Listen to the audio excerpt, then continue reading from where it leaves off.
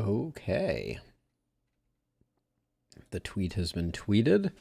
Hopefully the streams come to life, etc. any moment now. Ah, happy Tuesday. Sometimes I don't know. But yeah, happy Tuesday, everybody. Hope everybody is doing well. So couple quick points of order. So first and foremost, my stream on Thursday, Darkest Dungeon 2, will be a little earlier than usual, so watch out for that. What is this widget that...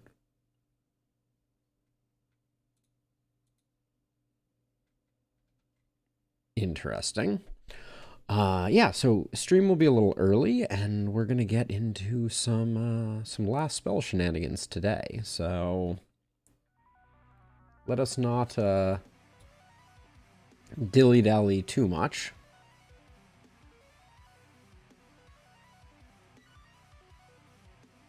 Hello?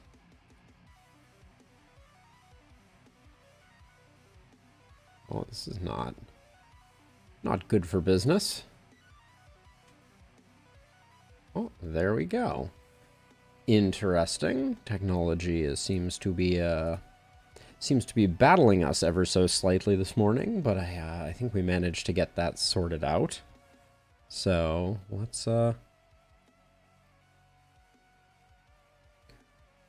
get on into this.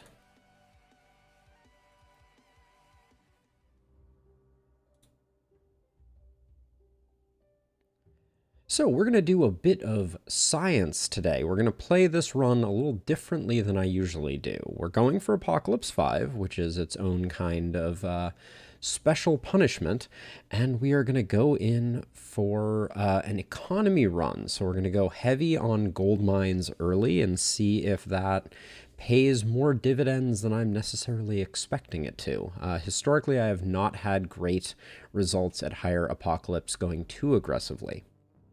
It means that the seer is going to get pushed back.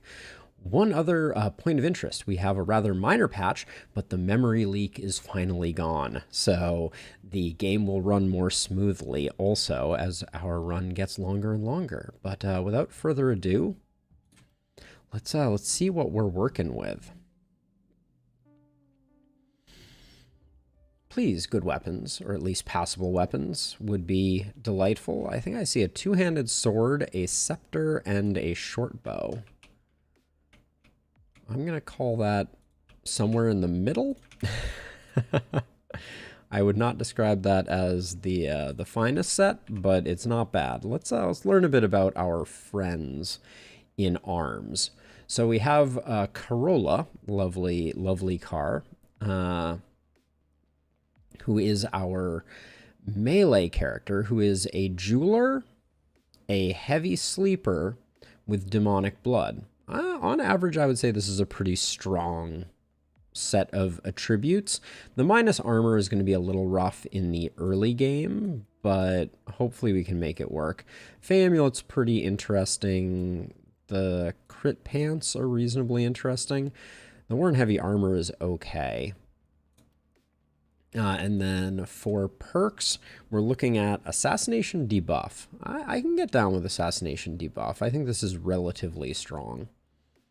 Next up, we have Farah. Farah is rocking a steel short bow. Also has some heavy armor. Has some fur pants for some accuracy. We might shift those around as appropriate. I'm liking the 11 daily mana regen. She has Soldier, which is a solid perk, can't complain. Bookworm's pretty not useful. Tall, I can get very down with. Extra movement is good for business. Now again, helmet-wise, we're kind of all over the place, but I think that's fine. Oh, sorry. And then Farah has our defensive and assassination perks. And we do have Harvester on her, which is lovely to see. Third, we have Odila. And Odila is a prophet. very solid. Bookworm, solid. Fragile, middling, but I'm going to call that pretty good. Wow, this Rusty Shield is exceptionally good. I think we're going to, well, I mean, when you're rocking a scepter, maybe we do keep the movement points. The fur pants, I may transfer over to Corolla, because I don't love having less dodge there, and I wouldn't mind picking up a little bit of crit here. And then all of these helms are kind of garbage, so I'll probably do it that way. The Mana Regen Ring is nice. The Holy Ring we're not going to get much use out of, at least not initially, so I'll probably just leave it like that. And I think that's probably all the gear swaps we're going to do. Now, we may be, as part of this economy strategy, we're going to be destroying some ruins. So I wanted to, well, we'll look at that once we get into the next section. I guess what we're going to do is we're probably going to put you over here, and you kind of in the middle, and we'll see how we do. This is going to be an interesting first night. Okay, no runners. We do have... Oh, I didn't check. Mana Regen on Corolla isn't bad either. So I think we can afford to spend a little bit. Now you are not going to get a lot of... You're not going to get a lot of action here. So if I move to here... I can do this and then retreat a little bit. I don't want this first turn to be completely for naught. That's my thinking. We still have 6 movement points here, which feels pretty good. If I move you to here, Oh, you do have the Fey Amulet, so I probably should consider going a bit deeper. Well, except that if you use all your action points, that doesn't quite work out the way you expect it to. All right. We may have gone a bit deep there. We're not going to get a lot of love out of pretty much anyone. I guess I could have saved some Windwalks for you, too. That's perhaps a shame. Because what are you sitting at? 27? You're probably going to take a hit. I think that is a safe bet.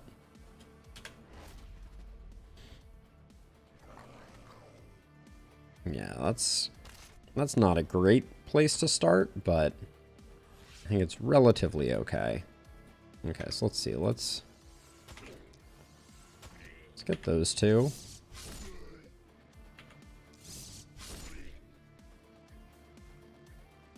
I want to get you into the fray.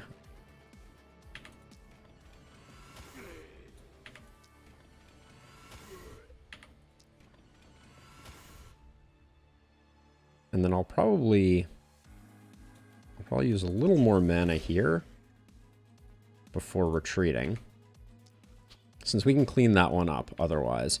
I am sensitive to the fact that we have to be much more cautious here because we've already taken a wound. That's not a great place to be. And then I think we can retreat. How far are you moving? Well, that's not ideal. I'm gonna use the movement here to get a little further back, I think.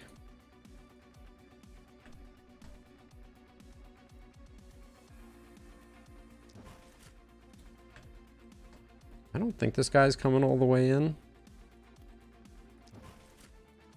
but I guess we'll do it that way. Staff is a hard start, to be sure.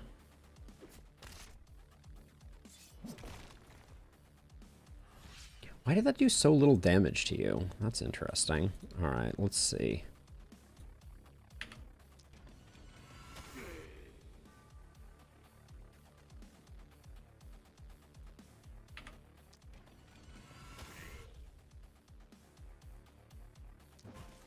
So my thinking here is we're going to try and clean this up. The staff is great for those little hits, and then I guess we'll leave that there.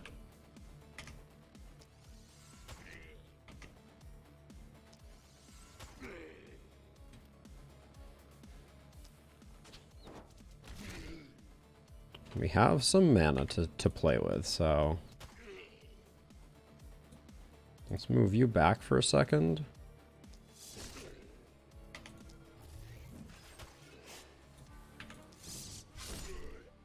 But the AP goes quick.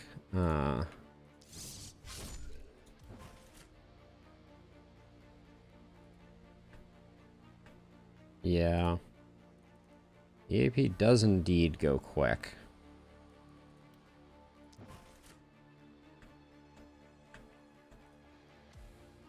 I keep feeling like I'm leaving Corolla out to dry a little bit, and that remains my feeling. Alright. Oh yeah, that's very bad. Her taking one of the hits is good for business. Okay, we'll start over here.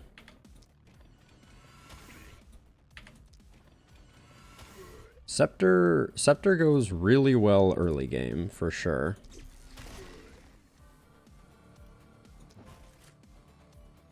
I think I'm going to take these two out, and then we'll loop back around.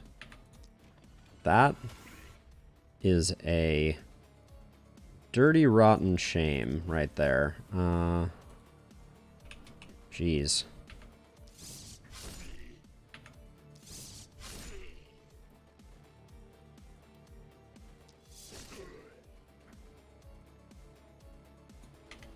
Okay, now we will endeavor to give ourselves a little bit of space, which I think we've done already, actually.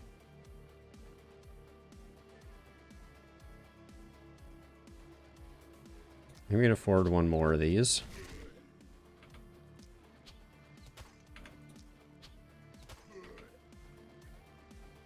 Ideally, don't put damage in on the armored guys, because they're not gonna do you any favors. And then I think we just do that. We're gonna have them coming around the far side, so we're gonna have to come around.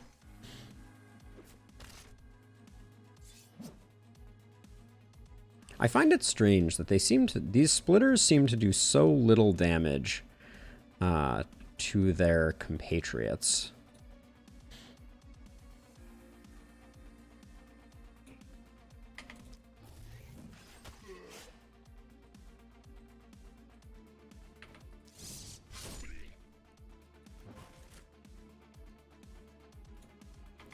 It's a shame the movement bug didn't get dealt with. I guess we're gonna do that, and then over here.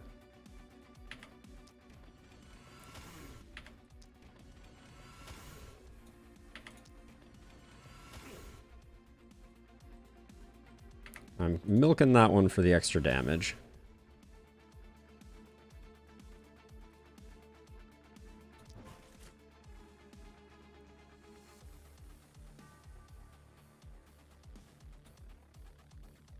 I don't like that. I was gonna delete some wall, I guess, but I think that's still the play. Now over here we still have actions. You hate to see that.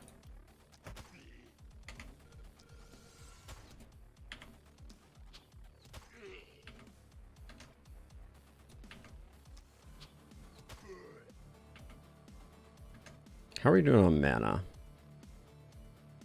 We're still getting up to full, so I think we spend one more of these. Just to thin what's coming in next. Alright. I think that's as good as it's gonna get. We've definitely spent...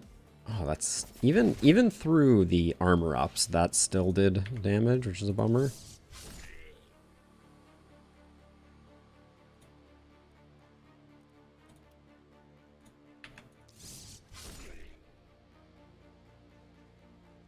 Hmm.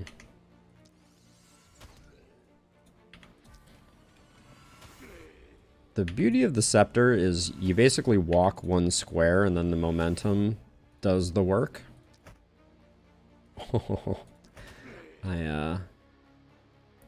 I say with great hubris there. We technically have a little more mana to spend.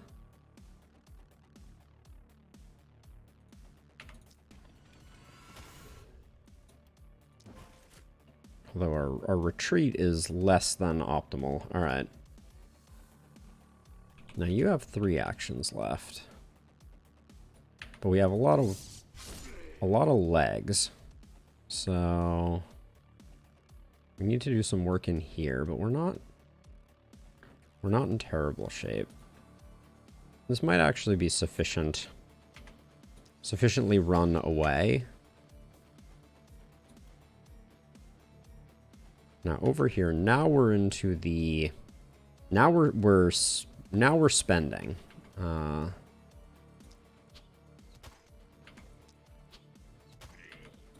Which I don't know if we need to be spending mana right now. I kind of feel like we're in reasonably good stead.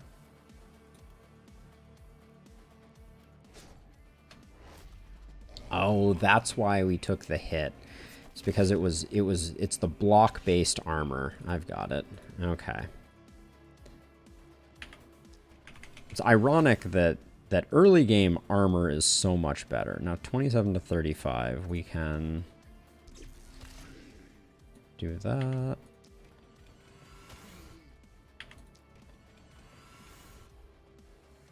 Really?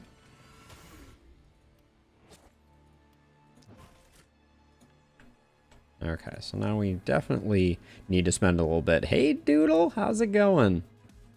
Lovely to see you as always. So I see what I think is a pretty money hit here. So let's do that to take some of the pressure off.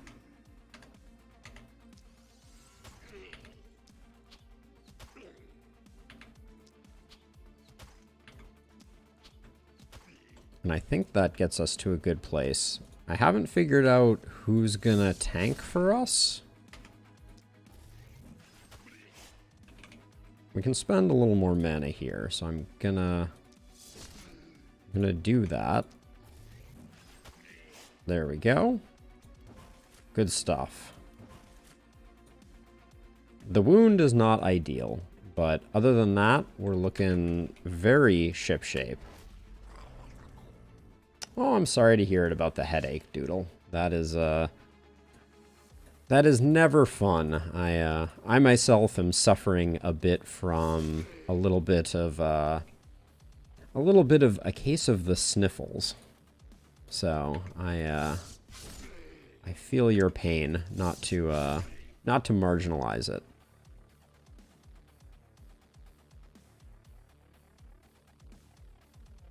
Yeah, that is, your niece is very lucky. So let's see, 44, 57. So our archer is probably going to do the tanking, is my guess right now. So I guess I will blow these 2 up, and then if you come stand over here, oh, you have the block armor too. Oh, with 57, I think you're probably fine even without the block. I'm 100% in the same boat. Amen to that. Amen to that. I would take headache over sniffles all day, every day. Let's see, and then we can do that and start working on sensors. Hey, Stakes, how goes it? Always lovely to see your smiling face in the Twitchverse. All right, let's get to work on these.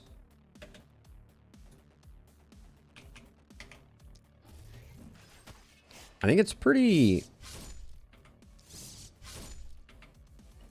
pretty inefficient to have our melee character doing work on these, but I don't see a way around it.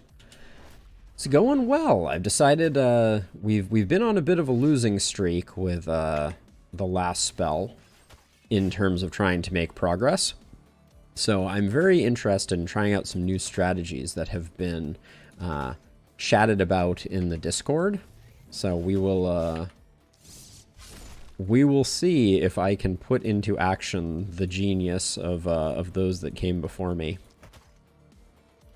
But yeah, overall things are good. Oh, thank you for the follow. I apologize that I can't quite see your name. Drowning Aquaman, thank you for the follow. Much appreciated.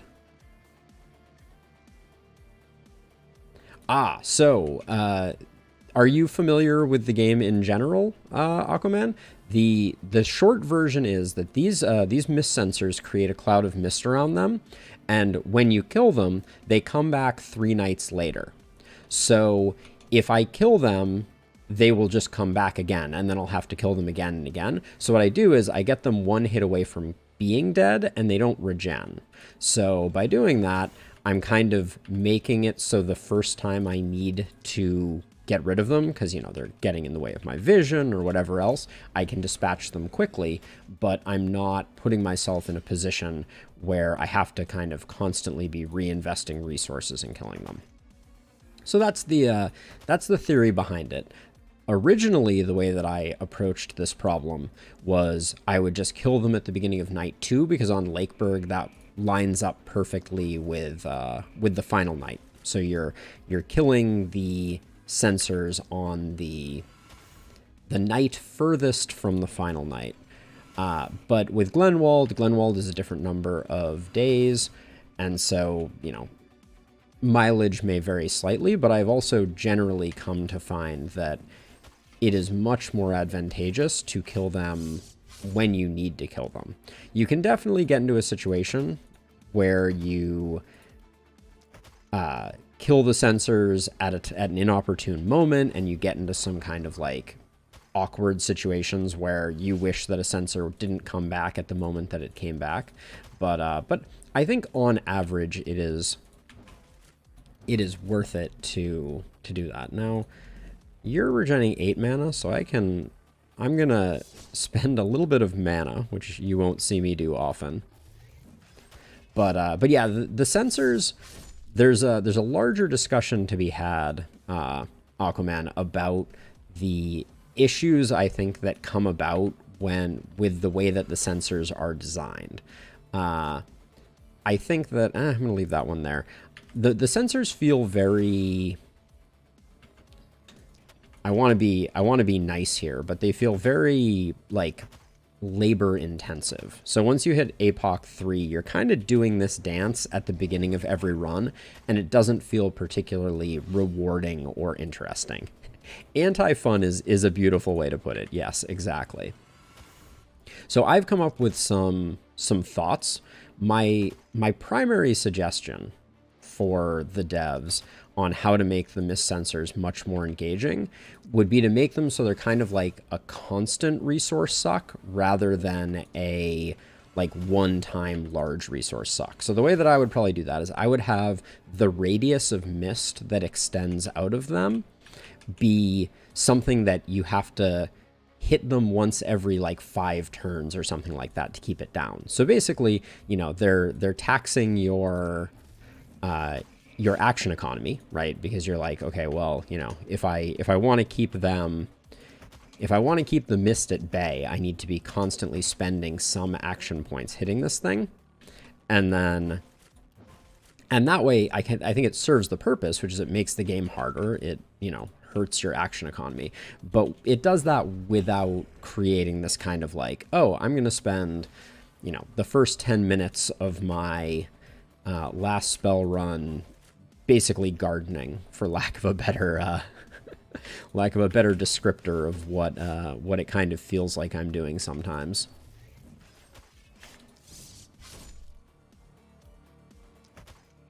There we go, and then this one over here. Oh. Okay, so that's sloppiness though. Every once in a while I'm in too much of a rush and I end up killing one. That's unfortunate, but not the end of the world. You get an unlucky crit at the wrong moment when you're fast forwarding, and the rest is history. Yeah, that was a very lucky crit. I'm not going to go back and check the footage, but it happens, and it's not the worst thing, because if we have a successful run going, we're not going to be, like, the difference maker is not going to be one sensor respawning at an awkward moment. We'll be able to take it out pretty quickly. But famous last words. Everybody remember, it's the miss sensor down and to the, it's the miss sensor directly southeast, or is this just south? I never know. Of the shrine statue, and quite possibly that will that miss sensor's presence at an inopportune moment will be the death of us. Fun times. We are definitely still in the mode. Anyone who has come here and is like, oh, I'm here to watch, you know, a guaranteed win at the last spell, you've come to the wrong place. I am Apocalypse 5 continues to give me some fits and starts, but we've been discussing it a lot on the Discord that I have, my Discord specifically, and I think we have some interesting strategies, which is what today's stream is going to be all about. Can we find ways to push the envelope, specifically through economy? All right, so other than that one that we killed, it looks like we're all done. So all of these are ready. Whatever way we get attacked from, we'll be in good shape. Now, one of the more controversial aspects of this strategy is the idea that we are going to be going heavy economy, and we're going to be tearing down ruins that are in the way, even though we're not going to be getting resources from them. All right, we do get some good rolls here. The offhand axe, not so much, but the Tome of Secrets is going to take the pressure off. I'm always looking to get everyone a second weapon. That's second weapons are big, and Odila having that is going to be pretty solid. Now, are we getting one direction or two directions? Looks like we're just getting it from the same direction again. So this next turn, we're going to have the option, right? If we decide to, we can very quickly take out these sensors and then have full view of the battlefield. If we get lucky, the bulk of the forces may attack from over here, in which case we might be able to leave the sensors for a future day. Now, the way that we're going to upgrade this is we're going to do these two, and then we're going to grab an outskirts building. So that's worth 72 gold for 4 workers. Gets us right back up to the 150 point. Now, I think the little bird in my head is telling me we're supposed to go immediate gold mine here.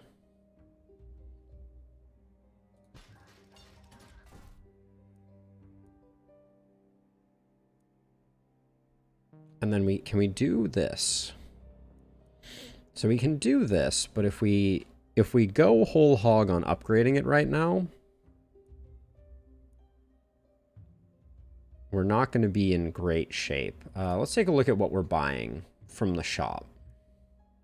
I see hand crossbows, and I generally like to buy them. We're probably going to end up mortgaging some of our... Wow. Them some poisonous greaves right there. We're looking for a melee weapon also. So the steel short sword and the hand crossbow are probably our pickups, and they're nice and cheap. So let's grab them, because I don't want to go into night 2 not equipped. And then we'll probably start... The other thing that we do with some regularity, this mail helmet did basically nothing for us that last night. So I think all 3 of these are going to go. So I'm going to start mortgaging the farm, as it were. Mana ring is nice. Your trinket was garbage. Fey amulet is nice.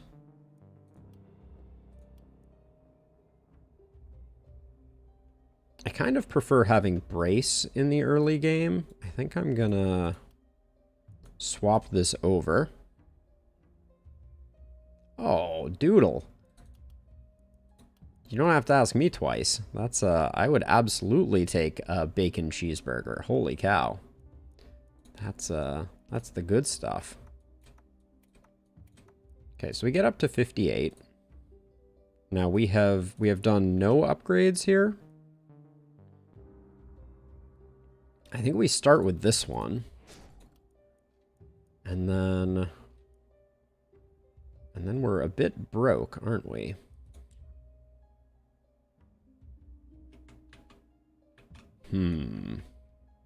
Well,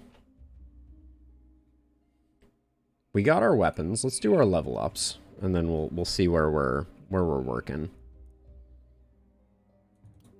Early damage just helps us hit those breakpoints, which I'm not going to complain about.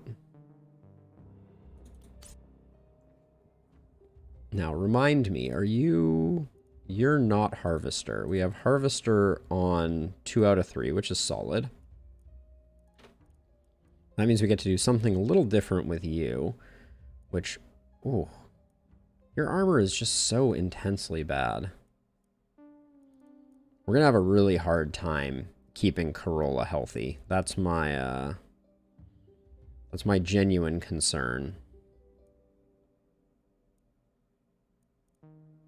I don't love coagulation here, but I think we just need to get her her up and running, and then oh yeah, you don't have Harvester, so a little more sustain I think is good, and at the blue tier that's pretty solid. And then daily health regen is going to give us more durability, get her armor up, which I think is good, and then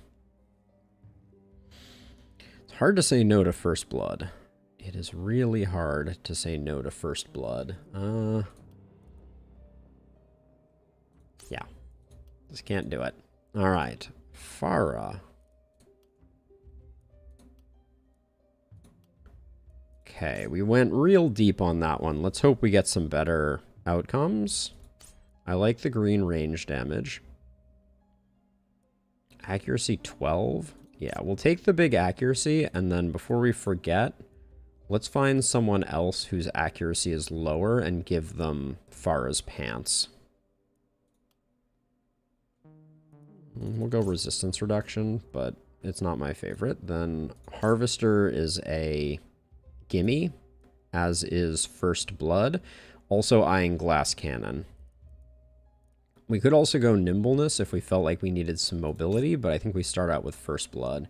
Get those crits rolling. And then, let's see, your accuracy is 0%. 5% on Corolla already? Where are you getting that? Ah, yeah, we can just swap your pants. Let's get you up, and then we'll swap those here, and you can have a little less dodge, and we'll get your crit going. Now, do we do perks on you? Yes, we did First Blood and Harvester. And then over here, the blue armor is surprisingly interesting, but I don't think that's what we're looking for. And then we like damage, and then if we're going to be sticking with the Scepter, we want momentum. But I don't know that we're going to be sticking with the Scepter. Gonna roll this once. Pick up that, and a little bit of extra XP. I'm gonna roll that. Nice. Okay, accuracy 12 is pretty huge. Getting that accuracy out of the way early is not to be underestimated, and then I think it's First Blood again. So we're gonna be doing a lot of critting, hopefully. Now, we're only getting it from this side, which means I am going to... Okay, so this is the part of the game where I start to get very nervous. So we're leaving 50 gold on the table by not getting rid of that. Let's destroy the little ones first, just to ease myself into it. So the idea is we want to destroy these if we think we're going to have better places to spend our resources, or if we believe that this house, like this one in particular, is going to potentially be a source of panic. Which is why I am going to destroy this one, but I'm going to leave the rest. And then now that we've done that, I like to put a catapult here because this is a natural boundary that things are going to have to go around. It gives us a little more defense of this. Now, we want to get a little in the thick of things, and I'm just going to kind of presume that we're not going to get lucky and they're going to come from this side. And if it's runners, we might take some hits, but I think we're decent on defenses.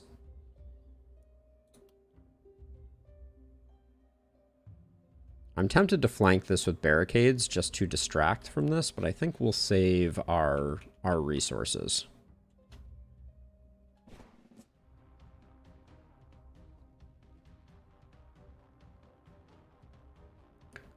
All right, we're headed into night 2 of our heavy economy focused run, where we are lucky in the sense that we are getting good rolls on not being inundated with runners.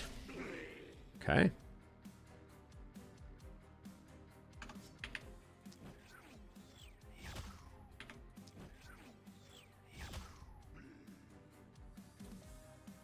So I'm trying to use up actions before I kind of start my retreat. Because it's easier to shift in the opposite direction. Okay, let's just move over to here. Now what's our second item? Oh yeah.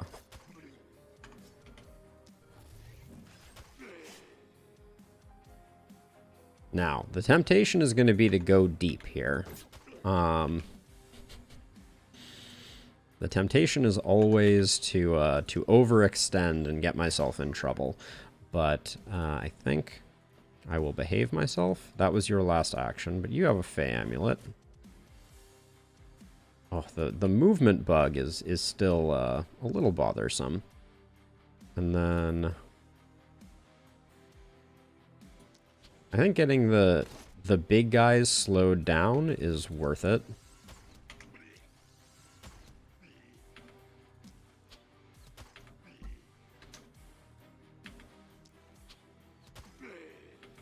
And like I said, this is kind of the optimal angle of attack for us.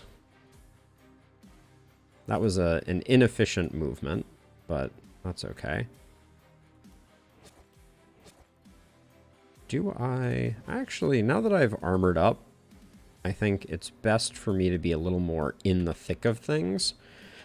Just because it's we're still gonna have some coming in this way, and I'm gonna try and shift our Odila over this way and Farah are gonna kind of try and do the cleanup over here, and I may leave my melee to operate under the sensor because melees just have an easier time with that.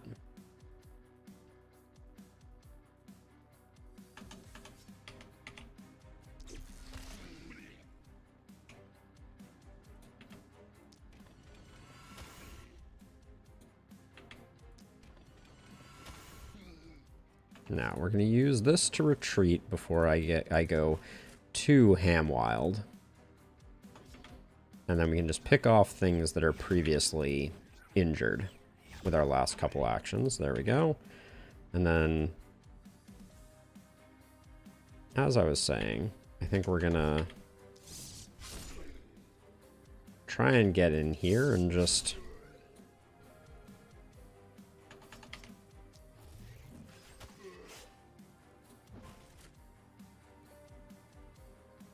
Now, this is a great choke point as well, because we'll probably get surrounded on two sides here. Here we might only get on one side, but we'll slap that on. Now, Farah has great mobility. 14% dodge never feels good, but we did pick up a nice big... so let's see, if I move to here, the retreat is not guaranteed. So I don't think I want to do that. We're going to be retreating this way anyways. I should be hitting these dodgy ones with our short bow, just because the short bow cannot be dodged. Alright, we still get that.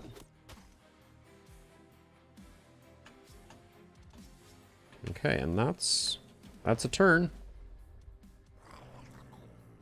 Ah, there's our first elite coming in fast.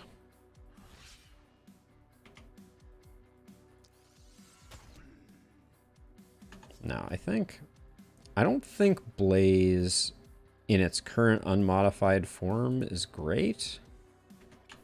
Like, I think this is probably the better option. We just got 2 out of our 4 mana back from that. And actually, I think that's enough that I can just see what we get out of this.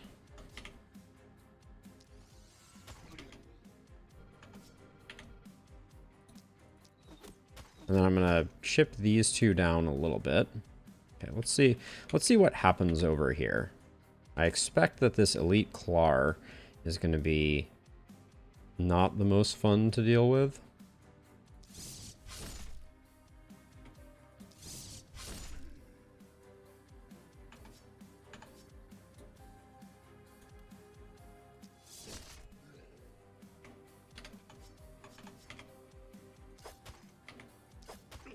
Okay. We took a bit of a hit there, but getting that done was important.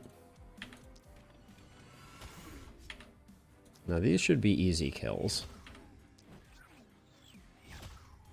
But then I was thinking I'm going to come provide a little bit of respite over here and take out this guy who is a bit obnoxiously placed, and then I'm gonna retreat here with Corolla, just because I think I overdid it a little on hitting into the mirror shield.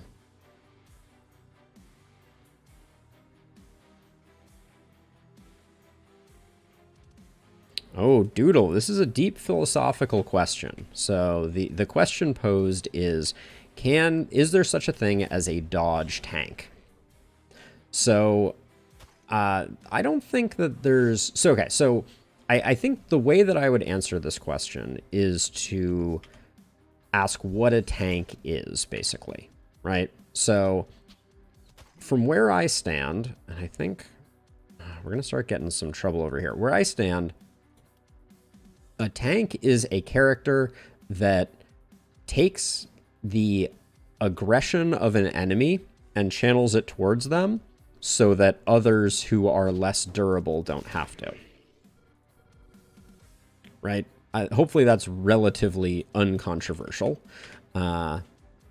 So I certainly am of the opinion that... do I want to Blaze this turn? I don't think so. I'm of the opinion that, yes, you can absolutely have a dodge tank. Let's see, do we have a full line here? No. If I move to here, do we get it? This is why I don't like the sensors.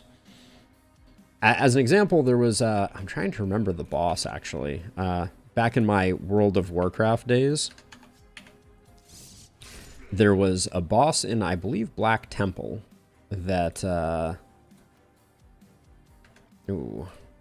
that kind of required rogues to do a sort of evasion tank type of thing. And I very much consider that to be still tanking, right? They had a purpose, which was to control a mob that was otherwise attacking their friends.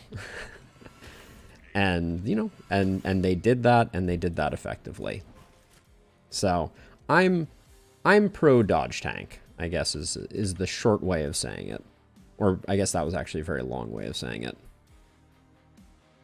Let's see, who's coming in? There's one person here somewhere. This one here is the one that's making it. All right. But I understand how that can be that is a controversial take, and you know, like the classic tank is like, you know, the meat shield warrior.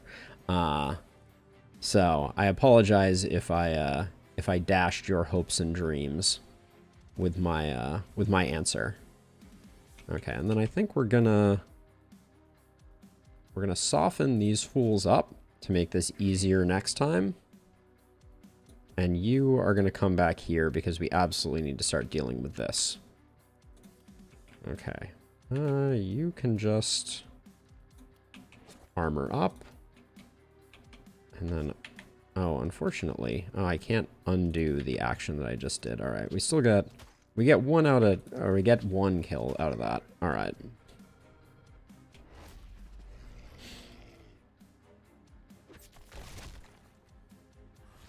But yeah, when I think of a tank, I do not think of a dodge tank. That is a very different animal. Like I think of like the classic meat shield, sword and board warrior type of thing.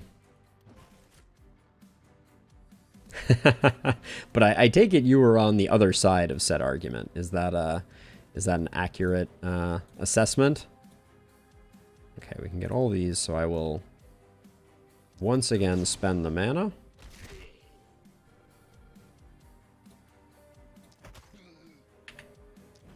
And now we can just pick off a lot of these less capable folks, thinning the herd. This guy's going to be a problem, though. He's too big for his own good. Let's see. So if we step in 1, that gets us nothing in terms of vision. So there's like, we got like a conga line problem here. So maybe if I move to here, do I get? Yeah, this is pretty good. Let's see if we can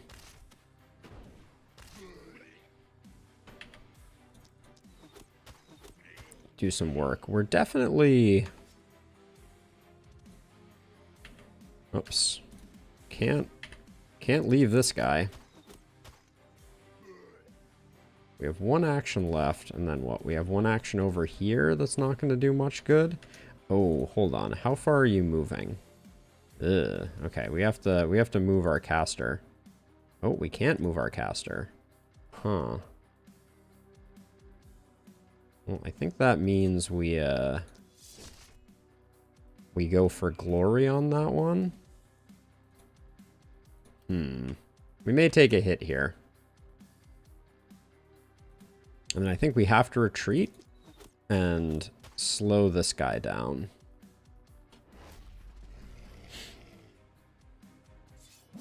Okay, yep, we took a little hit there.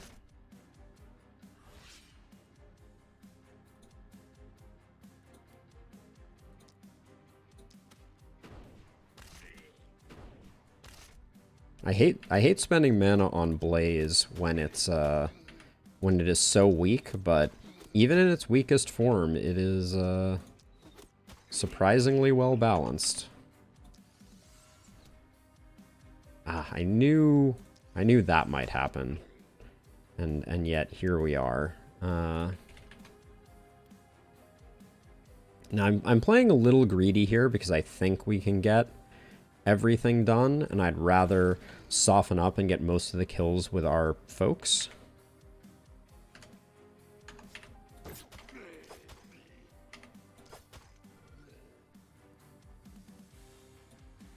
Do I have any range right now? No, I don't.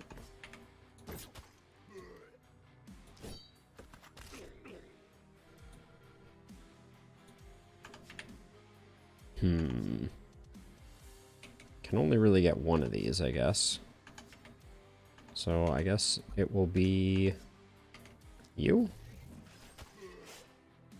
Okay, and then over here, we're picking up 21 mana, so we're still doing well. Thank you, Harvester.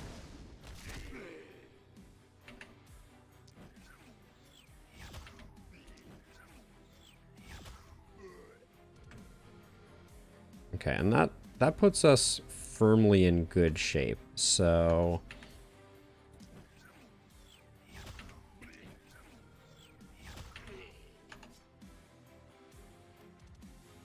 I guess we can, since this one took some damage, I'm gonna do a bit of a retreat there.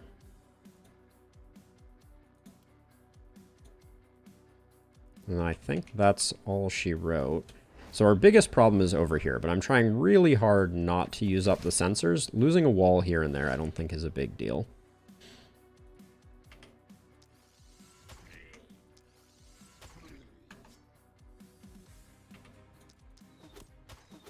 Ooh. Oh, the double bad breakpoint. Should have paid more attention to that. We're currently gaining 26. 15 plus 26 is 41. Yeah, so we're basically at full. Which makes me feel like we can afford to blaze again.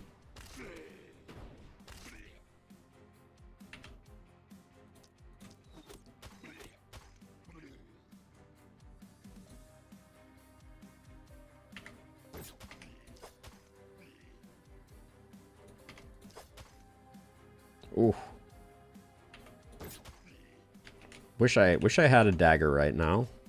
I mean, I always wish I had a dagger. It's my favorite weapon in the game for sure. Okay. And then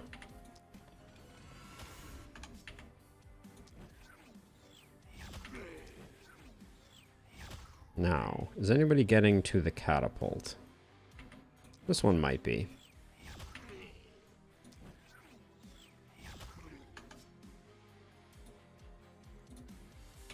You're the only one that still has actions. So if I move to here, I have to move to here to get visibility. I was thinking about doing a weakening curse there, but I don't think I do. Hey, Bruno. Welcome to the stream. How are you doing? It's good to see you. All right, I think that's the turn. Yeah, we're safe. We're losing some odds and ends, but nothing nothing too irrecoupable.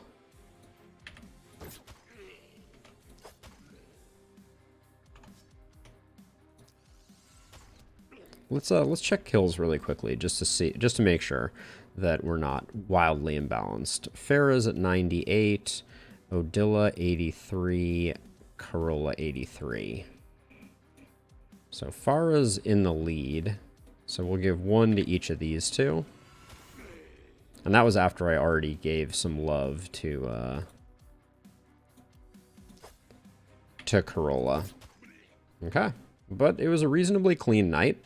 HP and mana's looking decent. Okay.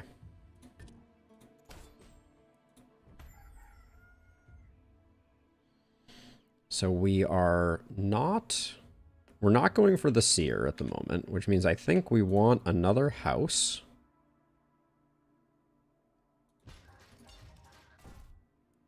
But we want to make sure that we also get this upgrade. Then we spend 2 workers here. Okay, that recoups most of the money that we just spent. Enough that I think we do this. I think we do take down another 4-piece ruin. Where are we getting attacked from this time? Same direction again. All right. The game is doing some nice things to us at the moment. Don't be fooled. Big hand crossbow upgrade there.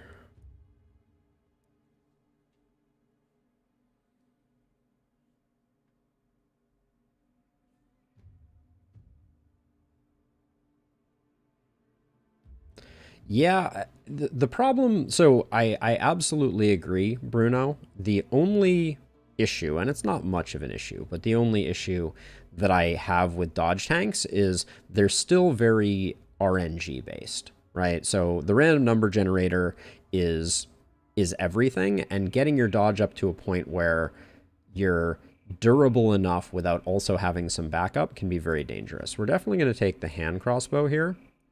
It's a nice upgrade for Farah. I didn't check to see if Farah had... She does have Initiator. She has Quantity and Volatile. That's the holy trinity right there. So that's very good for business. And she has Harvester. So all of those things together are pretty sweet. Now...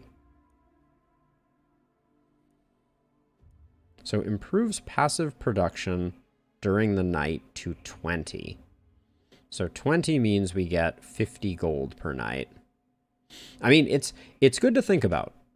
Certainly don't think that I'm poo-pooing it by any means. Now in the shop, holy cow. It's not that great. A one-handed dagger with opportunism, health, movement, critical, and more movement. That dagger is quite nice. And I was just saying I wanted to go with the dagger build.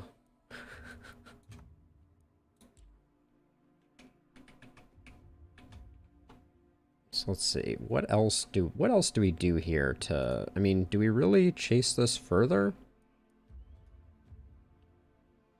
So this goes from 2 to 3 uses per day, which would allow us to utilize more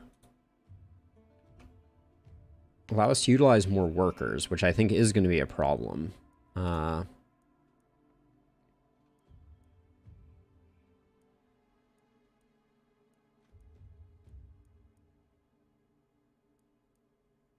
The dagger is tempting. What do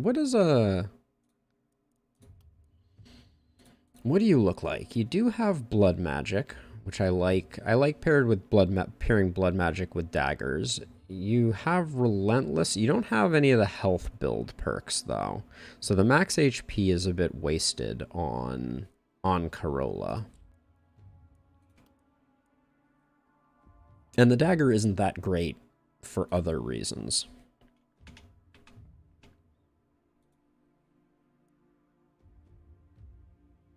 So this requires less workers. This gives us more value from workers. So I think we're going to pick this one up. Like I said, we're going heavy economy. And that limits what we can pick up now. What's the first upgrade to the shop at? 48? Not quite in our price range.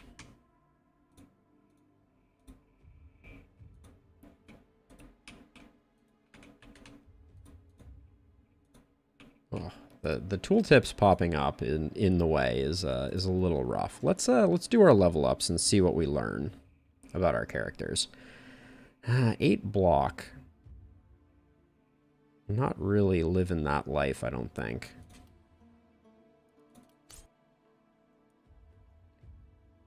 Our crit isn't that crazy. Daily health regen, I think we're already pretty good on daily health regen. 67 armor feels passable for the moment. I'm going to roll that once, I think. I'll take the momentum damage. And now we get 1 perk point here. Quick reload is interesting. Spiky counter, I'm not sold on. We're not rocking a hammer at the moment, so I don't think stunning is that good. If we wanted to switch to a hammer, not available.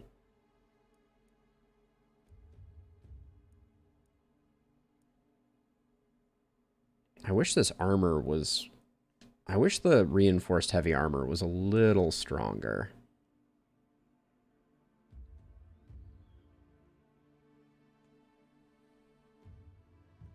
It's not terrible, but I do think that Fortify is quite a bit worse than Brace. Could go with a Potion of Energy. Scorching Wave. Rain of Arrows is also quite a nice scroll if we feel like we're sitting pretty on things. Do we want a second... This will probably survive. So let's see, where was I? I don't think I had finished Corolla's perks. Corolla's kind of a dud in my book. So I'm just going to go for XP, and we'll try and push our way down the tree a little bit more aggressively. I think we just take range damage here. The movement is also nice. Wow, that's a lot of things, but I think skill range is the one of those that we're most interested in. And then do I want to make you a glass cannon? Nimble's really good. Minus 60 health is a lot. But the extra crit is so good. Yeah, I think we're going glass cannon. Danger zone, big magic damage bump is great. Second big magic damage bump is great.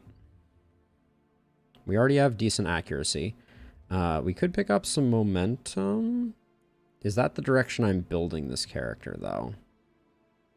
Potentially. Ooh. Blue skill range. You love to see it. And then over here, I like steady aim.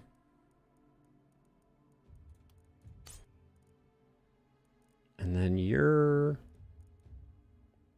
quantity versus quality is interesting, but the sensors aren't that great. I think it's thrifty for us here. Get that good action, mana action economy going.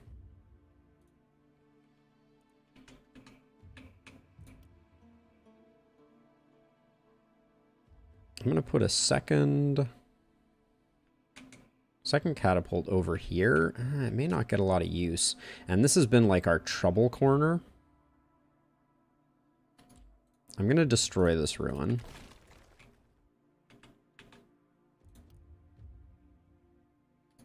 I want to rebuild a few wooden walls here, just to give us a little bit of a buffer. And then I'll put this like here. We'll probably have to destroy these if we have another set of enemies coming in this way, but I think that's worth it. And then I do think the Rain of Arrows is probably our buy, and then I guess the Potion of Energy. Both of which are going to go on Farah. There we go. All right. Have I gone too deep on the Econ train? We could have also bought our first production building. That's not lost on me, but I don't know. This felt reasonably correct. That's fine. All right, here goes nothing. We're headed into night 3. Is this when the runners show up to harsh our vibe? No, it is not. I do think we're going to be taking down some sensors, though. That's my my sneaking suspicion. But I guess pretty soon they'll be covered up. I guess that just means we can't do anything with them. So I think that's probably a good idea.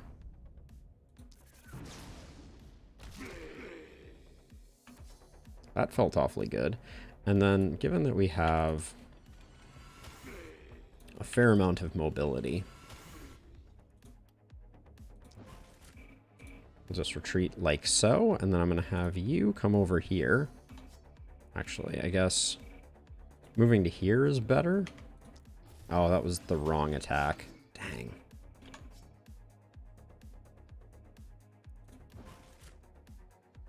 I really wanted that to be a momentum attack here, and I wanted to skip over them and save the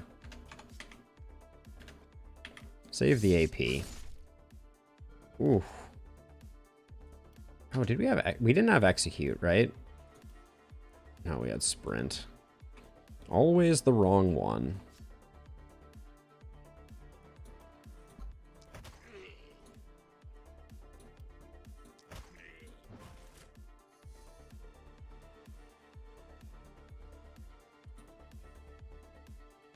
All right, we'll see how 67 armor does.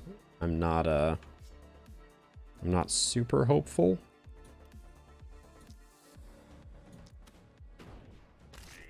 Ooh.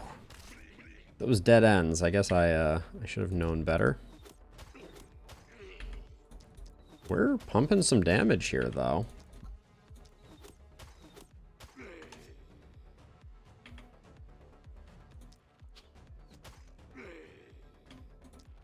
This is definitely a wide wave.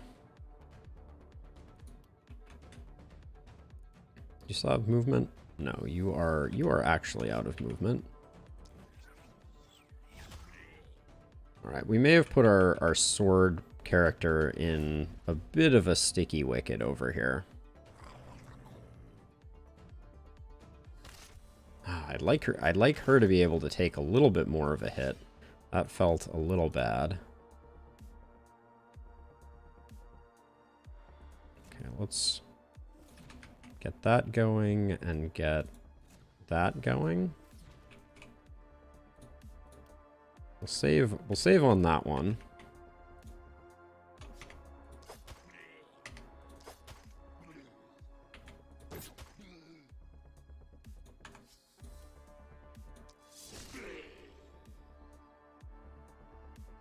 Three action points remain. And then I'm going to recenter, I think, here. Actually, we do have... Oops. That was the wrong. We do have one more action. I don't think we can really do much with it. So let's just move here. Okay. Now.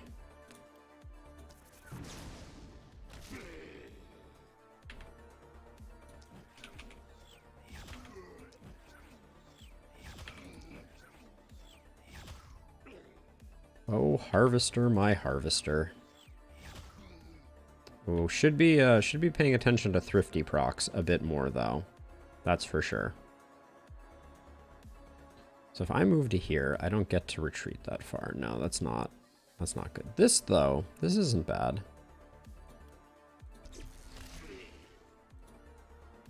Okay. This is a little suboptimal. I'm gonna let them come in one more and then we will then we'll see. Actually, maybe I'll... That's not going to get us a good return on our mana.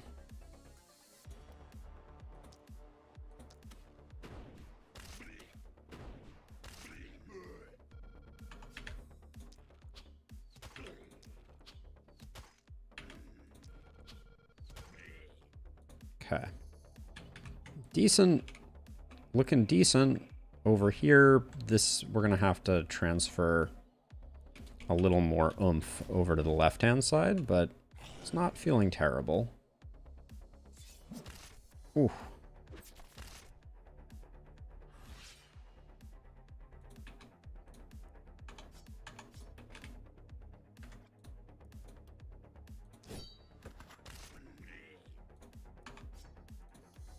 And this is why I despise the sensors. Okay,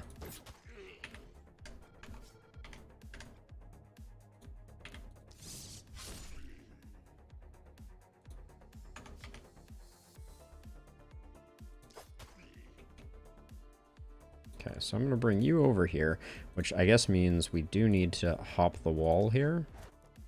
Before we do that, though, we have one action point left. That makes this lightning that I'm about to do, one, safe here, and two, a straight propagate until it gets back a little further. So I think that was good for business, although this is getting a little less than awesome.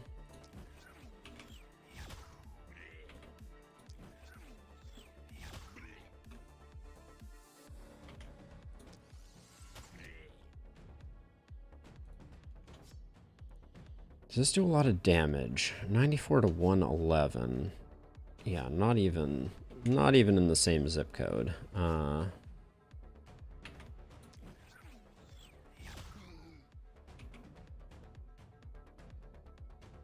And we're definitely... We need to get some more harvester procs right now. This is all my movement. So yeah, that's just not... That's not the way.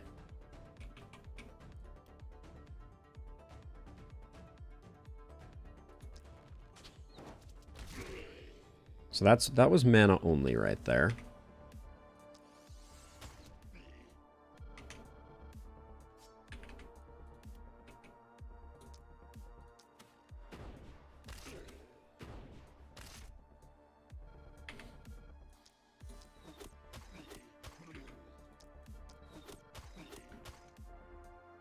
Ooh, close but no cigar. Now these guys over here are going to pose a problem. Yeah, I was due for some of those. We do have 2 shots on this, though. But we're going to have to... Yeah, if we want to take advantage of that, we're probably... I'm going to use 1 charge of this. Oh, I thought I could reach this guy.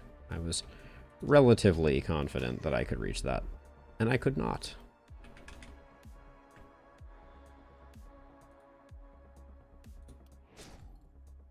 This is still a bit dicey.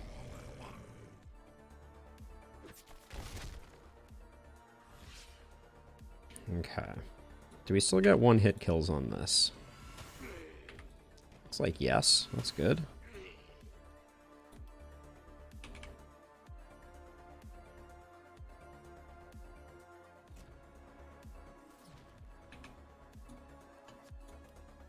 We do have Thrifty procced, so I think I just bury this one in like this and hope that that takes out a bunch of those.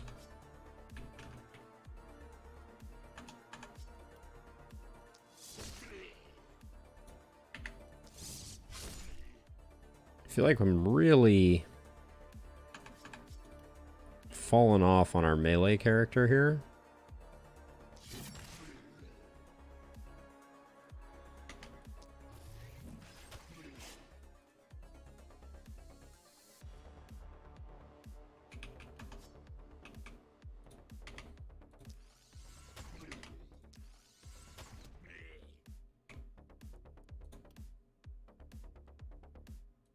We're not going to get much better than that.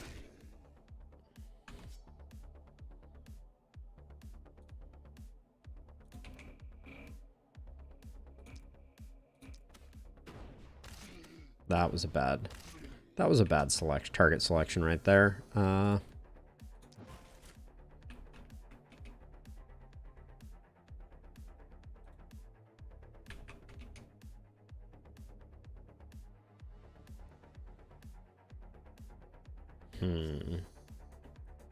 Not much to do here, unfortunately.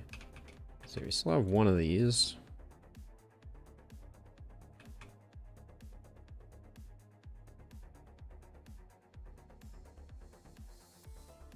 I think we just soften up these. It feels a little bad, but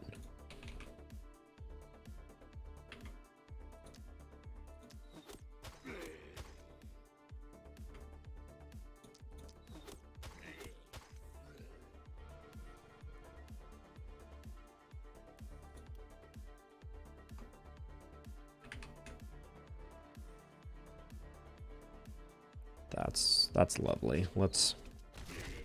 Gotta spend money to make money, right? Or something like that. Then we'll move to here, and then this is going to be our focus. This is I think, our biggest problem spot. The middle is looking pretty good. Ooh, that's too many around our melee. It's surprisingly better than I thought it was going to be.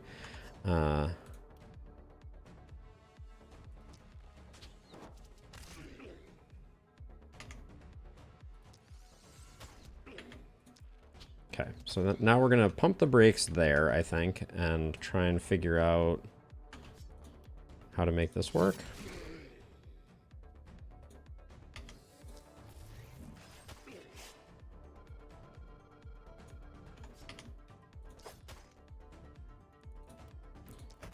My kingdom for execute.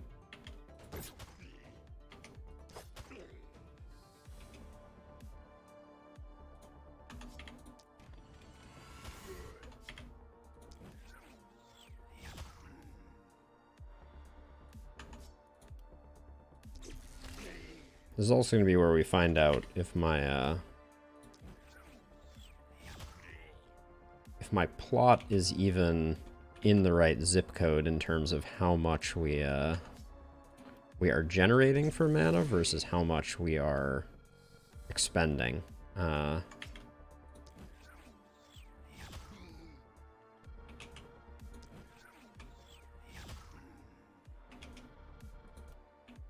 Okay, so get you.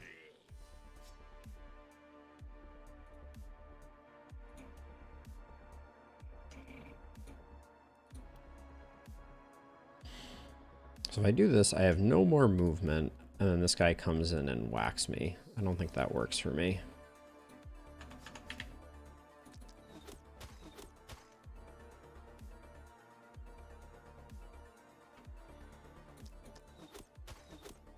To slow everybody in that general quadrant down.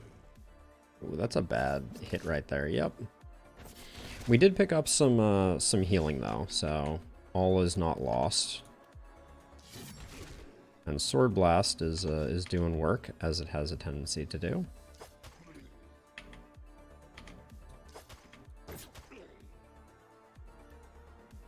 Now I'm spending a little bit more mana than I want to on our melee here.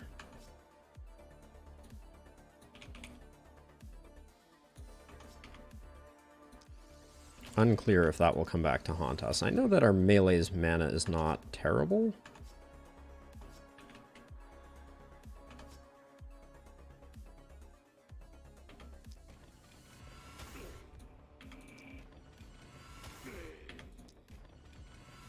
And I'm going a little bit Econ at the moment over on this side, although for 3 mana, the temptation to just drop a lightning bolt there is pretty inescapable. Okay, so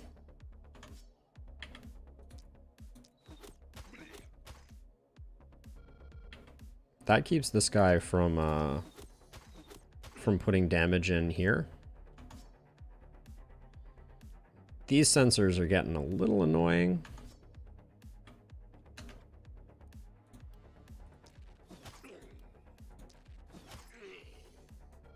I forgot weak spot costs mana. That was it's the dagger one that's free. I need to remember that.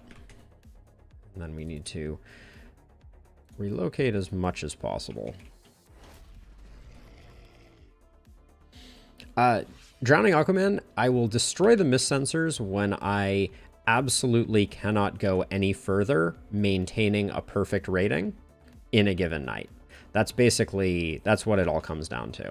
You need to, or my opinion on it is you need to be as sparing as you can be with the mist sensors, because the longer you go without killing them, the less time you spend destroying them, basically.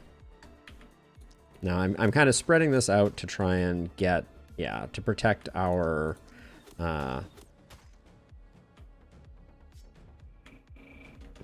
catapult, which is now nice and safe. And I can just snipe. And I'm not giving the last kills to our ranged character because I have the sneaking suspicion that she is still doing very well for herself.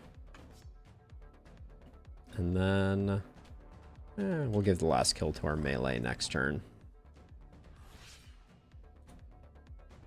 I don't think we have vampirism either, so we're gonna need to come up with a better, well, that daily health regen helped a lot. Okay.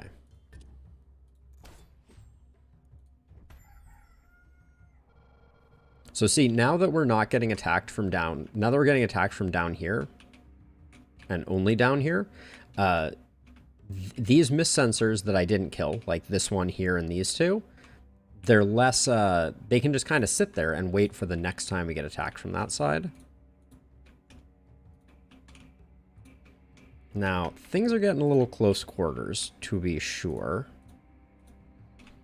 Over here. I'm generally not comfortable with playing with this level of encroachment, but we're testing it out.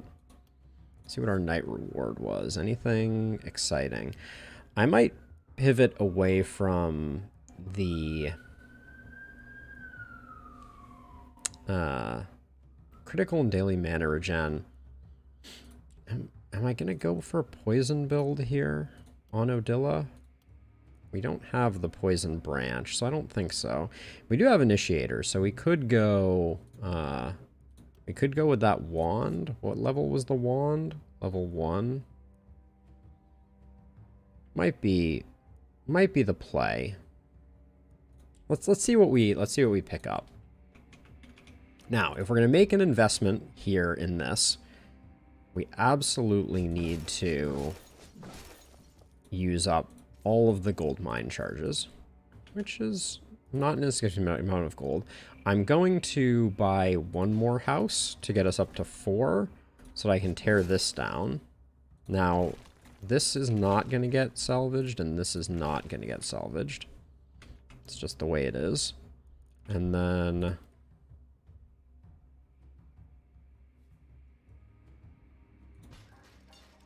I think this is a 2 catapult special for this night. Now, we're relatively flush with money, for sure.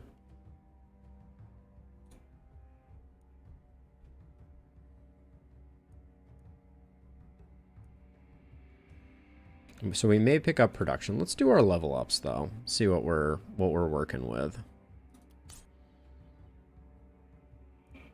All right. Corolla's picking up a bunch more physical damage, which is good. We're not really propagating here. I'm going to pick up some health regen just to keep her healthy. And then a bit of momentum. Now, Relentless, whenever a hero moves 3 or less and attacks restore 2 movement points, is interesting. How do you do on mana? We almost used up all their mana. I don't think this is a Bloodlust play right now, and I don't think that quantity versus quality is all that useful. So I think we go for Thrifty, which will probably benefit from pretty substantially. And then we could pick up this accuracy and dodge. I think our skill range is already at 0. Can it go to -1? I don't think it can. So let's grab this. I think this is free real estate. Well, it says -1. Let's hope that doesn't affect anything. I do like skill range on certain abilities. Oh my gosh. Got to be the extra action point, but the range damage being next to it, that was an insane roll right there. Wowza.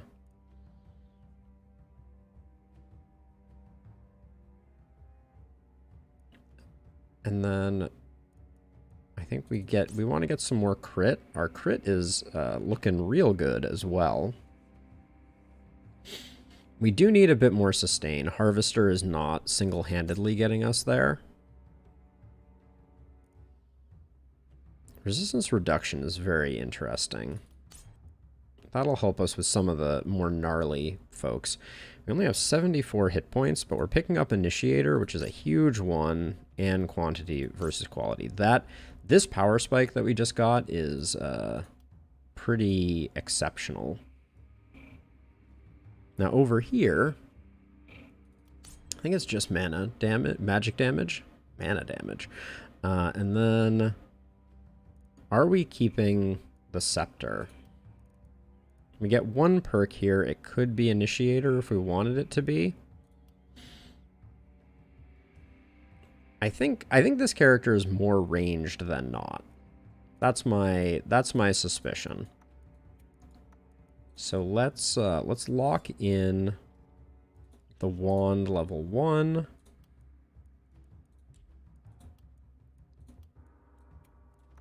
Like so. We could keep the shield, but kind of feel like we need the block and the movement over here now if we're letting the Scepter go. Wow, that was a level 1 Scepter too. That's nothing to sneeze at. Holy. This sword is insane. 2 action points. Okay. I think we're definitely going to buy that. I don't think there's any world in which we don't. That's absolutely bananas. Okay, and then we have 190 to spend.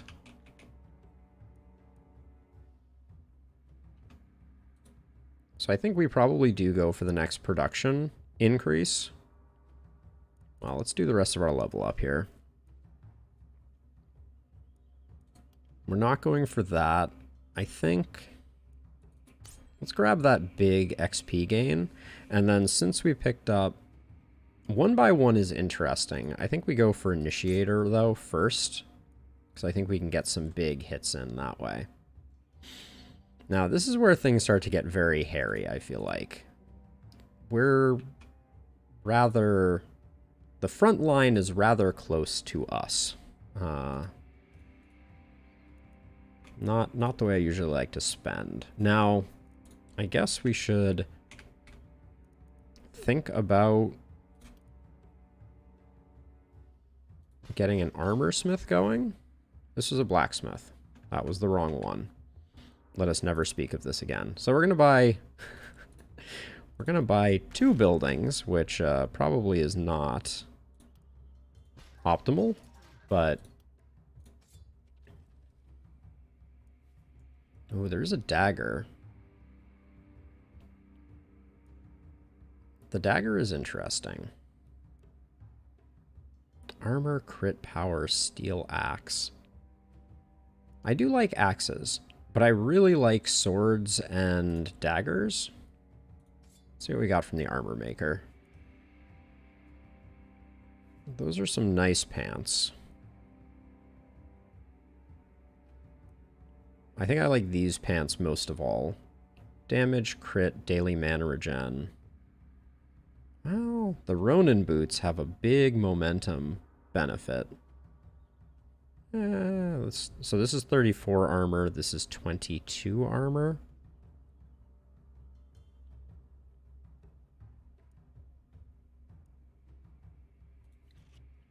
I think I go for the Ronin boots, and then I am gonna swap to the dagger. We're gonna see how that goes.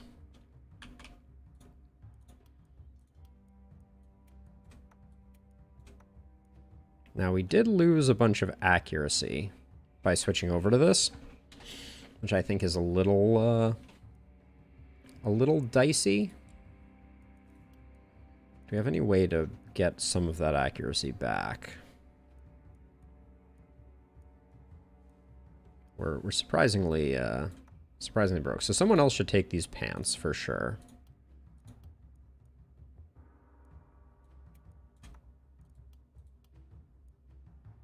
You already have a ton of accuracy, so I think the extra crit is better there.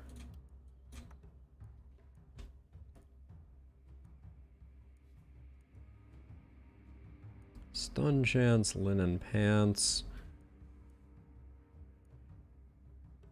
Death Ray is interesting, but I don't think we're quite there on mana yet. So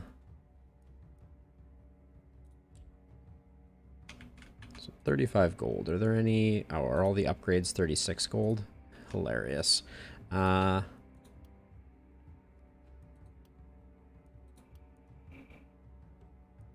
think this might actually just be a detriment. I'm just going to sell it to get an upgrade, because I think that that's more worth it for tomorrow.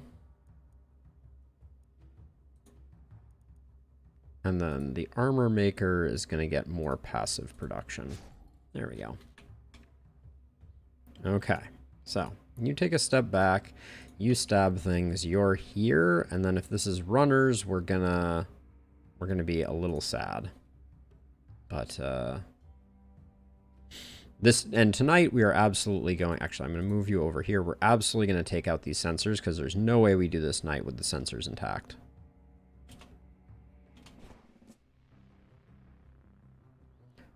All right, we're headed into night 4. We've gone big Econ, made some minor strategic blunders, and no runners again. The game seems to seems to have a sense of humor about these things. Let's see.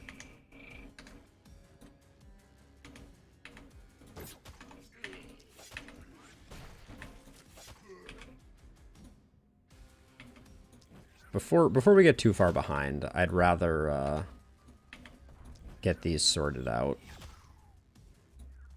Now that did proc Initiator early, which is unfortunate.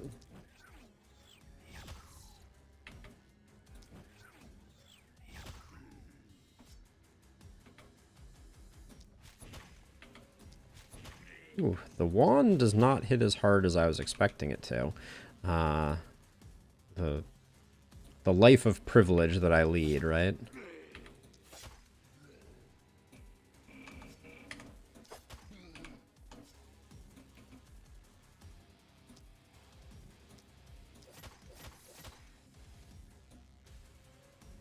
I think I procced Thrifty just on the wrong side of that. And then I think I need to retreat. Now, over here. So this is going to be a little bit weird, I think.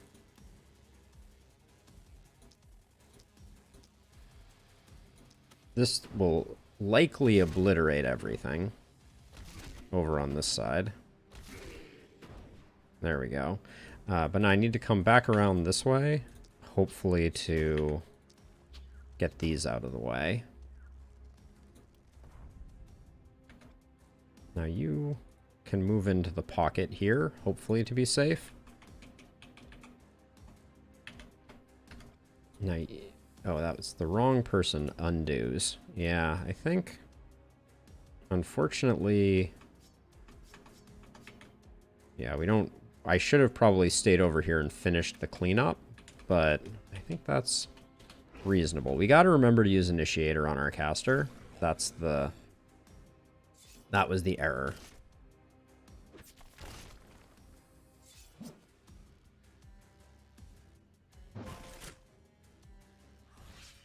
Okay, let's start over here.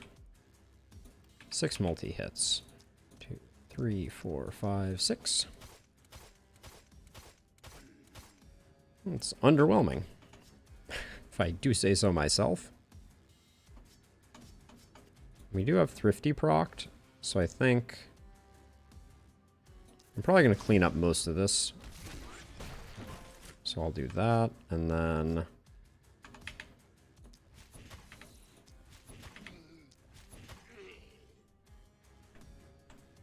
I guess I just do that. Alright, so then the other thing that you need to be very cognizant of is here where I need to move to get good targeting. Actually, hold on. So what I can do, this is a little weird, but I'm going to destroy the tree, which should move you to safety, which means that now I can get propagates over on this side too.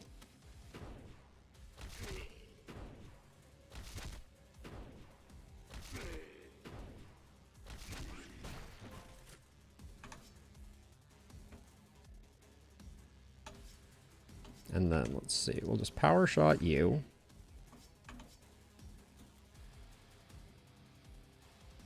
Feeling very cramped at the moment.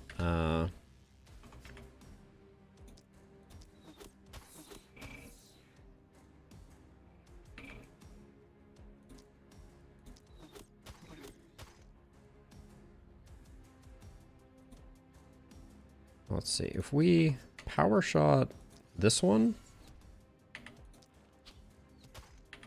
Fine game. Don't let me have nice things. So let's see. I am here. I think before I transfer over, let's just waste those 3. Then we dash across. Oh, that's bad pathing for you.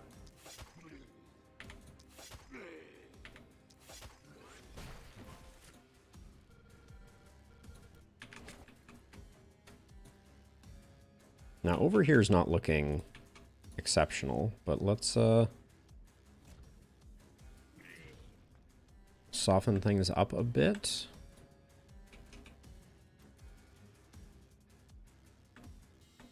Now, I want to get back a bit just because we do have hoppers in the mix. I'd rather not get super poisoned.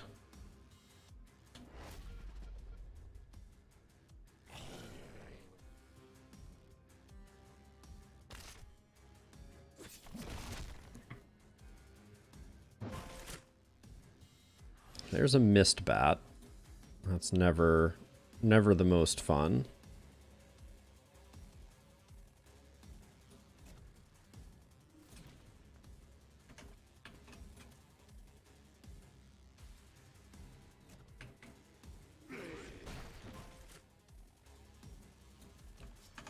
Okay, so Initiator. Is it as bad as it currently feels?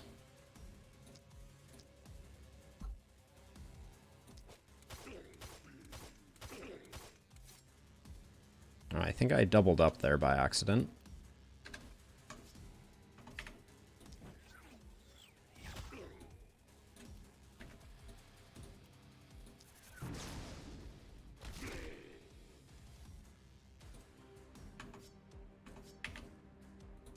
Unfortunately, we only have 2 more actions here.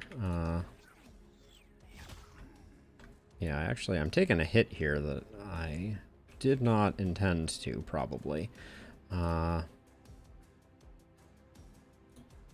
if we move to here, can we get shots off on this? This thing has 700 hit points. And 22% dodge. Thanks, game. Okay, let's get our initiator proc going here. You need to take a step back so you don't get blown up.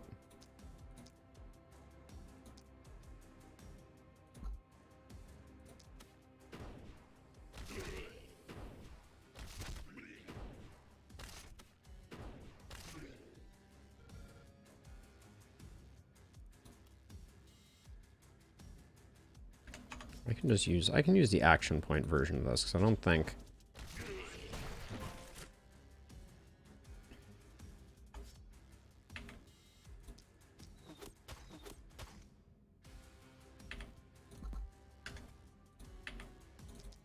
gonna slow it down if I can hit it at all, which I'm suddenly realizing is not necessarily gonna happen. Okay, now you.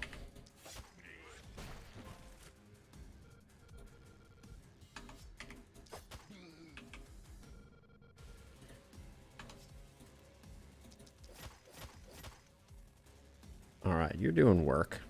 Love to see that. Oh,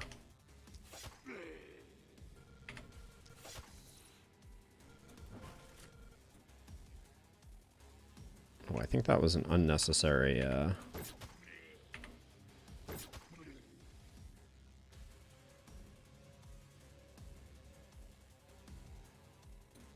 Okay.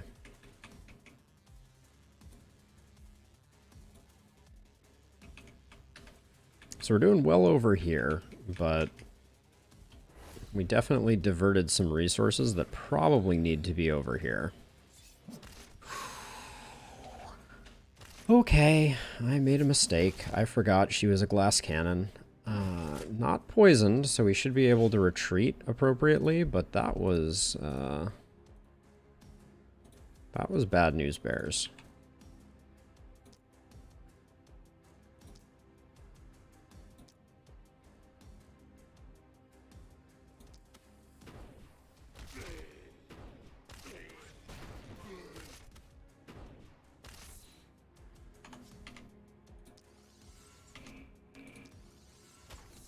Doesn't she have, like, a stupid amount of accuracy? Only 12%. Okay, I guess I overestimated.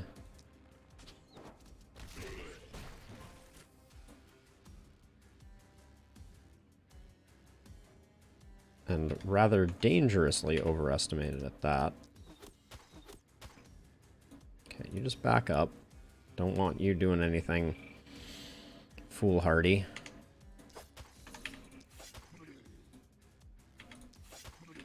Also, we're getting chipped by hopper shenanigans, which I'm not a fan of.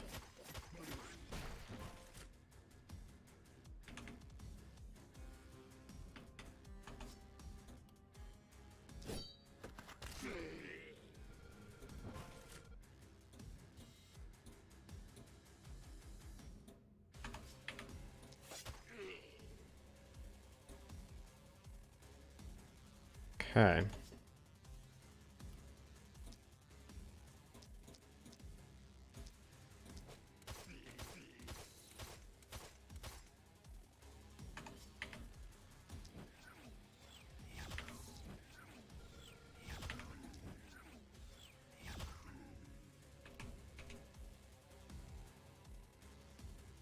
This should be a nice propagate.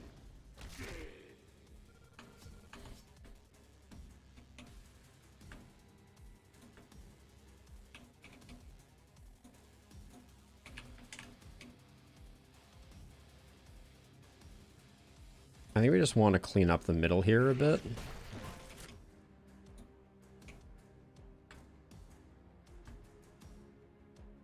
Who the heck is getting that far in? You're the speediest. Yikes. Alright.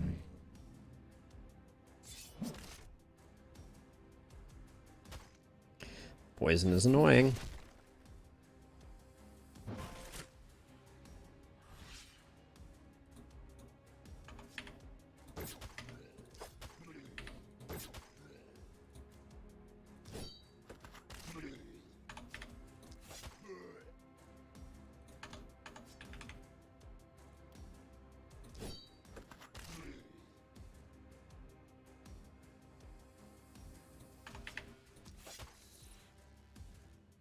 Okay. Now let's see. We have at least... So, okay. So I think if I... Well, we start out with Initiator, I guess.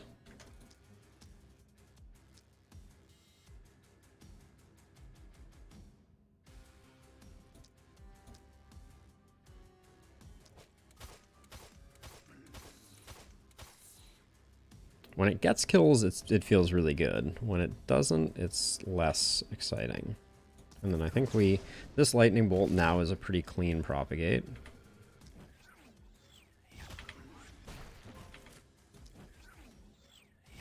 How far is this guy moving? Not far enough to be too worrisome.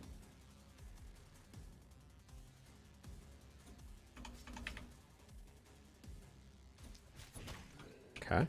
Now, over here, I'm banking on the fact that this one is going to go really well.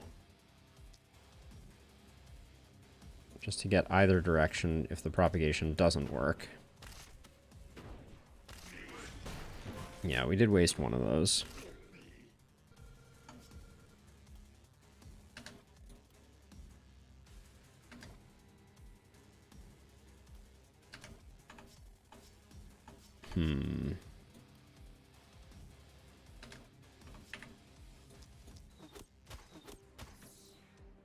Now, we need to move back before the turn is over.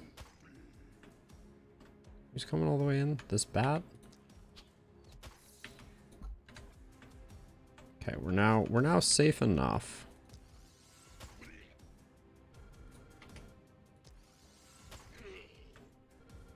Okay, the catapult is also safe.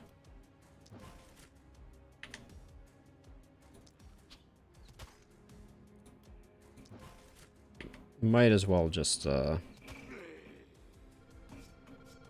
as much as we can there. All right.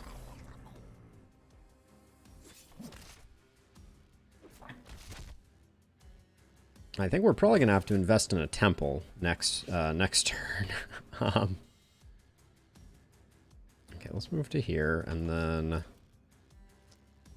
put one there, put one there, put one there. Might as well do one there.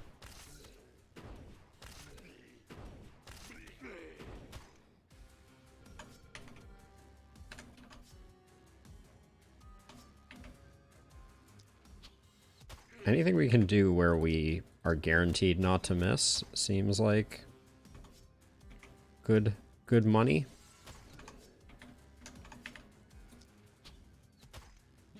I'm liking the energy potion too.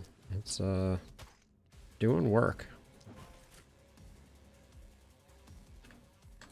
I think it's safe to move to here and just drop that dude. All right, now we haven't procced Thrifty yet.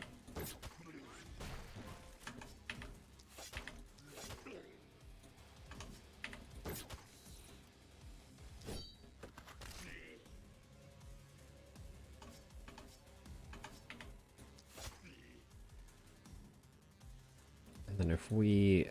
do we have enough for another? No, we're short on mana for that.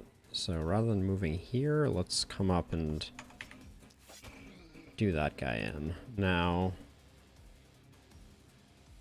I'm going to put 2 there, and then just work down this front line. Okay.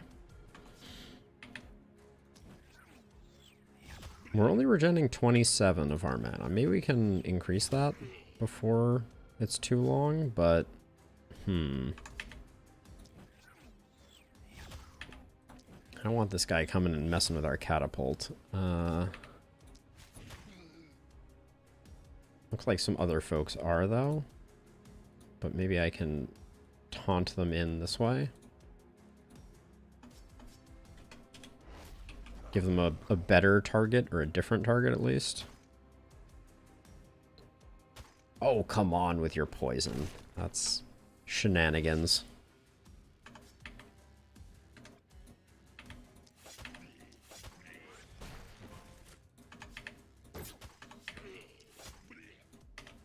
I'm loving our melee character, though. Just serious rampaging. Yeah, that was a good turn. Okay, definitely need a temple. We got very lucky that our glass cannon did not just keel over dead. We only got 2 level ups on that one.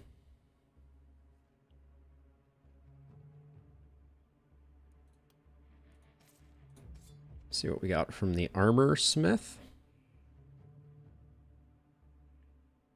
Yeah, that seems really good. Just regular old brute armor. Very nice. We have some trinket slots that are available. That trinket is pretty trash, though. It looks like our melee character is getting hooked up. Oh, we already had the Ronin pants, though.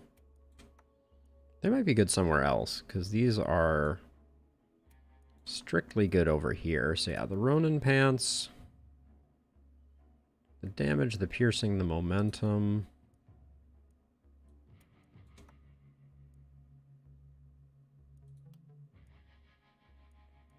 Don't really want to let go of the crit, so I'll just put him over here. We're losing the accuracy bump there, but I think that's okay. Okay, so how are we still only getting it from one direction? This is blowing my mind. Usually by now we've had like multiple all direction attacks. So I think there's some kindness going on here. Now, can we leverage our money? I kind of want to upgrade the shop, but let's do workers first.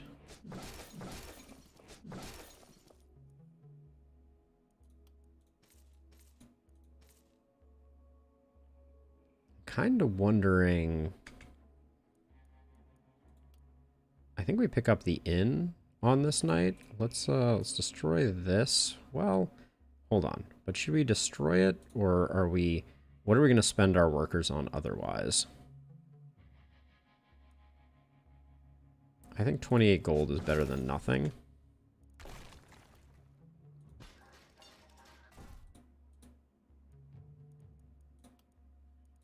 And then we can look at picking up a third character. Ooh, they're expensive. Klaus is a scholar, an insomniac, and methodical. Methodical is very interesting. I like that isolation damage.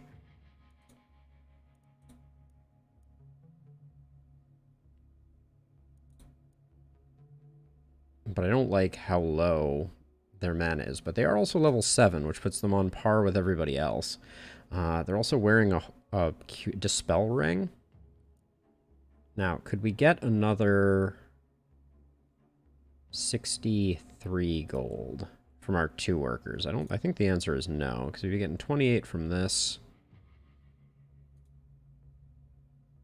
Yeah, we'd end up going really deep on that one, but I don't think there's any way we could get more money out of them.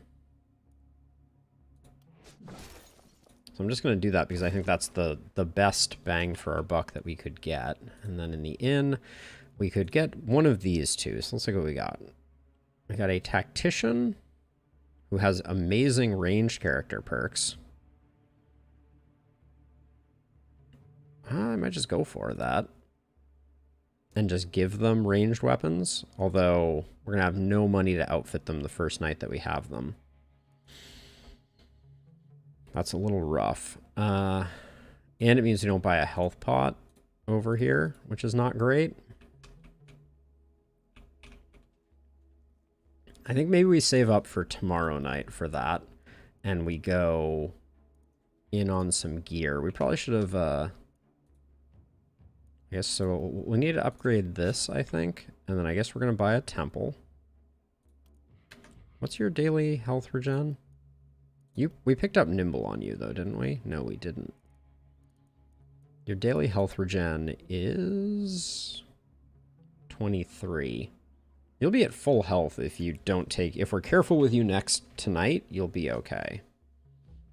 But the movement point really does hurt us a little bit. This is our first Guardian night, I believe. So...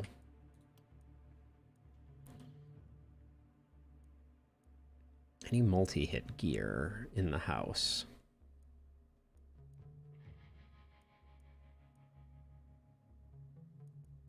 I kind of want to do the first upgrade to the shop also.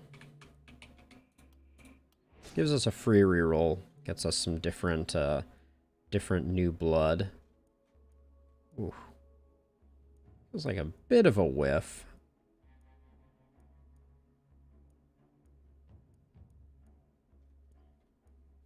What's our mana pools look like?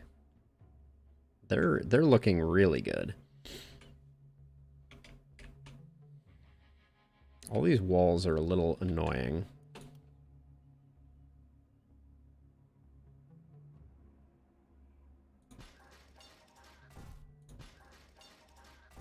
We're gonna have a hard time defending these catapults, I think.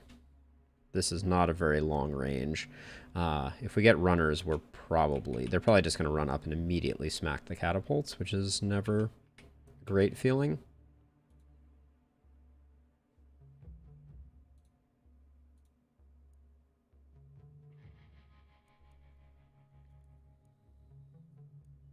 I may increase the blacksmith. I mean...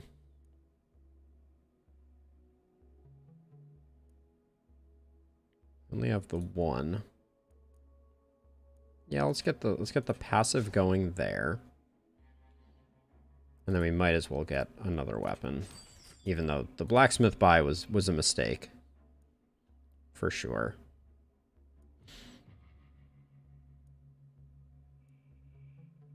I like what we're rocking. I think this sells for the most.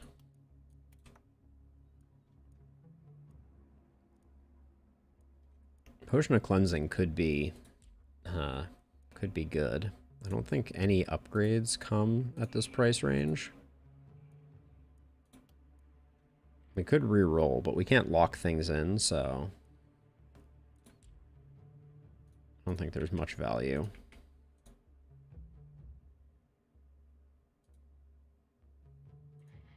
There's an argument to be made for the value of watchtowers when you're letting things come in this close. I don't know if we built up our economy in such a way.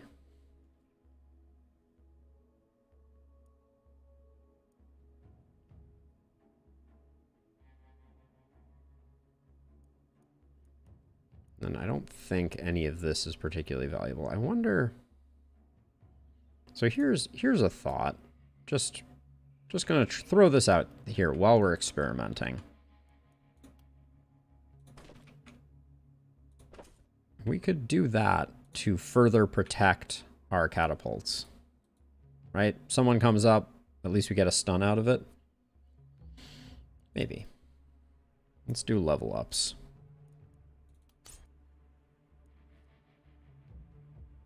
Yeah, we don't have any accuracy here. That's actually probably going to hit us pretty hard. We did pick up shorter weapons for some accuracy. 1 by 1 is looking pretty tempting here. Head on, though, I think is really good for taking out big things.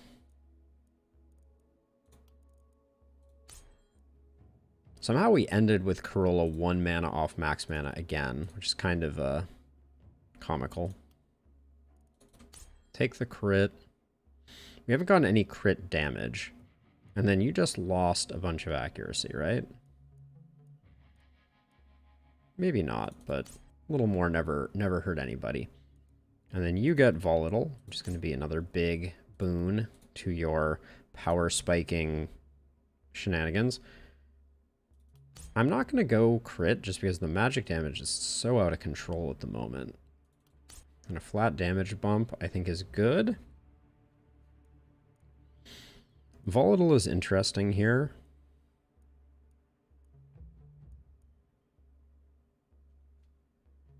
When attacking with a mana-consuming skill, the attack gets plus 50% crit power. I do like Explosive Essence.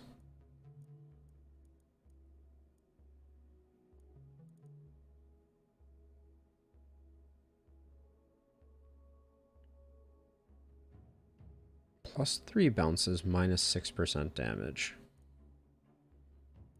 I think we're going to have a lot of bad guys hanging out this next time. 1 by 1 kind of has a counter synergy with Initiator, because it's very hard to find too many initiatable targets. We're doing a lot of mana casting abilities, so I think Explosive Essence is pretty good. But our crit chance is so low. Never mind. I think it's Volatile. Okay, this is going to be a rough one. And I think we need to get the Seer next turn for sure. Unfortunately, I don't like the fact that sensors behind Mist you can't attack, but they'll still ruin your fun. What new gear? My stash is empty, game. Okay.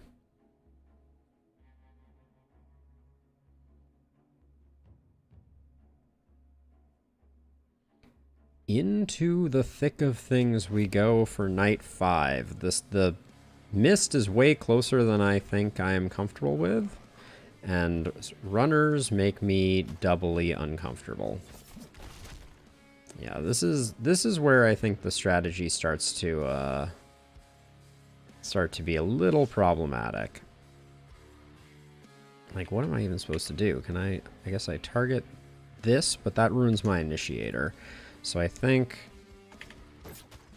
I come in and I do it with you. Where's line of sight? Get that. What is going on? Can I please just... Okay.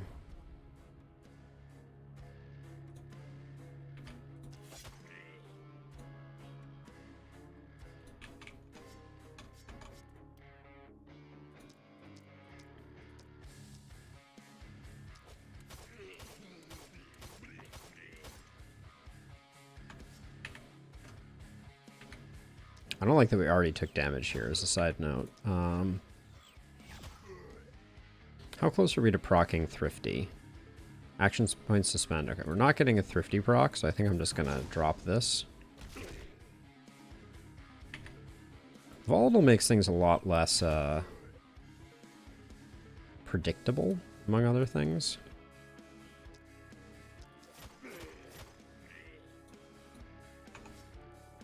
I mean, we're strong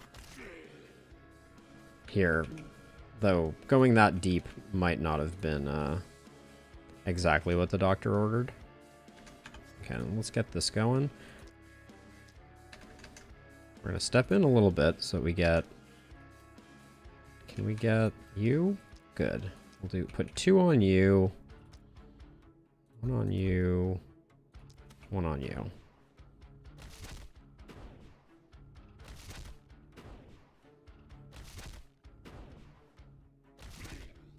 I'm not inspired by that, how that did.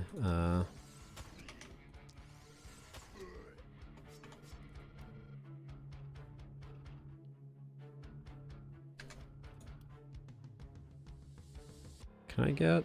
I can. All right, I think getting 6 off the table is worth it.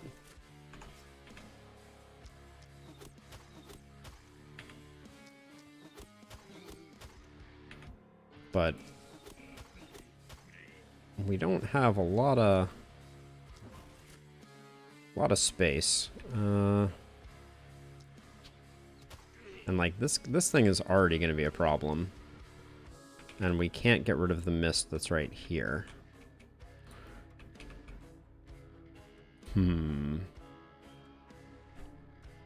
Yeah, this is going to be a rough night.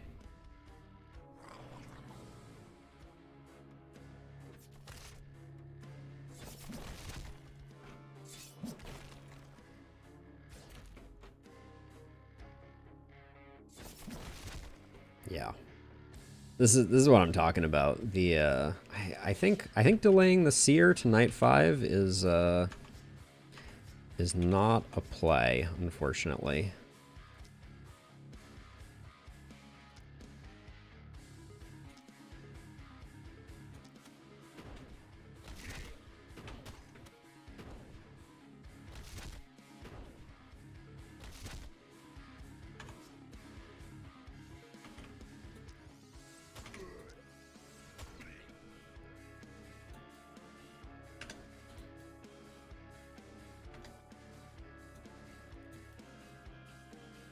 I feel like there was something good there, but no, I'm not seeing it.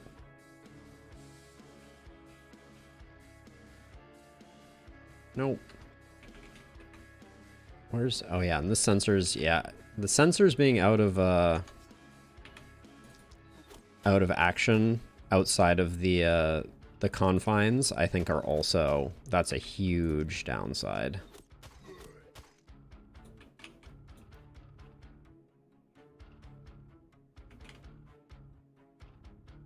Because I can't kill the sensor, which means this additional bit of fog is just, it's just here to stay.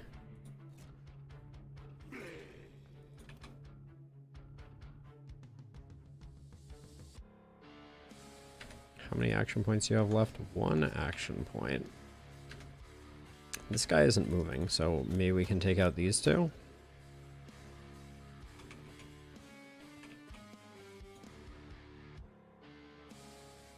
Jeez. Yeah, this is no bueno. If I move to here, maybe I can... I'm just trying to focus on runners. But unfortunately... the range on that's a little awkward. Let's see. I want to be very careful with you. Let's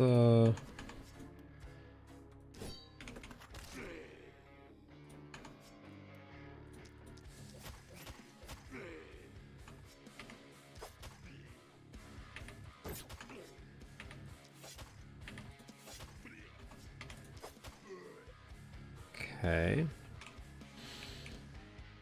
Don't know that that was enough of a difference maker there, but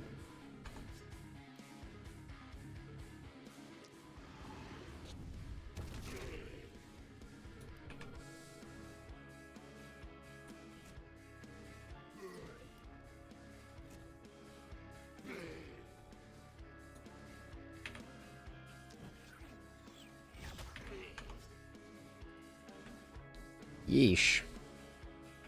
That's all we got on that one. We got one more use here on this one.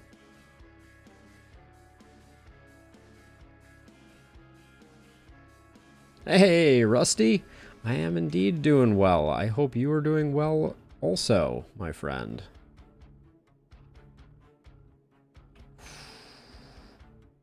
We are, things are a little dicey in this particular run. I think the greed has gotten the best of us.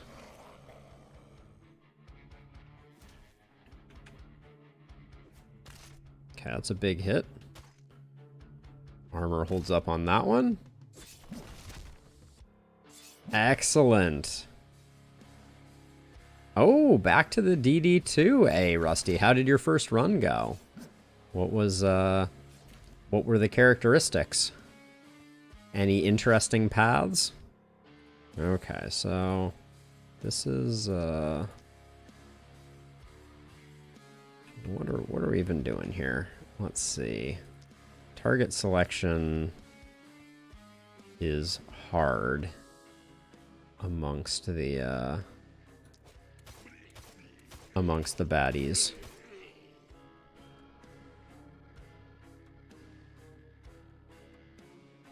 Oh, that is so frustrating, Rusty. Nothing is worse than... Oh, we're already out of mana, too. That's, it's gonna leave a mark.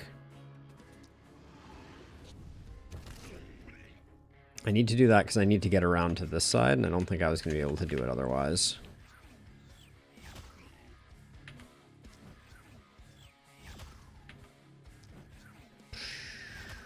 That was underwhelming. Alright, let's see what our propagate does. Actually, I need to be very careful here.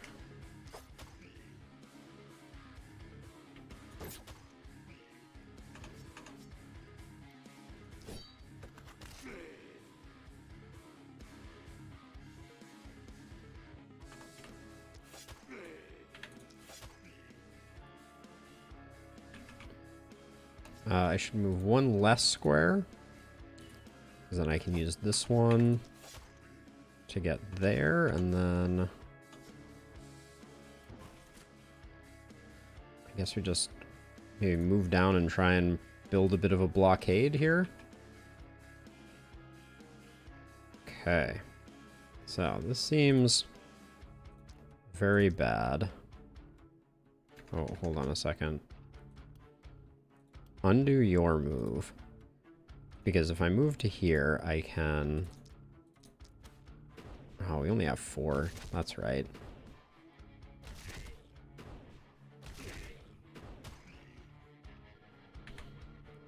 How quickly I forget. Alright.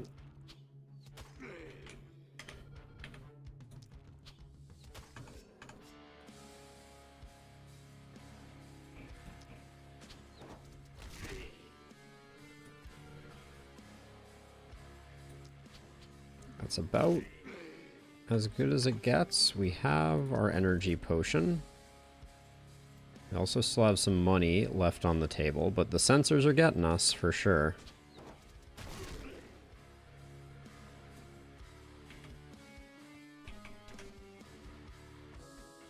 I think we probably die here, though, on this next turn. But I don't know that there's much we can do about that.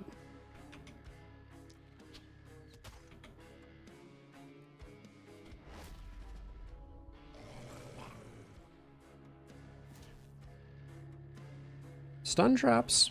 I gotta give them a little bit of respect. Our caster is in the danger zone, hit points wise.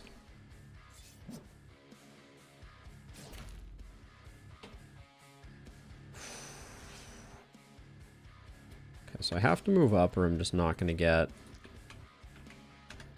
Put one there, put one there, put one there, and then... Okay, you move one away, just because I think I see a good line on getting some damage in there. Get you. Just spread it around and hope that we get some good propagates. Yeah, we didn't get what we needed.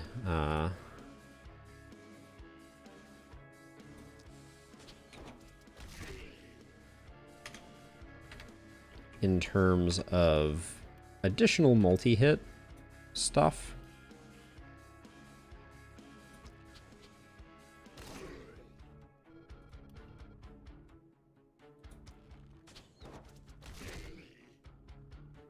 I like some of the things that we've got going on, to be sure.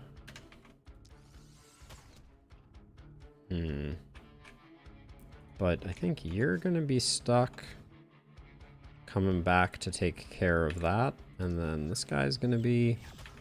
It's gonna take a couple hits to I feel like his hit points just did not move during that attack.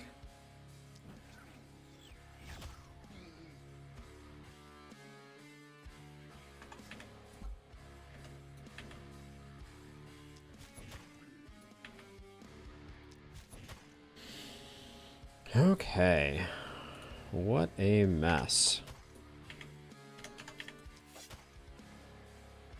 Oh, I just royally messed that one up. I assumed I got a kill that I did not.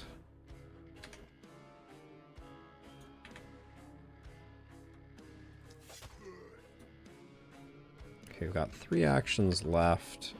So I think I just obliterate you and then take the 3 off the front, I guess. But yeah, we're gonna take mass casualties here.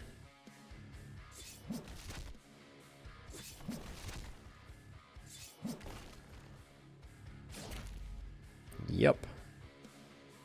Yeah, the sensors and the movement, the combination, we knew it was deadly already, but confirmed.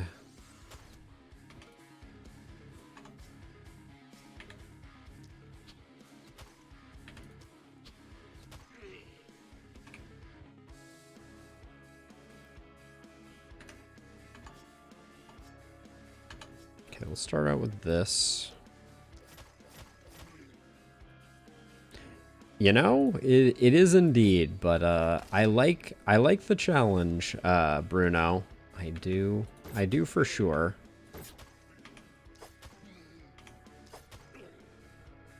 This guy's living with 1 hit point, 2 hit points. All right.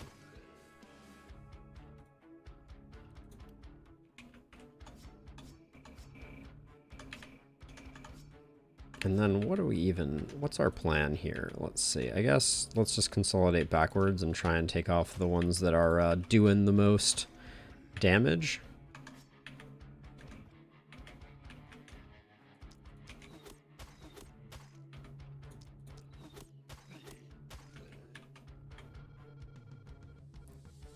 Okay, now our crippled mage is all that remains.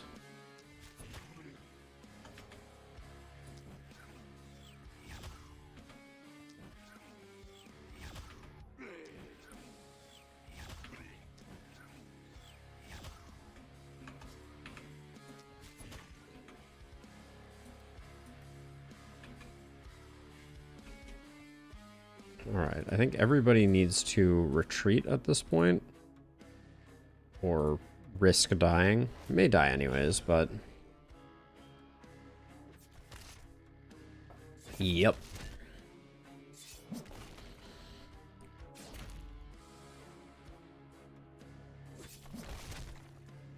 Yeah, I don't think you'll ever convince me that that Seer on night 3 is not the unfortunate but only option. Holy cow, this guy has a lot of hit points.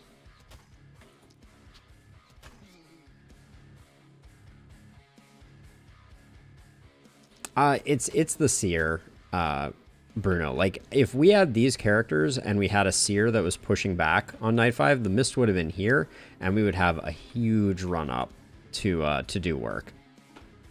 This is just a function of the fact that we forsook the Seer in hopes of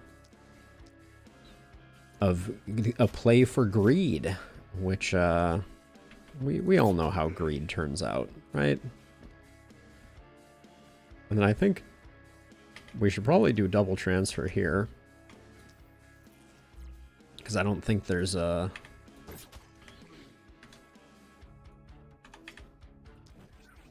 I don't think we're going to get much better.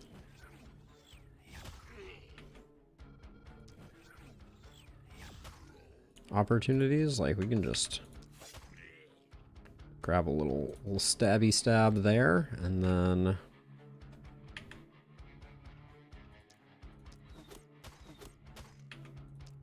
Yeah, we had very strong characters. Farah had a lot of potential, although didn't pick up any early multi-hit goodness, which would have been kind of like the main accelerant. And then I think I'll move you back.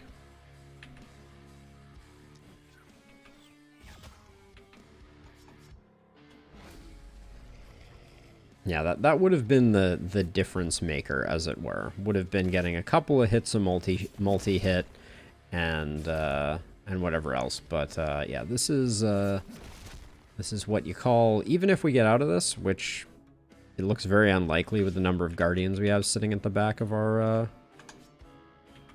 hangout. I don't think we oops, that was not what I wanted to do. Setting up a couple of isolated hits on the Guardians right now was my thought.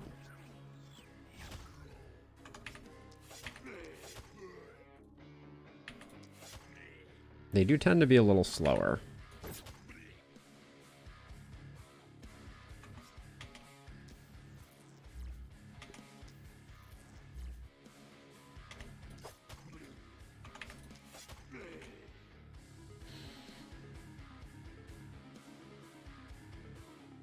And then I guess we just need to do a little bit of defense there. But yeah, our melee character's damage is extremely on point.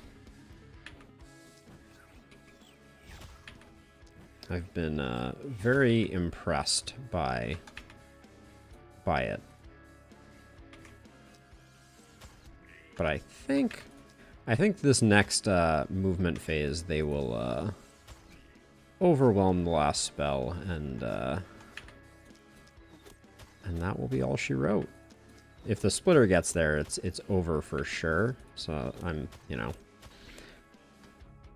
focusing on stopping them in their tracks. Oops. Because our melee will probably hold this splitter in place, would be my guess.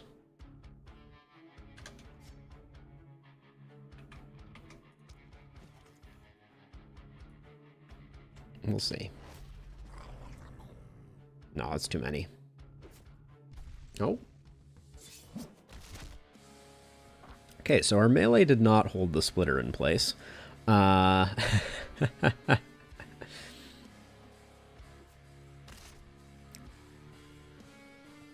Yep, that's a lot of action.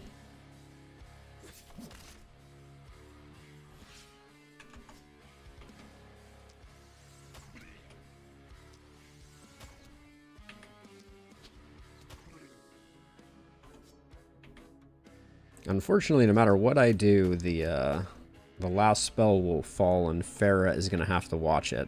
Heartbreaking, I know. But just run for it, Farah. Abandon ship.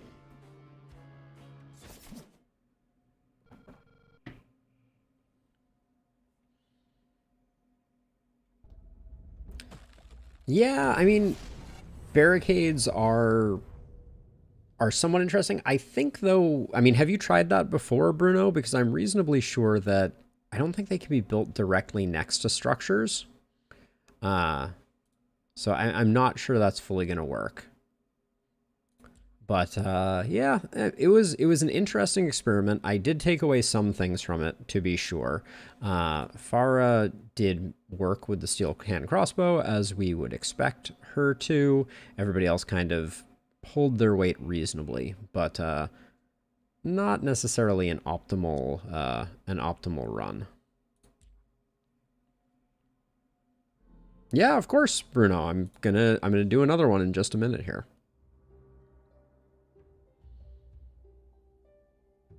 But before I do, I'm going to go use the restroom, and then I'll be right back.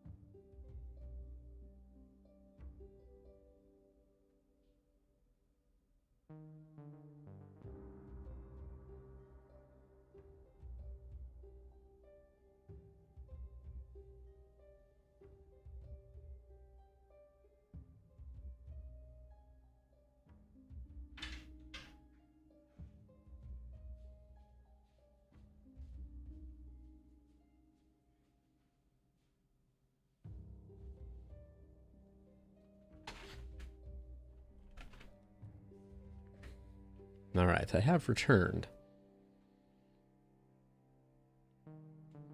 Okay, that last run was a good experiment, to be sure. But APOC 5 calls, and I don't think that you can afford to be quite so greedy at APOC 5. We will certainly try again. Oh my gosh, the hand crossbows keep coming, it seems. We have a whole new cast of characters, as is tradition. Let's see what we're working with. So we're picking up a sword on Zaniel. That's Daniel with a Z. And Zaniel is a shield bearer, frail, and a bruiser. So very nice opportunity for a stun build, assuming...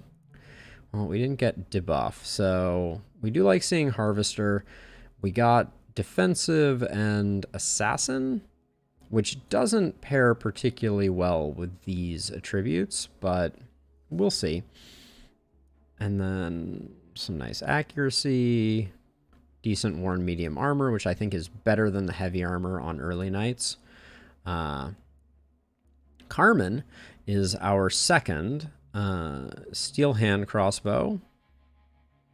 Okay, so boots that are zeroing out your mana regen are not great, no matter what they're offering. Same here. I don't like how our armor takes a hit there, but you can't... First night, you can't really handle that. In fact, all three of these trinkets are, I would argue, pretty awful. This one we could probably put here just because we have a bit of extra accuracy coming in. But let's figure out. So Sentry is more range damage and more reliability. Feyblood is range damage, dodge, and movement points.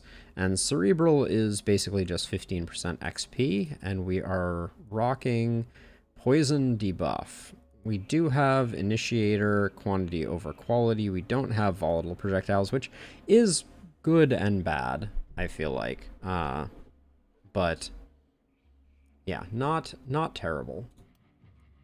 And then Jonko, our third friend here, is rocking a Tome of Secrets.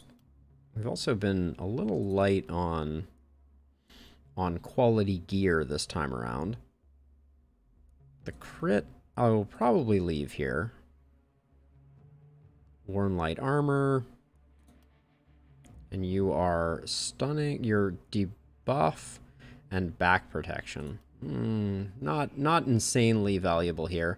Brute is just a negative. Thick-skinned is whatever. And Scavenger is fine, but nothing to write home about.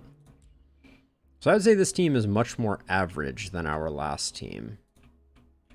Now, things we learned from last run, just to talk about them. I do think that salvaging your 4 spots, and I think most of your 3 spots, is worth doing.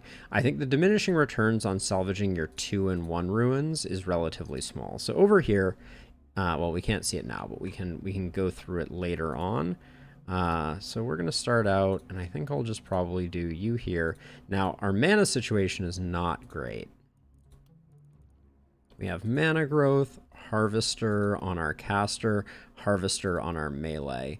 Unfortunately, not having Harvester on our steel crossbow means we need a lot more sustain to make this work. But yeah, without further ado, let us fight for the right to party.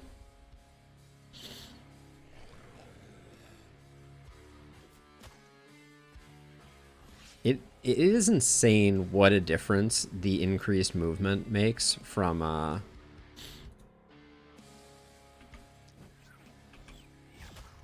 the apocalypse levels. It's quite chilling. So I'm trying to set up some good blaze targets here. Kind of half happened. Because I probably will spend... This will probably be the only mana I spend, if we're being honest on this.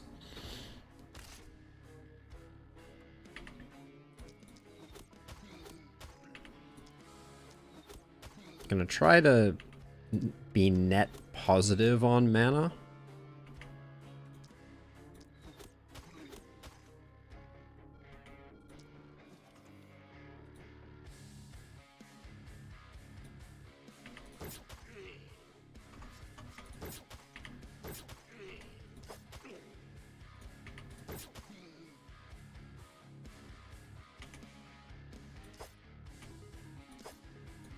I think we'll just retreat like that.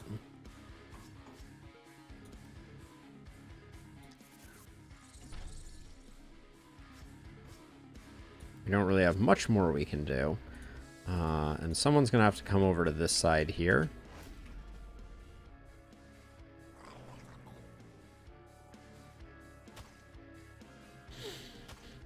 Oh, you hate to see the armor of your melee barely holding up.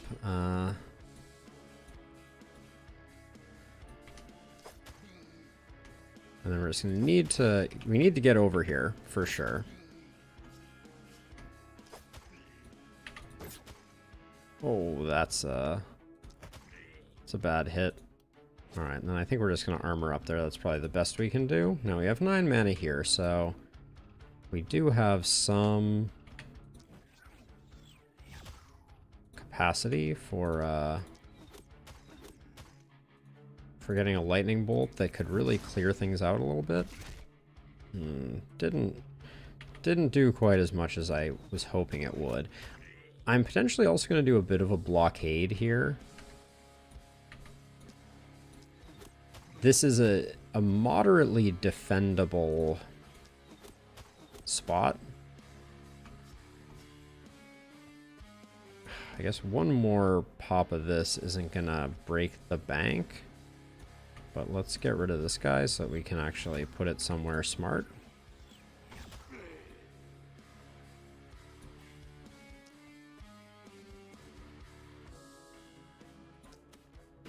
Okay, those should not overlap too much.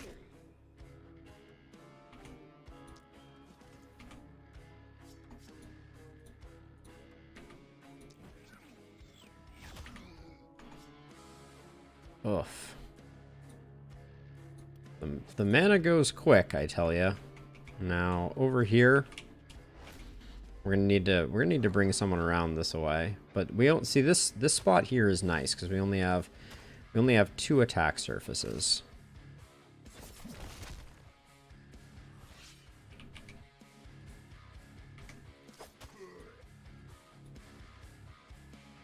Yeah, that move glitch does need to get resolved. Okay,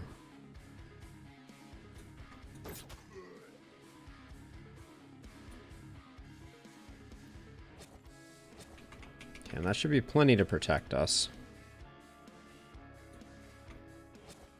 That's a miss key.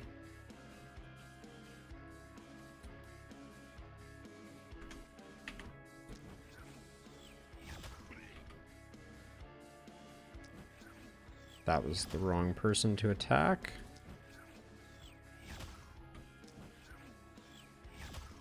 Okay, that gets us a decent straight line propagate, which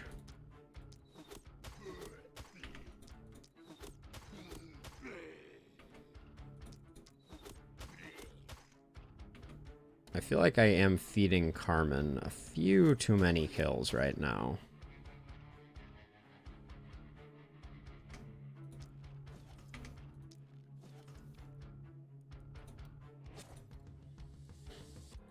But I'm not fully sure how I would handle it differently. Oh, the splitter moving in like that, it was very dangerous. And then unfortunately now this blockade is going to fall as someone needs to come back this way and clean up all this.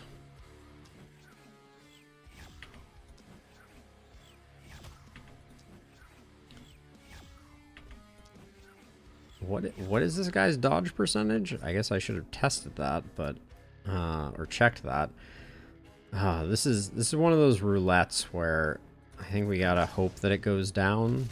Yeah, because otherwise we just weren't gonna have enough in us, and now we're gonna have to spend mana here, which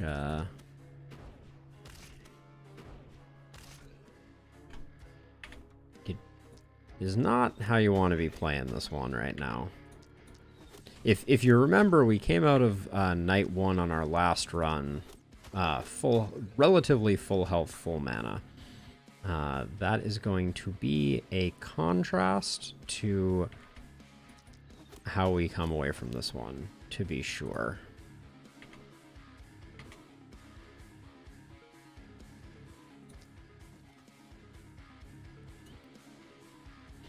And over here, we're just gonna be fighting for our lives. Can't quite do that.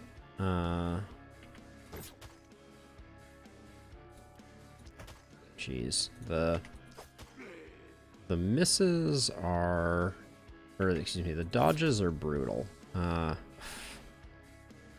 needed to get in here. These 2 hit points have really hurt us quite badly. To the point where I think I just stand here and double block, because I don't think I can actually stop anything.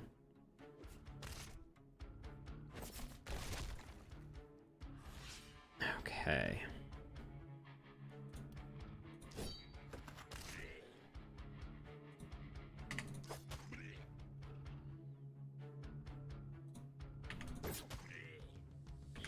I don't know what the plan is there. I'm going to come over this way, I think, and just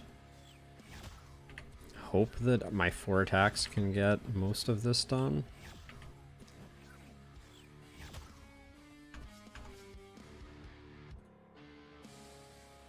Nope, they cannot, which means I think we're going to have to use another propagate here. Oh, and the dodge. You got to be kidding me, game. Hey, low. So I officially want to apologize to you, but Econ runs at APOC 5 are not the play. I'm sorry to tell you. I look forward to you getting there and proving me wrong, but yeah, we had an amazing start. We've already gone through our first game, and there's just there was no way. To put it gently, we were greedy. We tried to build Econ, and we got thrashed. We had great starting weapons too. It was one for the record books. I mean, it'll be up on YouTube in a couple different forms. But the VOD will be there for all eternity. But yeah, we had a good start. This is a terrible start, as a side note. We had a good start. We got a gold mine almost fully upgraded. Yeah, Bruno, these characters are substantially weaker than the previous set. That's what happens sometimes.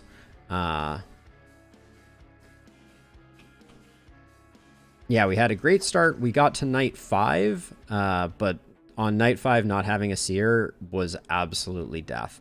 We had runners. They were more than in our base before we had a chance to do anything with them. Oops, that was the wrong action right there. You have 5 left. Let's... That can't propagate back on us, no matter how hard it tries. Okay.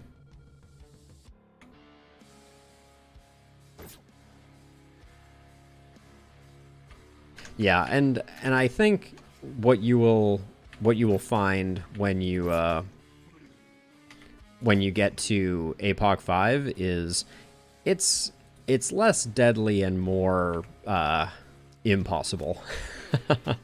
The walls are too close, and the all mobs get one increased movement point. Runners get +2 movement points, which means their movement is 7, which meant that, like, the wall was here, and we had runners getting this far in on night 1.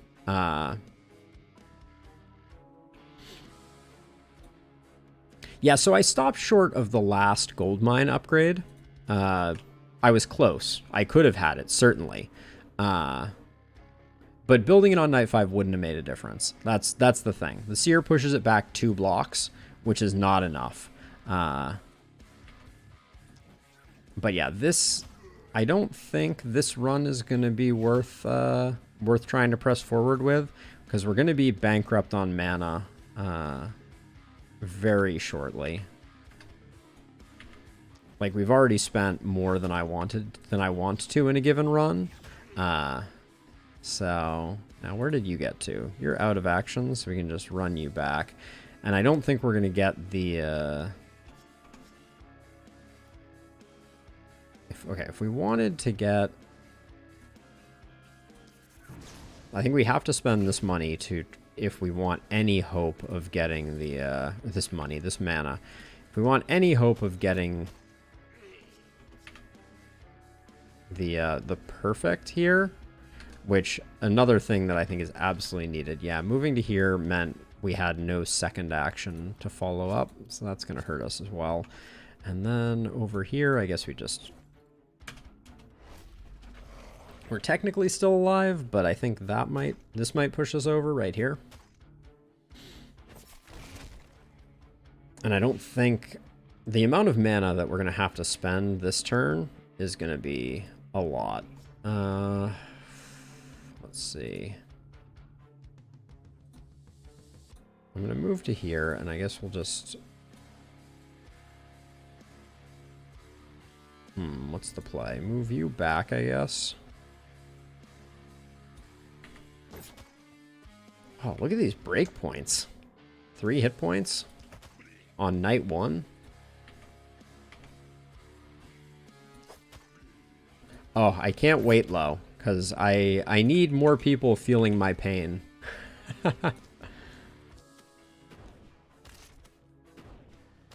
Yeah, the first big spike in difficulty is APOC 3.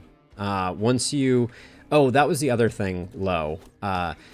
If you don't buy the sensor by night 5, but if you don't buy the seer by night 5, some of your sensors are trapped behind the mist, which means that you have not only the wall that you normally have, but you have additional mist sensor bows out from the wall, which makes it that much more punishing. But we're not...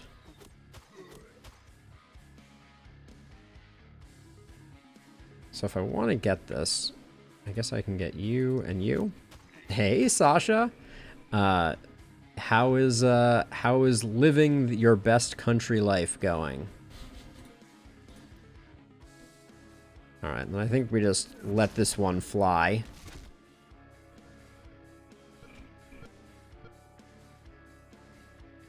Rusty, more immediate future games. I have... Oh yeah, that's right. You're not in the Discord. As I know you're not interested in the Discord, so don't worry. But for anyone else who happens to be watching, in the Discord, I have a game suggestion area where I've been collating game suggestions. Games that are on the list currently for people to vote on are Axiom Verge, Star Renegade, Vault of the Void, Rift Wizards, Goblin Stone, Underrail, Wild West, Seraph's Last Stand, Peglin, Fellseal Arbiter's Mark, and Rogue Legacy 2. So, if any of those games are particularly interesting to you, and you're like, oh, if only I could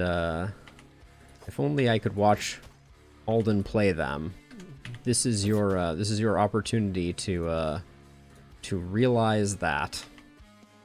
Let's see.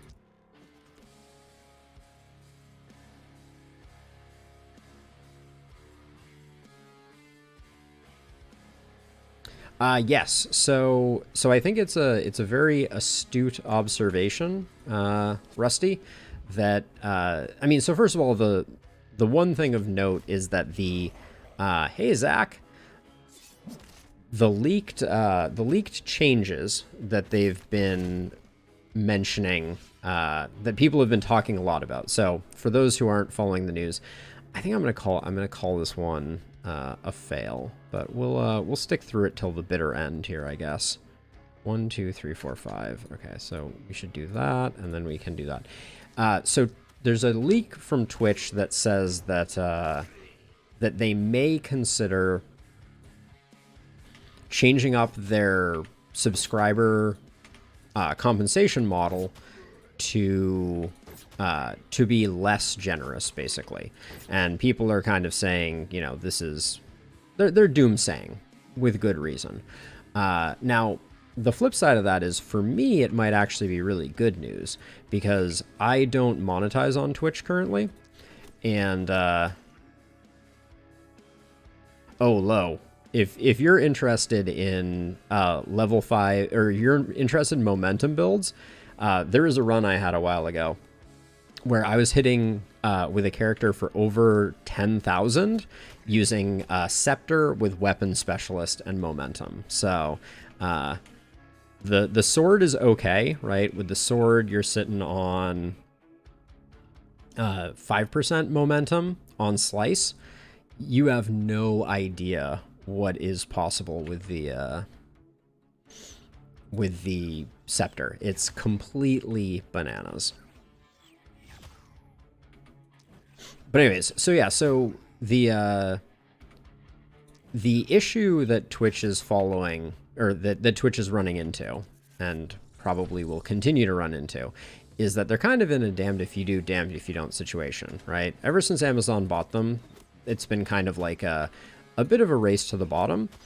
But as part of them considering reducing the sub split, which is basically the amount of revenue that a content creator makes versus versus how much Twitch takes, they're considering getting rid of exclusivity. So, Twitch has never made money, Rusty. I don't think Twitch has ever had a profitable quarter. So, yes, they are definitely losing money.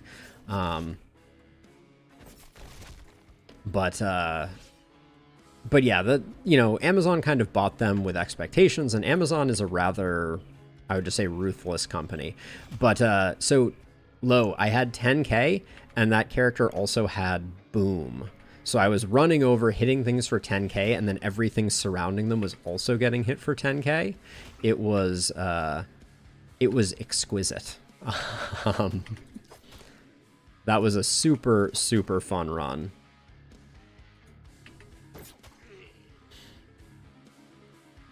Now let's see if I can't quite get there. Yeah, so that's another kind of weird aspect of things, is the way that Twitch has approached ads, I think, is very unhealthy and problematic. So, oh, did I just debuff? Yeah, I just debuffed my hand crossbow person. That's a bad look. It does not propagate low, but it does. Let me see if I have a character who has Boom currently. Yeah. Whenever a unit is killed within 3 range, the overkill damage is transferred to all adjacent units except for the hero. So, as you can imagine, low, if you hit for 10,000, like 9,000 propagates. So you're basically hitting in a 3x3 square for 9,000 damage. That particular run was a win, and my momentum character had like 17 movement and was able to run around every druid. It was a Lakeburg victory, and they were just able to run around to every single druid and one-shot them all. It was quite hilarious.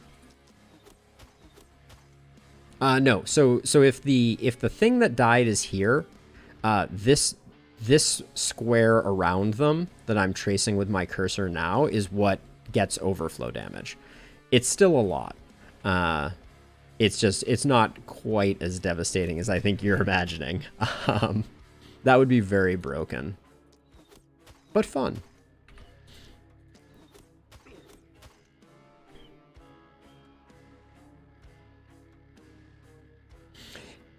Yeah, so Rusty, so I think Twitch had what is generally referred to in the industry as the first mover advantage, right? They were the first on the scenes back when they were Justin TV, I believe. Uh, just thumbs up things, Zach. So if there are games that you like in the game suggestions channel, just react with a thumbs up or any emote at all, and that will let me know that people are excited about seeing that game played. That's the plan.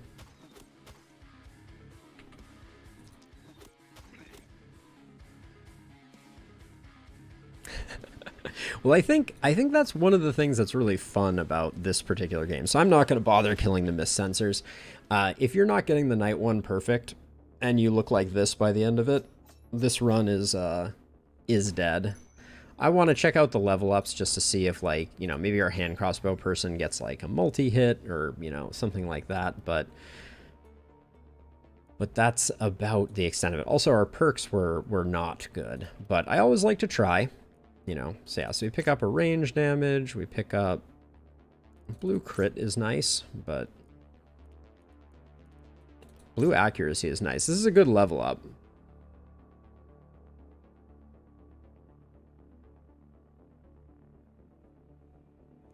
There is no, so Rusty, I have a pint glass here. I don't actually have the mason jar. I need to get that mason jar back. That's still on the East Coast, and as you can see, my surroundings have changed.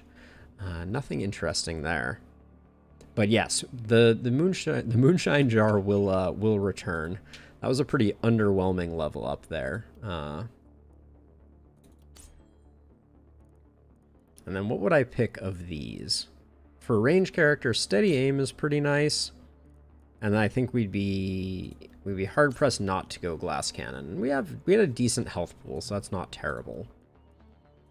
As for our magic user, roll that once. The action point is quite nice.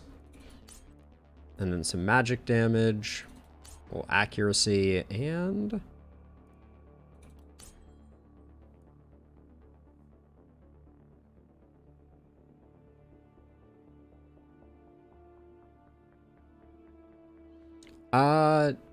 no, I don't think it chain reacts. But let's look at it again.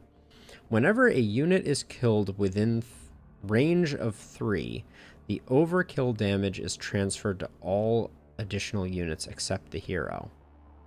You know, it does sound like it should work that way, Lo.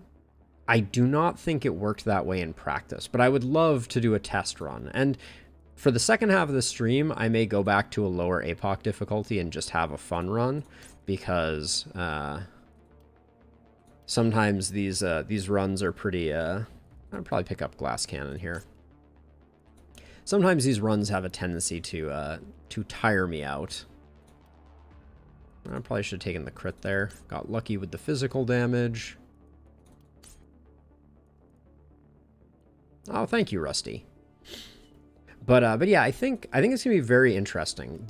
I think my thought got interrupted earlier, but the thing I'm very excited about, and this is kind of like the silver lining to it, is that I'm looking forward to the potential that I might be able to become a partner on Twitch without having to stream there exclusively, which would be awesome, because then, you know, I could further legitimize my efforts. So that would be the picks there. All right, so this didn't work out. So Lo, I'm going to go through the process of how I would upgrade this, and I'm just curious how your first night differs. So I would upgrade this, pick up a scavenge to get up to 130. And then what I did in my last game is I then went straight for a gold mine and did the first upgrade on it, which I seem to remember I actually got this one as well, which we only need to come up with 2 gold for, which we already have available. But yeah, I think I might have only gone that far because I also have to buy 2 weapons, which in this case would probably be... Well, yeah, I didn't get the perfect this time, and I'm low on money, so it's not a great thing to check. The wrong upgrade first? Let's take a look at them. Yes, I did. You're right. I'm not continuing this run, so it doesn't really matter. But yes, I previously did this one, and I think previously I also had enough to get both of them on the first night if I get the S rank, which gives me the 150 gold. But so on subsequent nights, I got all the way up to, I think, 6 workers. How many workers are you generally at low when you hit like night 3 or something like that? I've been building houses still, so I'm a little curious. But yeah, we're gonna call this here.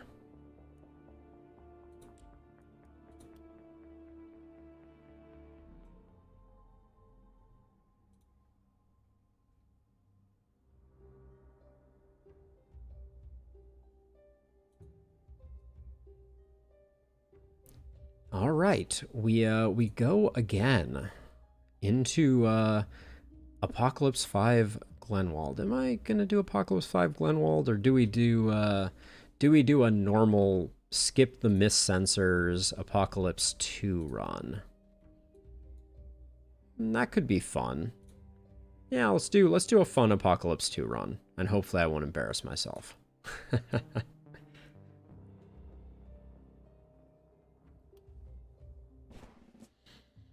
I see that thumbs up on Axiom Verge. Thank you, Zach. Oh, one of the save files cannot be loaded for unknown reasons. Has been moved to a location. All right. No automatic backup was found. Okay, this is the second time we've had this happen.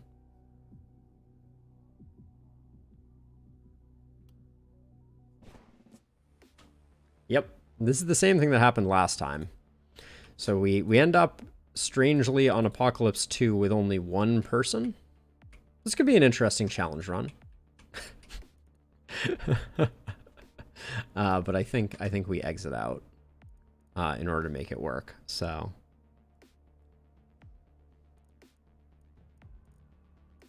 let's give me a moment here and I will get out.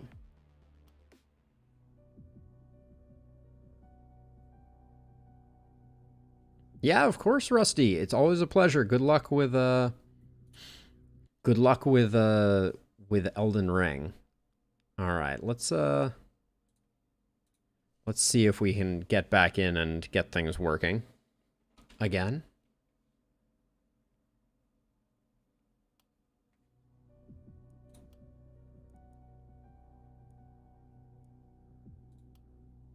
I thought I abandoned this run. They did fix the memory leak, which is really nice. Abandon. I guess I did not click abandon.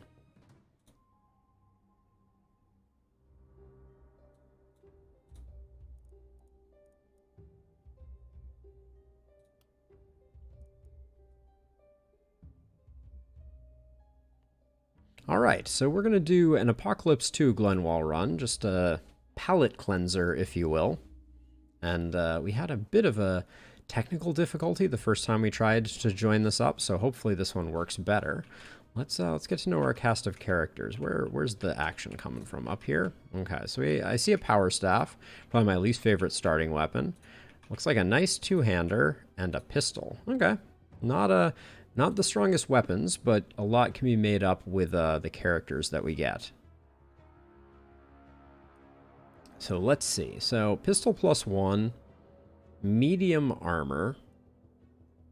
Armored elven boots. Quite nice with the skill range on those. And +7 range damage on the helmet. Wow.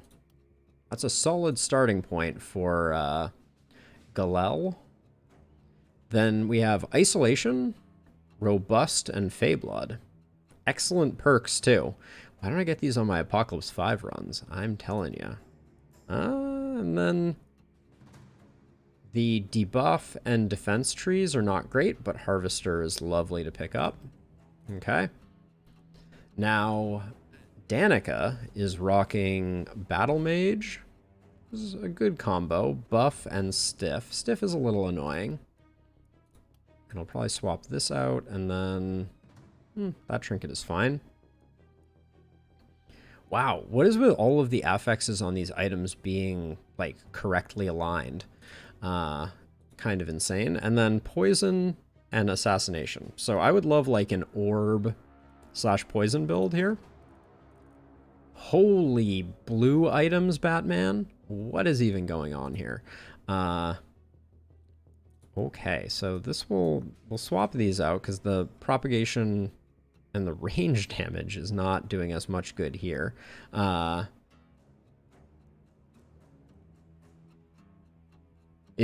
Doodle, is your real name Batman?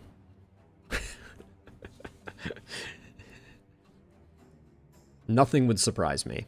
All right, so we got, wow, this character is decked out to the nines. This is the strongest character I've ever seen roll. So when we rolled it initially, we had full items like this and all blue. That's crazy. So these both have 7 range damage. So we'll just put this here and then, yeah, this is pretty trippy. Now, hold on. I got distracted by the fact that Augustus is incredible. So let's see. Augustus is a squire, which I'm okay with, but it means that we're not going to want to, well, for now, I think the Crystal Amulet is not worth it because we're not going to have good enough action economy on a single item. Versatile is solid, and then short is okay. Okay, so we have 5 mana regen, and then you're rocking defensive and debuff, which is pretty good, but you do have Harvester. So this is a pretty solid crew. I feel like we're gonna do good things with them, especially since we don't have to deal with mist sensors.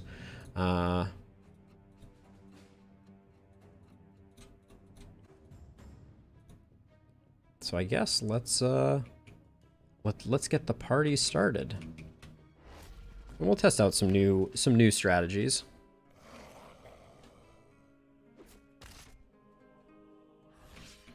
Gosh, it just feels like there's so many less bad guys.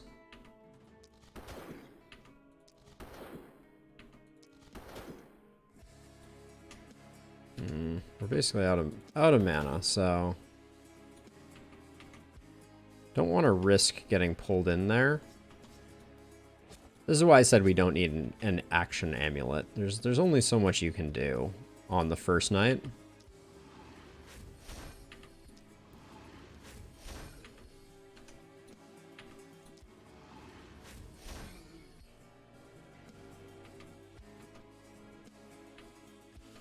I don't really want to go any deeper right now. This is probably okay.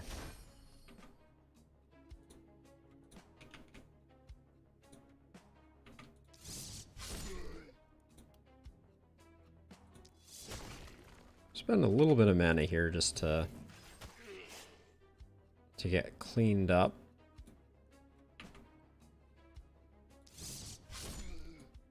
Okay. Seems good. Seems fine. Ah, the pressure is just so... Ooh, that's too much. That's too many things adjacent to our Pistolier. All right. She weathered the storm, though. That's good.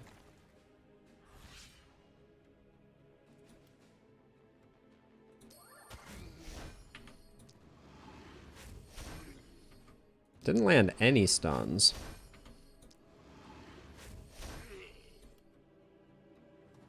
Oh, I really thought we were getting a perfect donut there. Yes, Lo. I've been playing this mode for a little while now.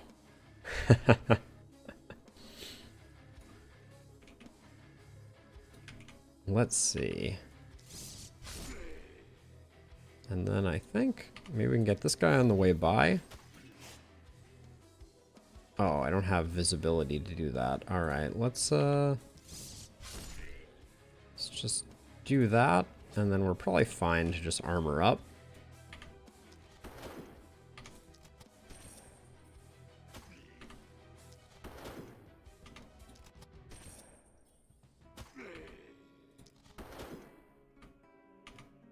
Really? the so one of the things, just this is like a general game design observation, whatever you want to call it. On this first night, the balance is the most determined it will ever be in the run. And what I mean by that is the longer the run goes on, the more opportunities there are for variance. All right, so we got to use our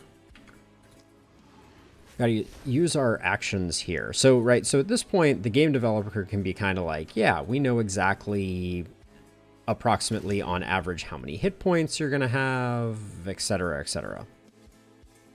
So when you have breakpoints like that, you're allowed to be mad. Basically. Because the game developers knew exactly how strong you would be and cruelly chose to still make you not get the kills that you think you're supposed to. Okay, so we need to get this guy down. Then we'll come over here. Like every time an enemy is left with 1 hit point, there's a lot less randomness that went into that happening than there would be at any other point in a run. Now let's see.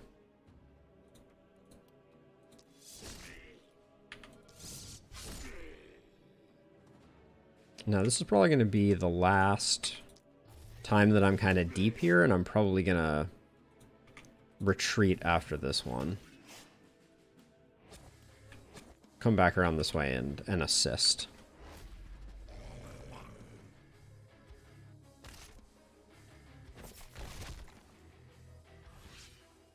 We'll probably need to do like a pistol shot over here, I think.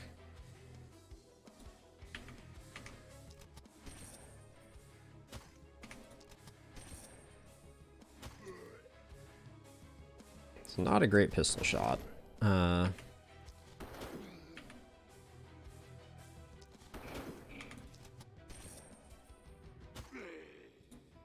It's an okay turn, though. Let's see, and then...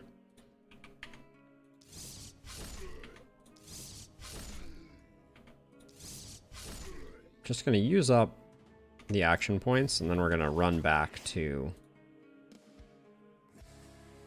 probably should have saved one to knock that tree out, but I can probably do it here.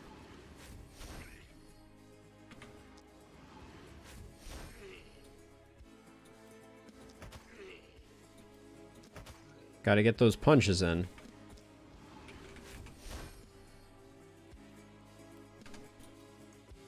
That's actually pretty solid. The mana cost on it's so high, though.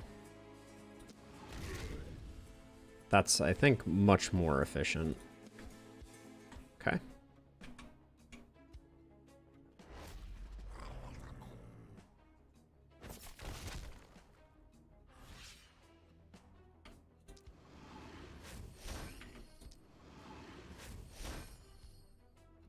That's just poor form right there.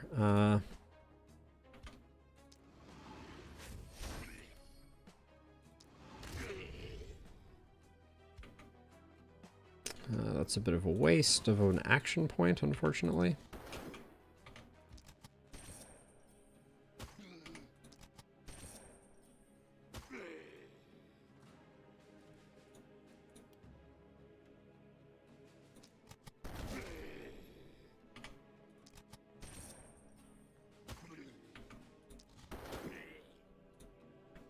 Okay. That all looks good. And so here's where I was going to say, the tree has 100 hit points, but I'm just going to take it out with this guy. We may not even need to do that. I'm just going to move to here and keep working on this column, I think.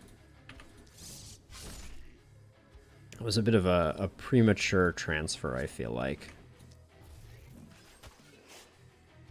There we go. And then next turn, we'll just have to defend the well a little bit. Yeah, so I did a recent no apocalypse run, and managed to build a full stone wall all the way around my base, which was pretty exceptional. Oh, I hate that this is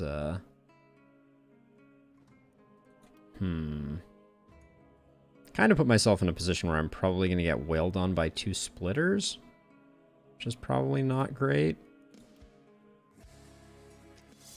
So I'm going to try and avoid that. But we'll see. I may have overcommitted.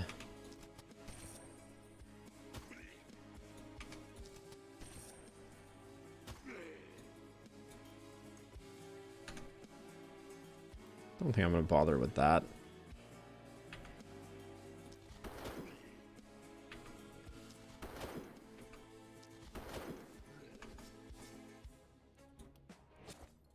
Okay, now you...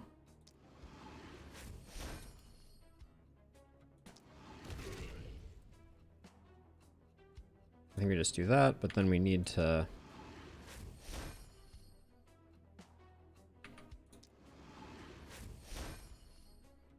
One hit points, 2 hit points.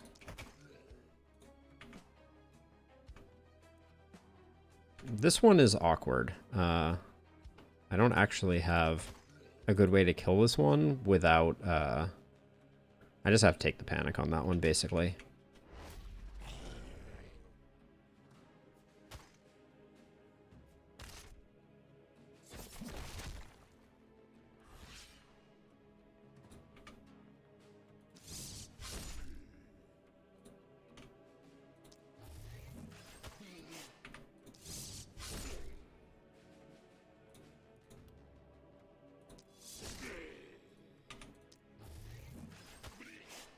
Now, how much have I spent? Okay, I've spent 1 more mana than I probably should have.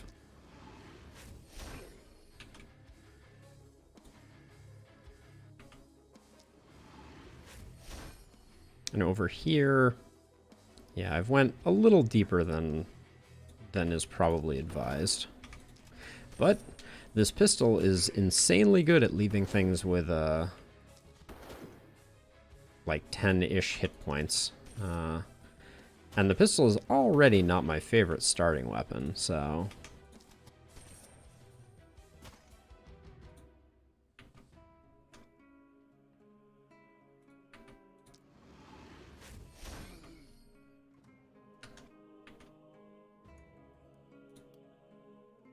So the temptation is real on this one. Yeah. We won't be that bad, mana-wise, and although Danica is the one who doesn't have Harvester, yeah. So that's going to be slightly annoying.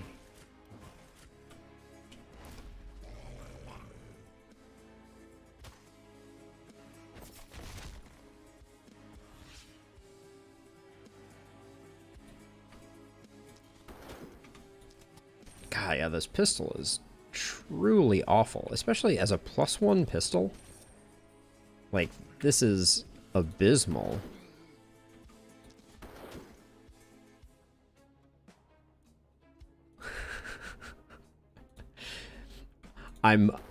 I see what you're saying, Doodle. And I am sorry for Danica's existence.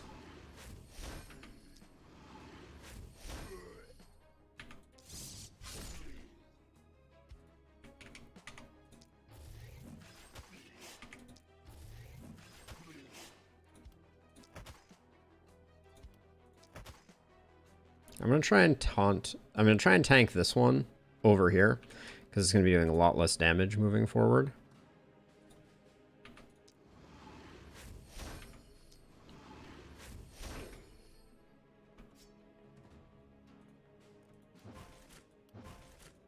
Okay.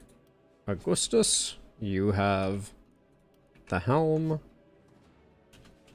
And we're nice and safe now. Nothing bad should happen.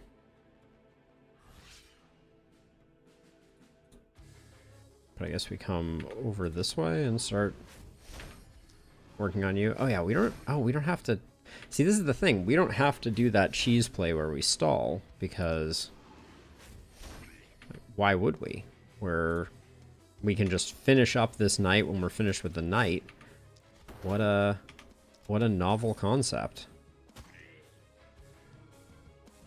And I feel like the pistol underperformed, so I'm gonna pick up a few more kills there. Oh gosh, yeah, and we're just done with the night. It's amazing. Okay, so now we have a much better idea. Although, do we have? I think the increase of costs of things. Yeah, things are more expensive on Apocalypse 5 too. Low. That's something we haven't talked much about, but everything gets more expensive on Apocalypse 5, which is also not fun. Okay, big money. No whammies. What do we have here? It's going to be the longbow. I can almost guarantee it. Accuracy and health and isolation versus a wand of reliability. Okay, it's probably that. But, oh. It's just not very good. It's shiny, but that's about the extent of it.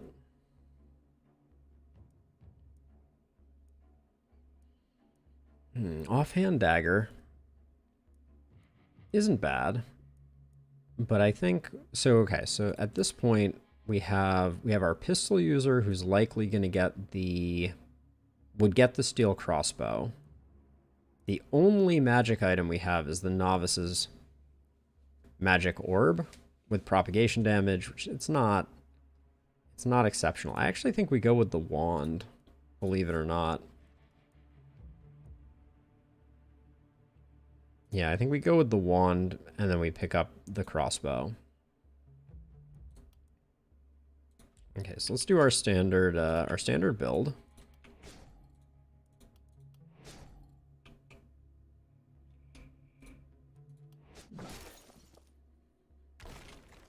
We're gaining money, and then I like to go hard houses on these easier runs because they're just so cheap. We could even spend another 60 to get them going, but I don't think that's the play. We can go economy on this one, but I did say we needed to buy this, so let's not spend money. Oh my gosh, it's amazing how quickly you forget the difference between high APOC and low APOC. Like it's really nice. And now that we have this, I think. Did you have something that increased your experience? Someone had an increased experience thing, didn't they? No. Is anyone picking up Avid Learner anytime soon? We could go defensive training. But it doesn't look like it. I'm not sure who should lag behind.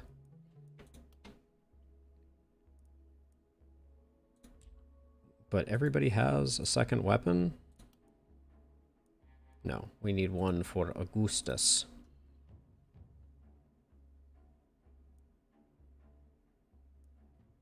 Rusty Spear does not play well with two-handed sword. The two are not a great combination, but I think I'm going to go for greed since I'm not too worried about things. And then this would get us just 10 gold. This gets us 28. So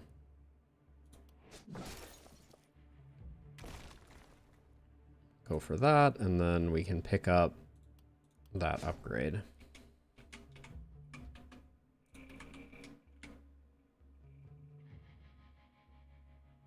And I think I'm just gonna put one crossbow here. So Augustus has no second weapon, but I think that's okay. I think we'll be just fine.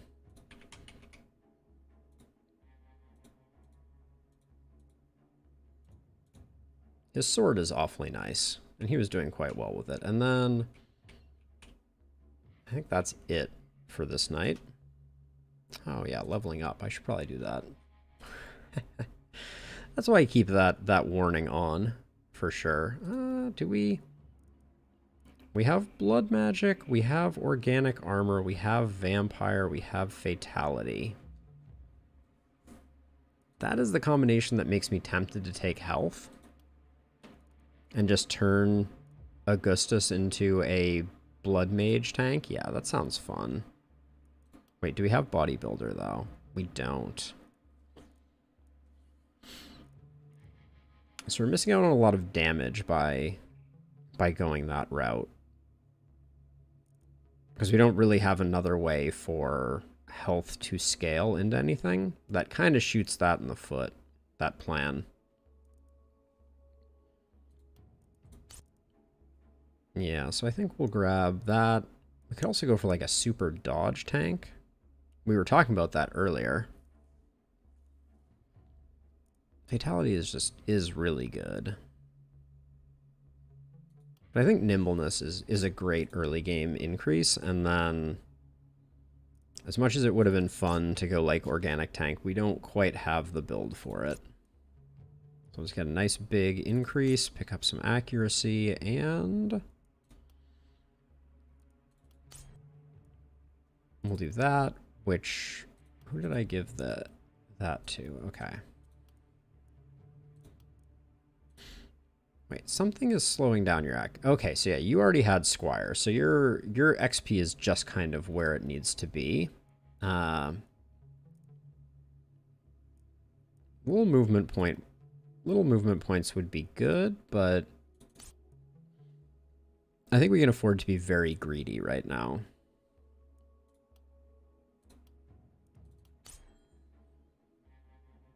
Very, very greedy. Never turn down accuracy.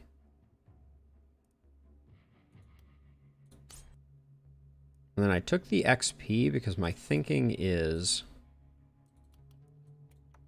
now we can swap these. The skill range is nice on our ranged character, but it's nice here too. Harvester is an auto lock, and then yeah, we wanted bodybuilder.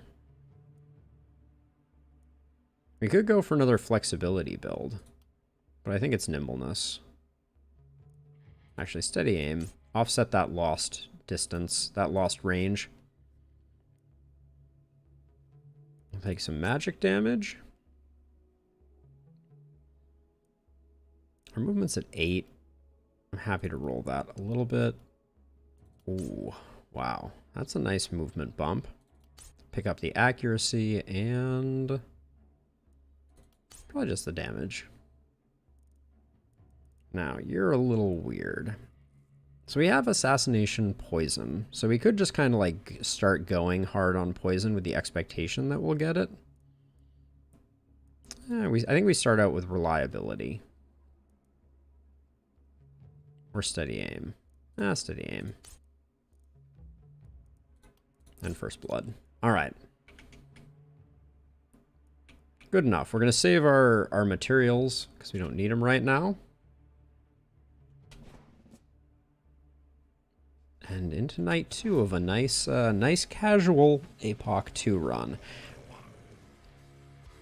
I love runners. Okay.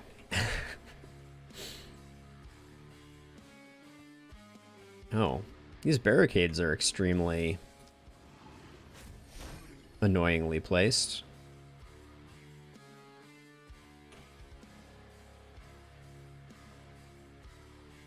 That seems like a waste. I have other attacks.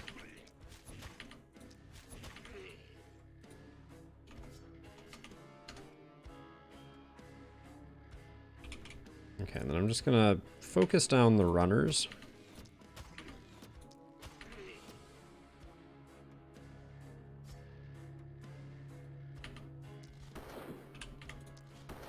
I know. Don't shoot at max range.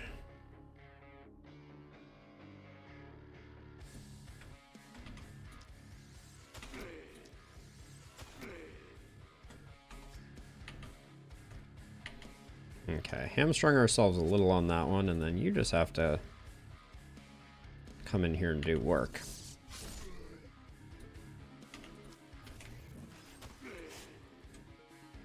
Oh, that's our last movement point, so we're not going to do that. I don't really want to...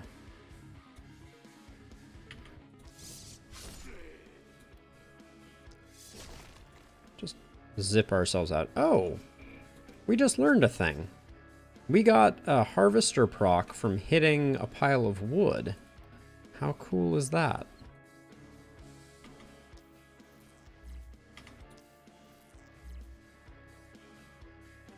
Pretty cool, if you ask me. Okay.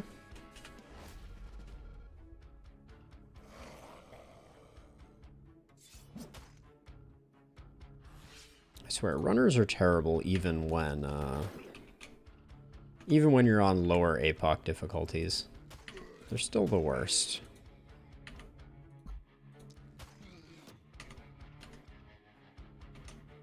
Ugh. Can't quite get there.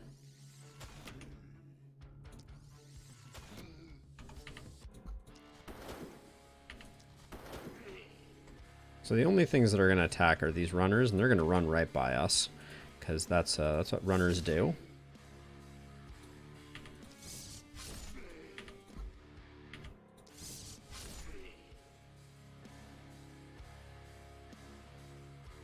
Let's see, if I walk to here, yeah, I can still get...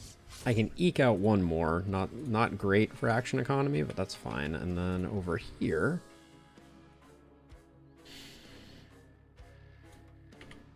I'm going to start out by working these guys over with our close range stuff, and then I'll take out the runners with the wand.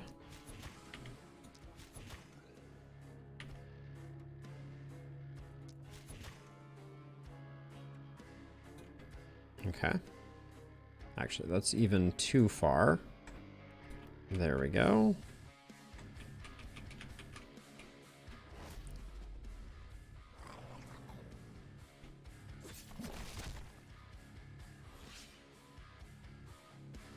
There's our first elite.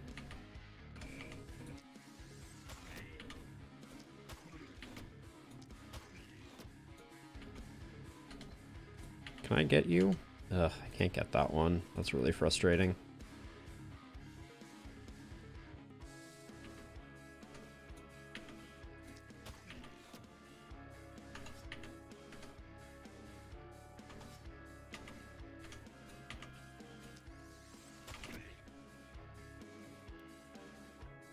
And then, do we have a good explosive shot? Doesn't look like it. Alright. What is this guy? Regenerating 30%? Alright, we probably will, just dispatch them.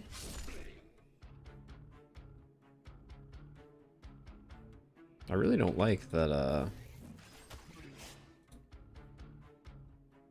we only had one space there. There wasn't a lot we could do with that.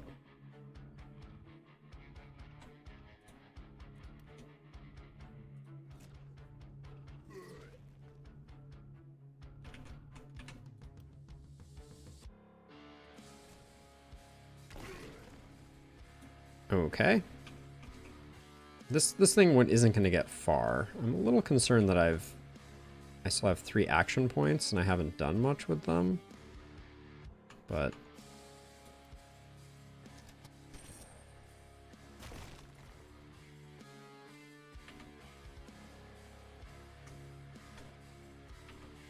the tree is indestructible, right? Yes. Okay. All right, that's all we're gonna get. And then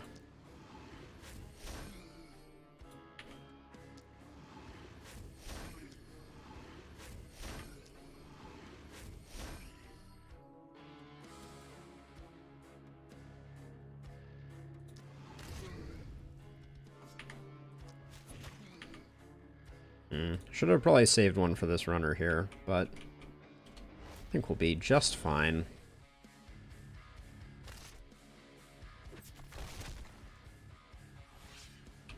Okay, let's start over here. Oh, Doodle, I just came up with the solution. Can I do it? I can do it right now. Problem solved. Now we won't have that, that confusing,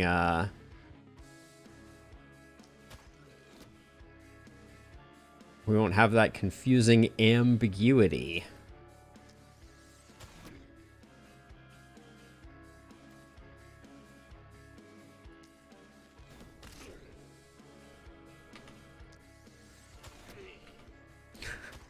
Just had to add you to the team.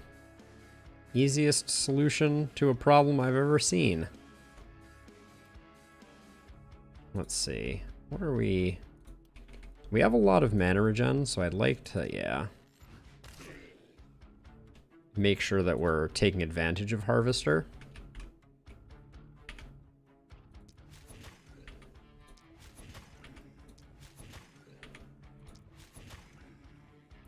So many runners. Okay, and then love that ability. We're at 12 mana. I think we could afford a sword blast.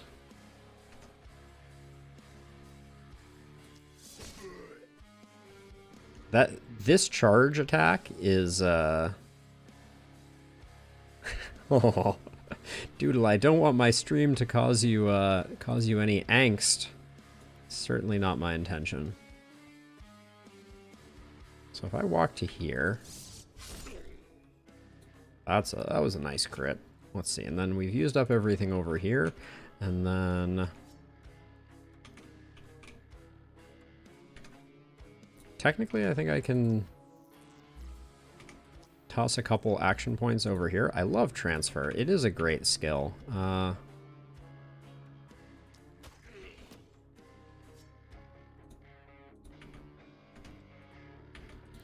Being able to shift action points around is not to be underestimated. Hey, Jacob, welcome to the stream. It's good to see you.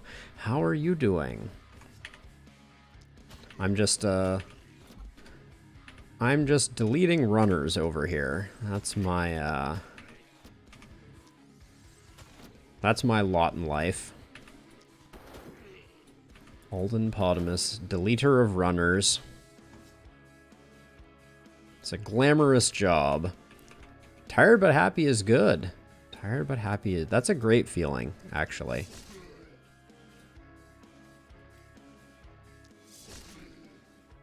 All right, we're generating so much mana. Ugh, I cannot express how much I love having Harvester. Characters without it just feel bad. Hey, Juan! Oh, the gang's all here. Lovely to see everybody. I made a to-do list of things that I need to do for stream, and it is long. I have a lot of little projects that I want to take on in the coming days. Specifically, the thing that I'm looking most forward to, actually, of all the things that I wrote down, oh my gosh, we have just so many action points on Augustus, and not enough people to kill. It's a problem.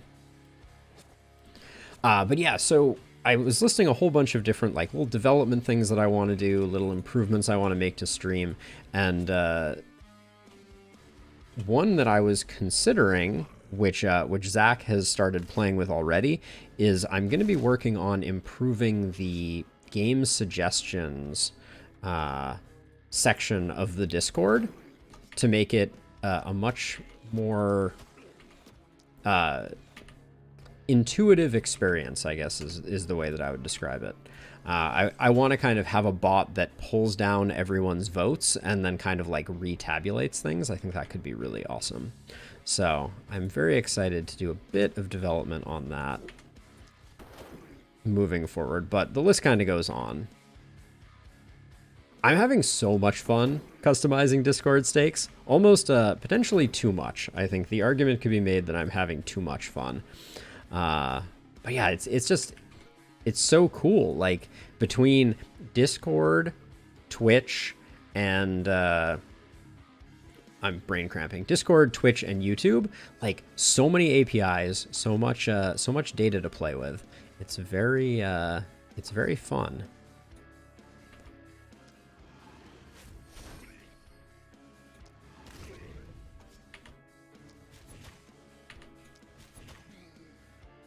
Yeah. Oh, and like so the thing that I'm thinking about right now is the idea that I'm going for is that people will upvote. Okay, so one of the things that's really bothering me, to talk about some of the issues that I'm having first.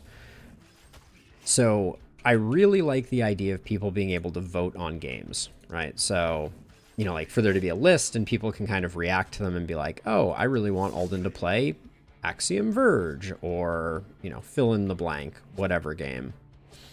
But the problem is I've been pinning games and they don't eventually all consolidate into a nice short list. They stay with like dates between them, basically.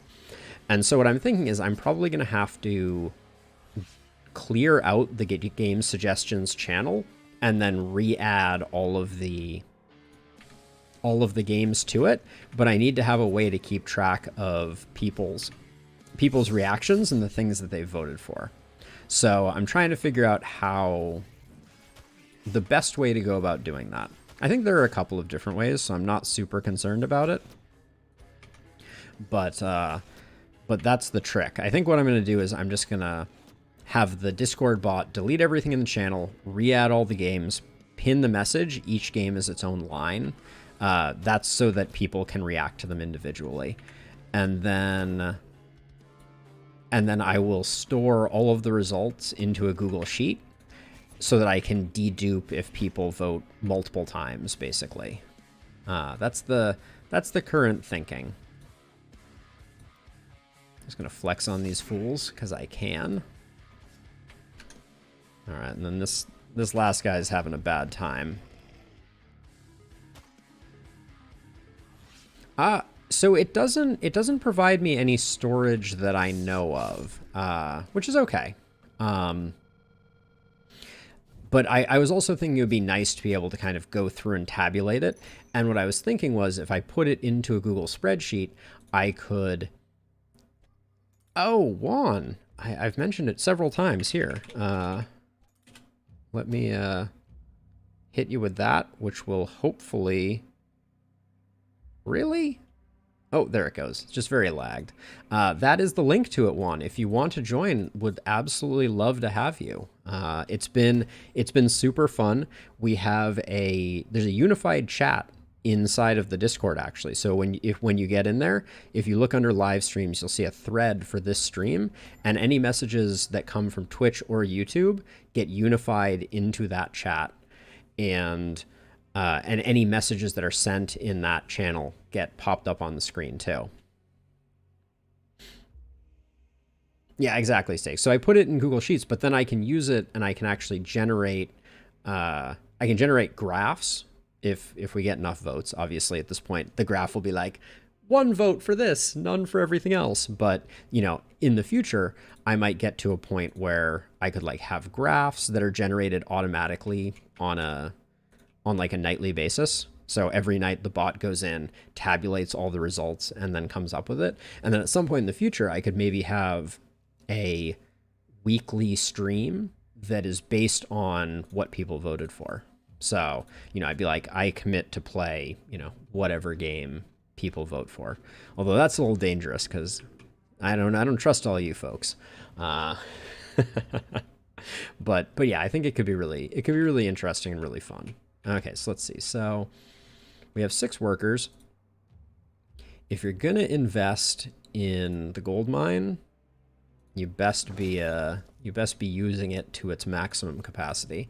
And then I'm gonna tear down another 4 spot just so we get some stuff. Ah, welcome. Welcome, Juan. You can change your nickname if you want, and whatever your nickname is what will show up in on screen. But as you can see, the other thing that's cool, I don't know if I've shown anyone this yet, but I have the ability to pin messages now. So by tapping a little thing on my screen, I can add a yellow highlight, and then that message will stay until I unpin it. And when I unpin it, it just goes back, and then it will time out. So yeah, I've got some interesting little things that I've been working on and tinkering around with. It's been super fun. And I will be open sourcing the code for this as well. So if anyone else wants to use it, they are welcome to. I'm not going to say that it's the most accessible. You have to create several dev tokens and a variety of other things to make it work. But I guess we're going for the rusty axe. Let's see if there's anything better in the store before I do. I have never seen an Archmaster's wand. I'm digging the rabbit hole at the moment. I must admit, which is not to say that I do not totally understand where you're coming from, but it's been a fun rabbit hole for me. I think I'll replace the pistol with the wooden longbow.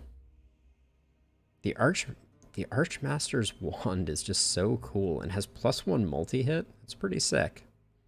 Noble's Clothes for an extra action point is also really quite good. I think we may go on a bit of a shopping spree here. We got some good stuff in there. But were any of these good? Leather pants with a bunch of movement is good. Stun chance or the axe. I think the axe just to round out the Augustus having a second item. And axes pair really well with swords because swords are forward linear and axes are wide. So that's the thinking there. And then, oh, there's so much good stuff in here. Where is this luck on my other runs? I think I'm going to buy the wooden longbow though, for sure. That's a definite because the pistol is falling off in a huge way. And then I would love to replace the power staff because it is similarly crappy. But let's do level ups and just see if anything pops out at us. More damage is more damage.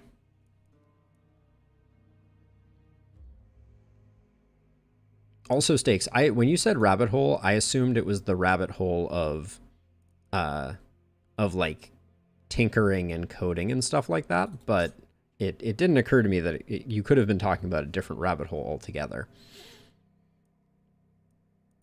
Now I want to pick up Fatality for sure.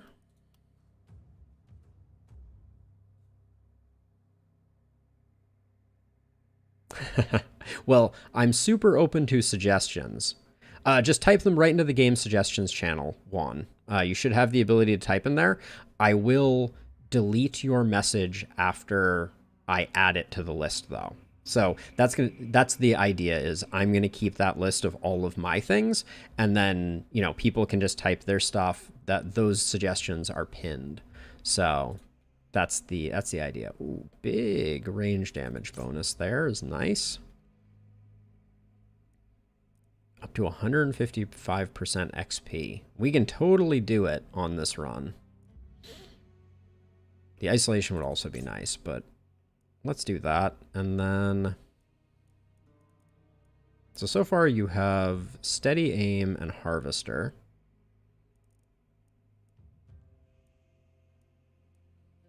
We could go Stunning now that we have a Longbow. Yeah, let's try doing like a Stun Contamination build. We'll get Bully, it'll be pretty clutch. The crossbow is not great for that, but I think we'll be able to do something with it. And then Doodle, you are the next to level up. That's all bad. We'll pick up that. And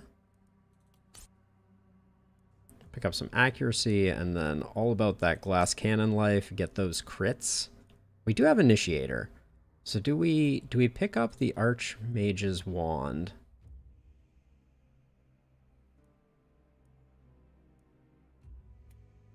I think it's interesting. we're dual wielding wands. That's when you know you've gone into the deep end. Now we still have one more worker. I think we're gonna do this and use the second worker there, because that's basically break even. So I do not, my desktop is not Linux stakes. ChronoArc. Thank you for the suggestion, Juan, and feel free to add more. So I am very familiar with Linux. Linux was my primary development environment when I was working at Google. They use a Linux varietal as their kind of like base operating system. So yeah, I'm very comfortable with Linux. That's actually one of the other projects that I'm currently deeply, okay, this, I am going to get comfortable with deleting this stuff, that I'm working on is as part of my desire to move away from Restream IO. I'm setting up a Docker container that's going to be running Linux and will run an RTMP server so that I can do the rebroadcasting without having to be extorted by the kind people at Restream IO. So let's see, we've got a gold mine. It's on level 2. I think I want to just go for more houses now. Yeah, Docker is insane. I have the thing that I'm learning right now, and Stakes, if you are all familiar, I'd be all ears. But I'm trying to figure out how to do remote configuration pushes to it, because I've never done that before. And the idea is at the beginning of before every stream, I'm going to have to do a remote configuration push in order to configure the Docker instance and the RTMP server to push in the right direction. So I probably should have bought the seer this turn. We could probably get there. We only need 3 more gold. I think we have some trinkets that are pretty much trash.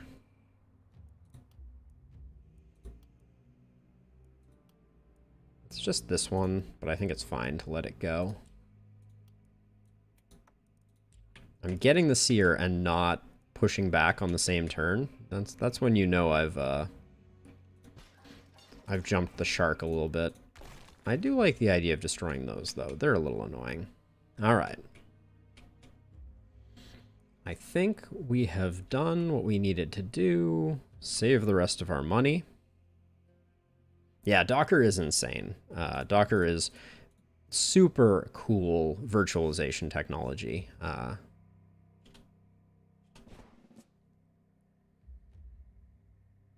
right, and into night 3 we go on a nice casual run. That's a lot of baddies over here. Oh yeah, there's like no one over here on this side. I see. Let's walk one further and...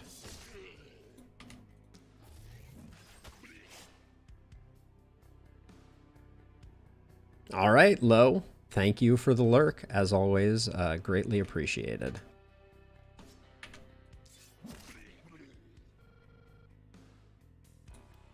Anyway, I can... All right, that's about all I can do, and then I'll have to loop around to get a better shot. This is definitely going to be the quote-unquote hard side, it looks like.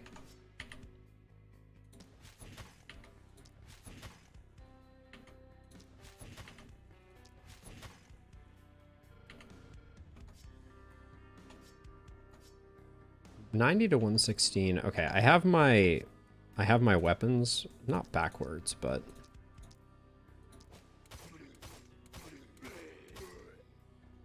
we do have a problem, which is the double wands is not going to be very conducive to putting out a lot of damage.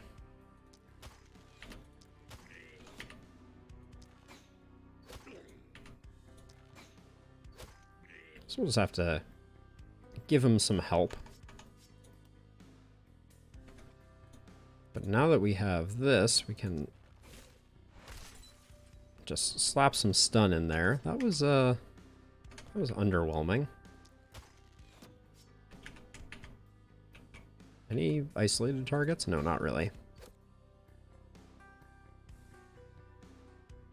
Yeah, so I've never done much C# development. Sorry, I got distracted for a second there, Stakes.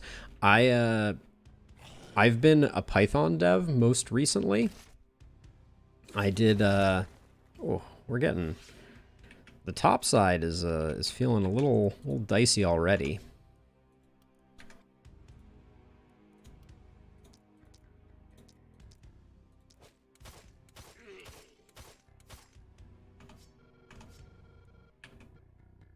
I feel like I'm spending too much mana.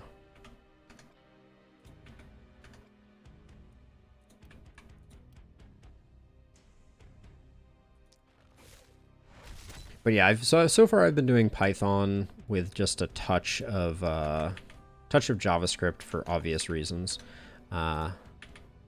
Basically can't exist in this world without a little bit of JavaScript floating around. Seems.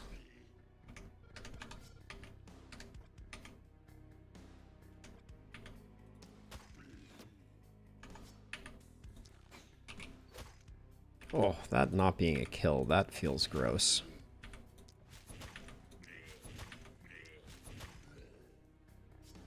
And then I can't help but feel like this side over here is just, oh my gosh, they move so much slower though. It's kind of insane.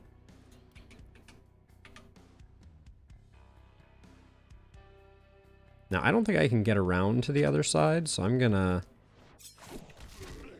clean this out real quick, and then if I move to here,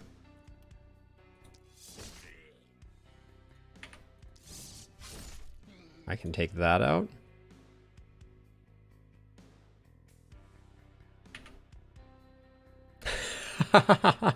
Juan and Stakes, you two could not be more perfectly in sync right there. Well played. Well played.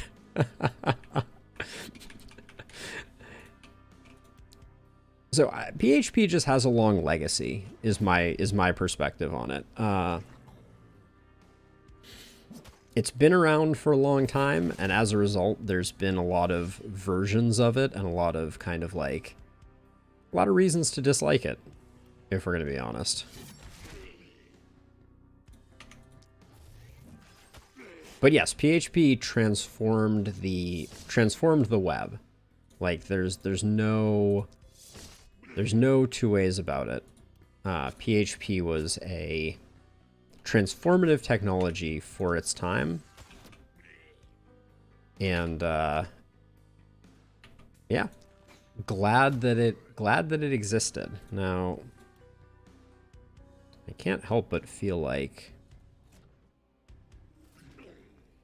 there's more badness than I am pushing back.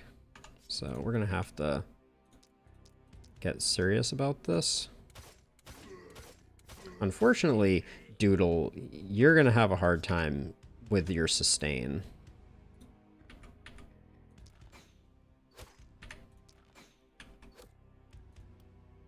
Alright, I thought that would get the kill. I was mistaken.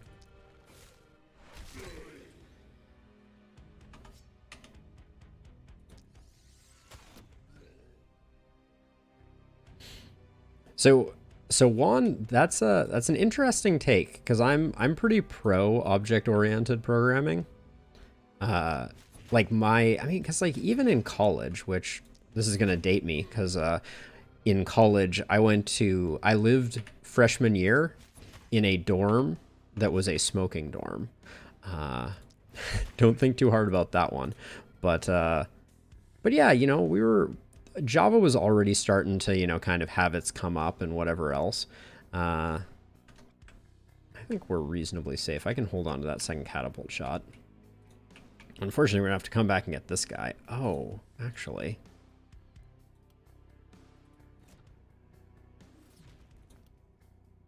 Gonna try and protect my catapult. All right. That may look like a waste, and it probably was.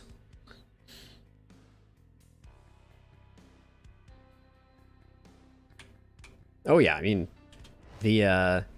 right, we started server side, then we went client side, then we went back to server side. right? React and things like that are all about server-side rendering again now.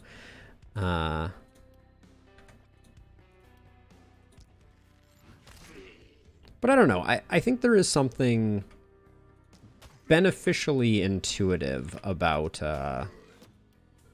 object-oriented programming that I dig.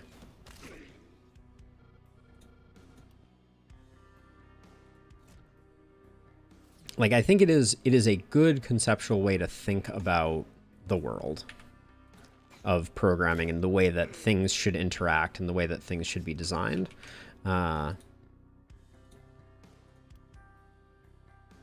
But I understand that that is not a universally held opinion. Man, the breakpoints on... Oh, I used the wrong staff for the multi-hit. Doodle, you're going to be extremely mana bankrupt here by the end of this night. We're probably going to have to buy something. Buy a mana well to help you out. So Flash was... That was one that I dodged, largely. Not saying luckily, but just, you know, I missed the memo on Flash programming. Okay, and then let's do that. Oh, I can't get around here because this thing is in the way. That's so annoying. So I got to do that and that. Augustus is an absolute machine, by the way. Oh, thank you, Doodle. I'm glad that I have not too terribly besmirched your namesake. Gosh, the movement point difference is just insane. But this is also like, we're also getting to a point where I'm getting a little nervous. 1, 2, 3, 4, 5. Oh yeah, because those don't hit nearly hard enough, do they?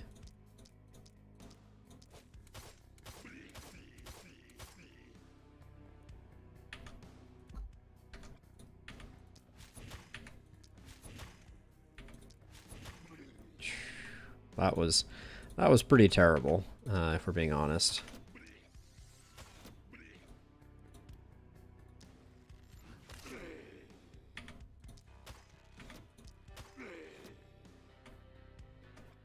I'm worried about this this ballista. I think it's not long for this world.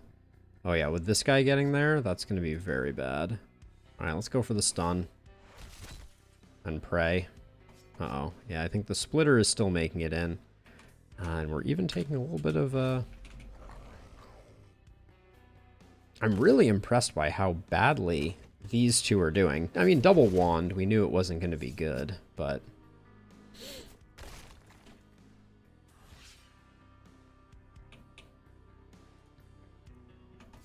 Alright, we're going bankrupt here.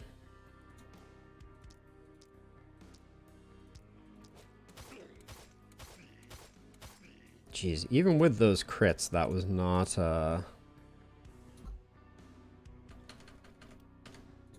even with those crits, that was still a bit underwhelming.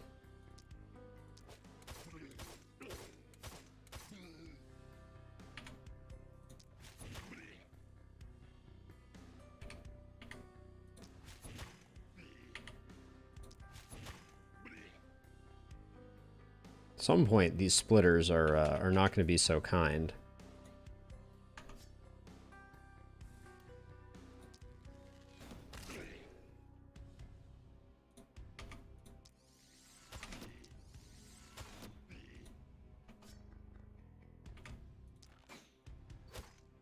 That was a bad action choice there.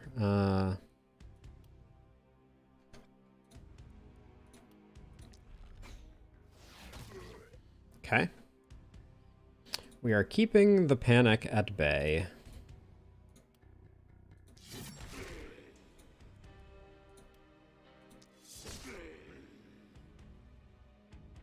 Struggling a little less over here on this side of things.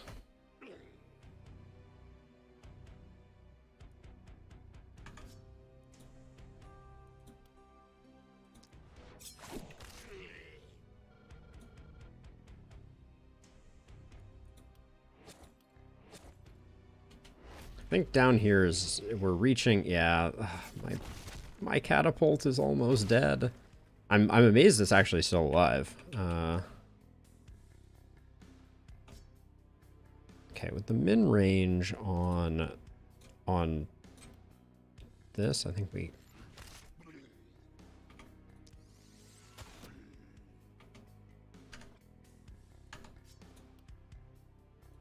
Let's hope that just deletes a lot of them.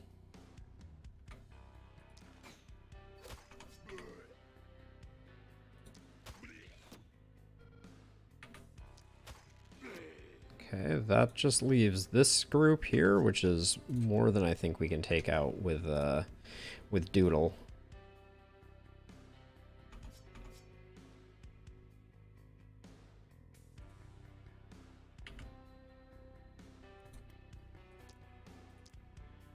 Hold on, I think I'm losing the forest for the trees here. Okay, this is probably good as a starting point.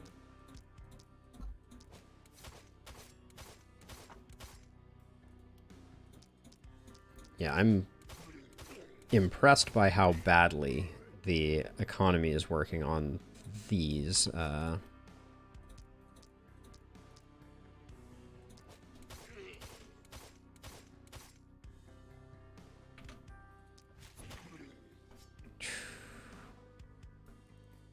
Yikes. Failure.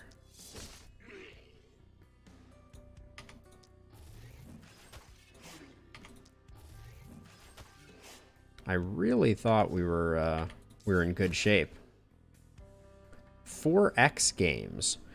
Tell me more, Drowned Aquaman. I don't know that I am familiar with what you're referring to. And we used everything up here, so I think we're just doomed. Wait, we may is. Oh, there. Okay, you're saying there's still a chance. All right.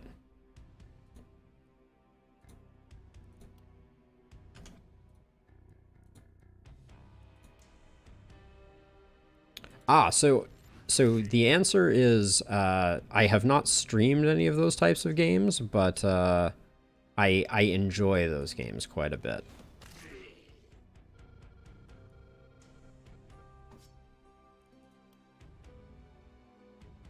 Yeah, I have yet to stream any of those types of games, but I dig them for sure. Okay, and then we're unfortunately just sniping. Okay, let's that dodge hurts.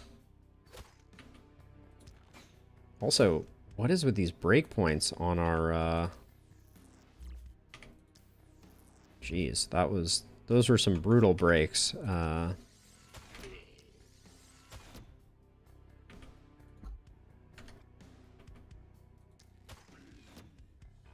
Okay, that is good to know, and certainly certainly not out of the question in the future. Yeah, we can't get over here to help, so we are unfortunately not going to get there.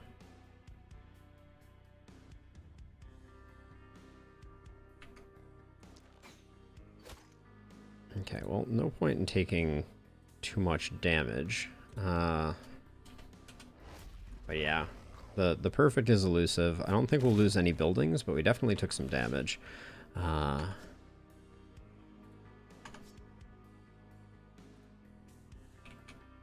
Augustus is going to come take this out.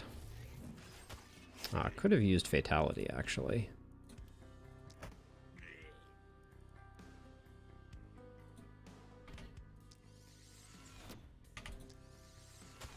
But yeah, I'd like to get into a whole bunch of different games moving forward. The game that I've been eyeing that I may not do on stream, we'll have to wait and see, is Rogue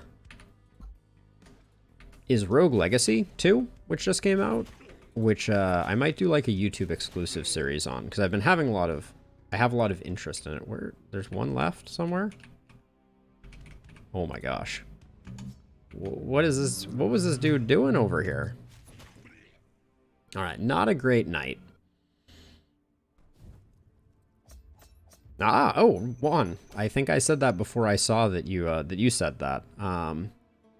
Yes, a lot of people are definitely streaming it right now. But it just looks like a fun game. Looks like a game that I would enjoy tinkering with. All right, we'll start the seer push back. Get our gold.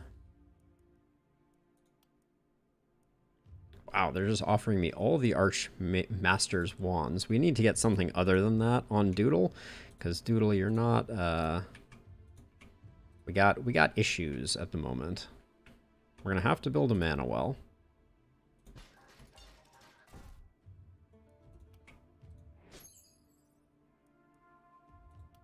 And then I will purchase Benediction, so I don't have to use a second worker to get you sorted.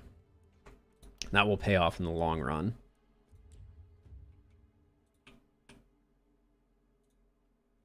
Go here, here, and here. Yeah, I think that would have went a lot better if our stronger character, Augustus, had ended up on the right end of things. Yeah, I have played some Skull One. Skull's awesome. I love the art style, but I played it pretty early in its development, and I think a lot has changed. Let's get ourselves an armor maker.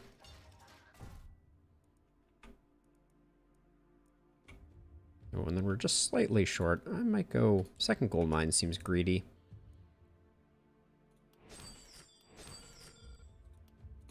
Let's just get ourselves 2 pieces of armor. Warrior's armor looks like the easy choice. Oh, the cultist hood. Once we find a new... Let's see if we can find ourselves a new weapon for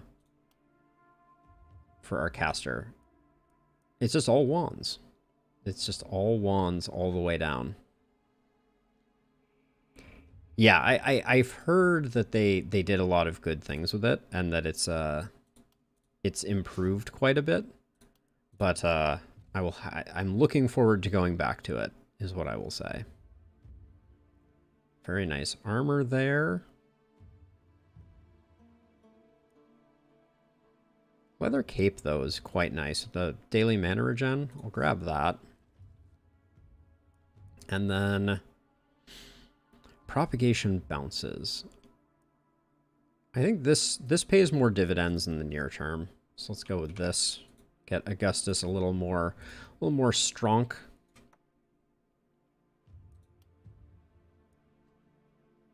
Crit and dodge. I like that crit being nice and high, so we'll put this here, and then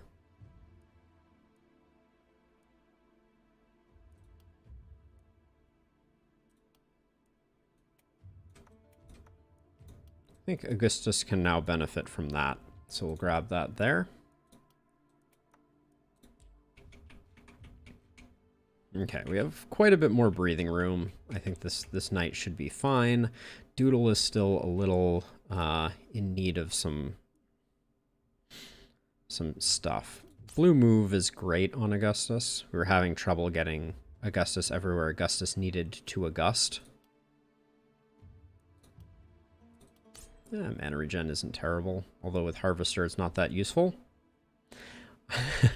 The game made you this way. I'm doing my best to try and create the best version of you in the game.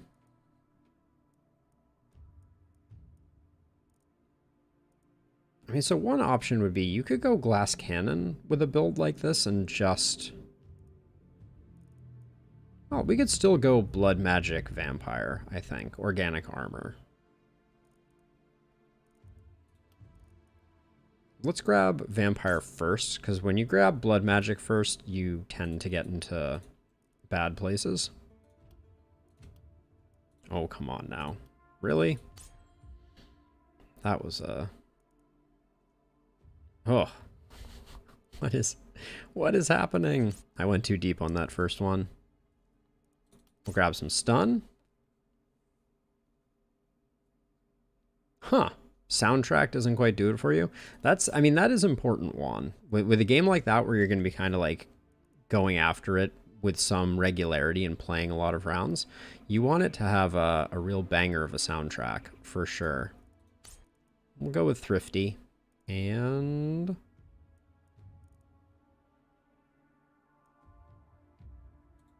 Thrifty and Contamination, I think. Contamination is to get Bully in place. That's the idea. This is the first time we're taking damage on Doodle. Oh, wait. I thought this was Augustus. I just took a bunch of physical damage. That should have been a warning sign. I'll take the isolation.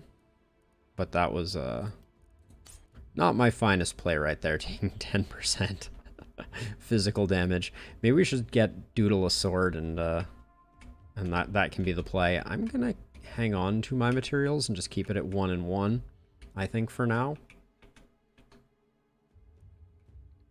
Yeah. Now, did we make any progress on our gold mine? No. All right.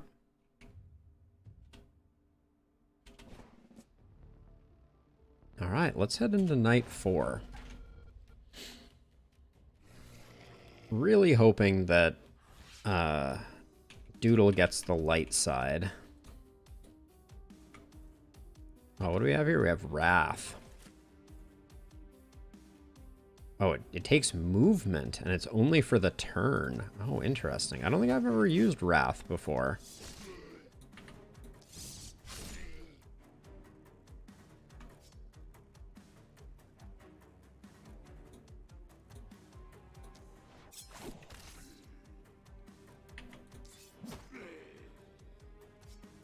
Oh, we no longer have armor. We need to be a little more careful than I think I am currently being.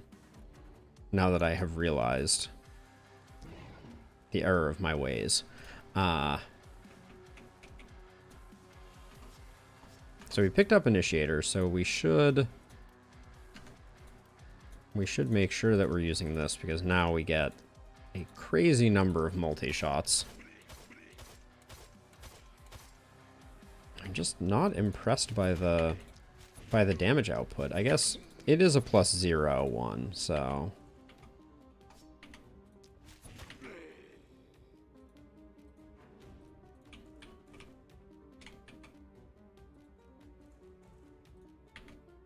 And then for now, I'm gonna go over this away.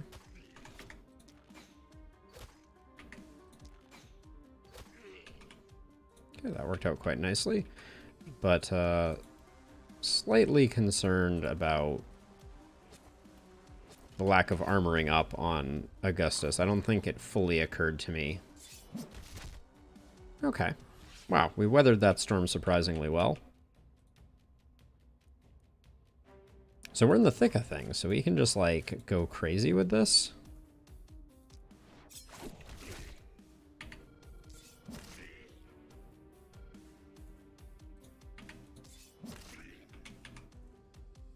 Because we have so much mobility, we can just go to town. Okay. That seems to be working all right.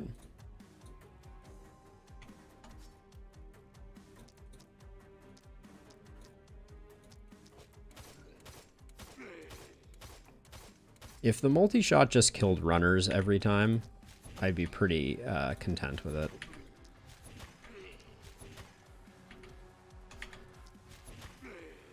Okay. Now we're going to need to transfer over here just because...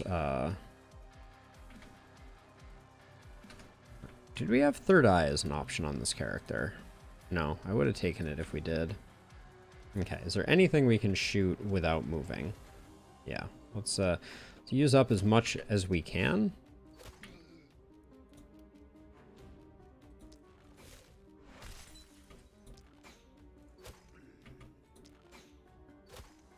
Because we're going to do the transfer. So the idea is get as much as we can, and then we need to get over here because Augustus is doing great work, but the runners are coming in quick.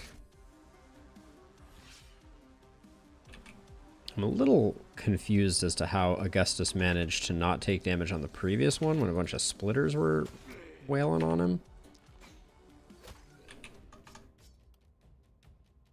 And then this turn took a bunch of damage. Well, not a bunch, but...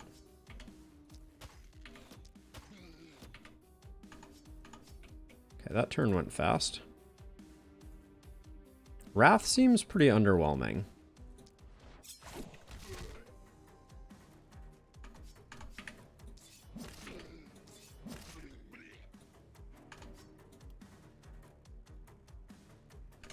I guess I can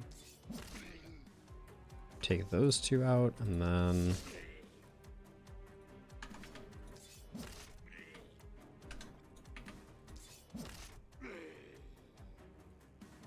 Okay. Good enough, but then over here... Leaving Doodle alone is probably really ill-advised. We haven't quite realized Doodle's full power.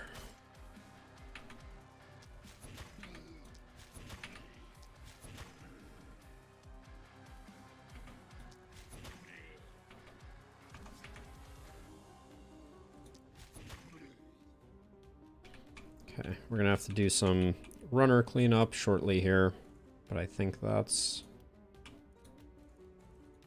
Tuck you into this corner here.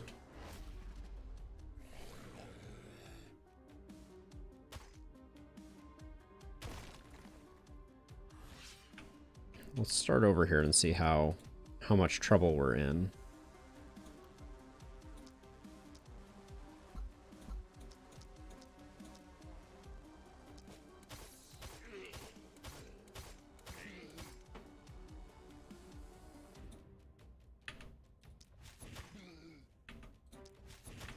That crit was welcome.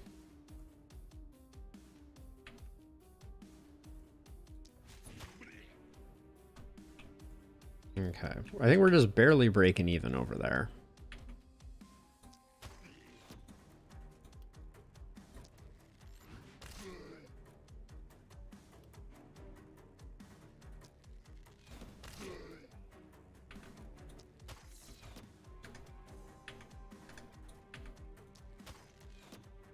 Ooh, crossbow not getting that kill feels bad.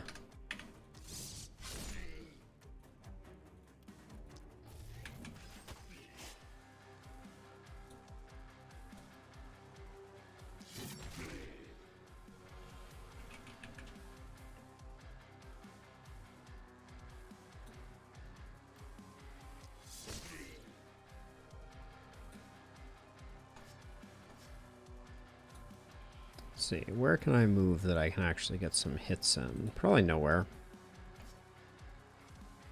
I could toss an axe boomerang out, maybe.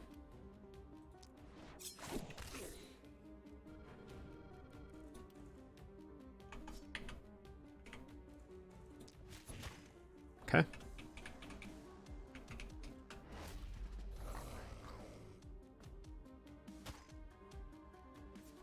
Can't believe that runner did damage through our armor. It's a disgrace.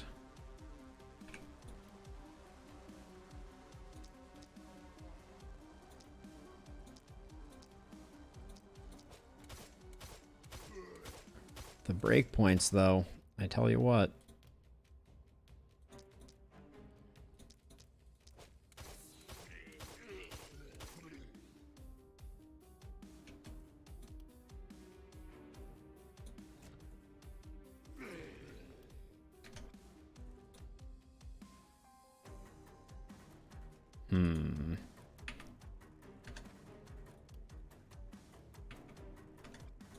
If I take one step forward? Nope.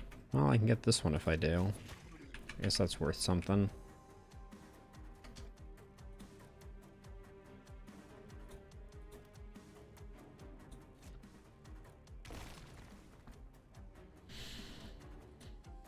Yeah, I'm surprised. I didn't expect mobility to be such a problem for us here. I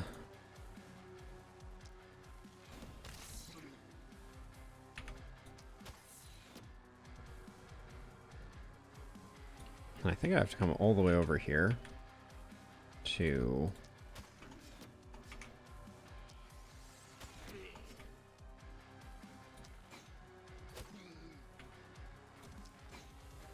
protect the catapult.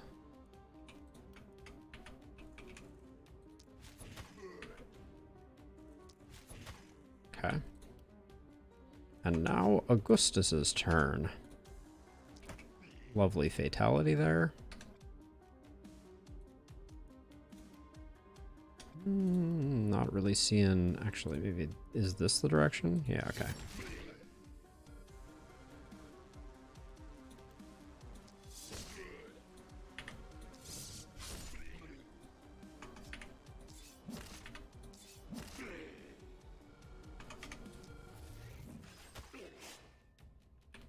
Solid. Yeah, this momentum ability is also pretty sweet, but not on the same tier as our friend the scepter attack. Just gonna see how much of this we can clear out in hopes that Augustus can start soloing, because we're gonna need to provide some support over here.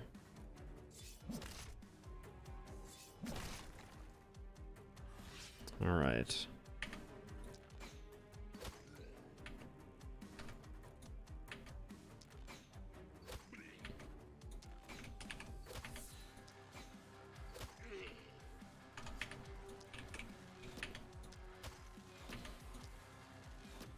Oh my gosh. That was a lot of dodges all at once. So I'm gonna move over to here. And I think we're going to once again...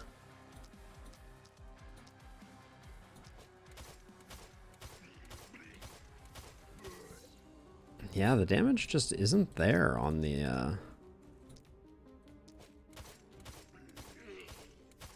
magic missiles. I am learning.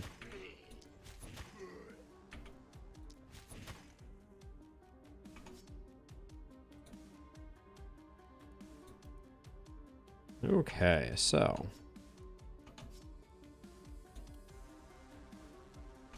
Why would I ever use Axe Boomerang when I can use Sword Blast?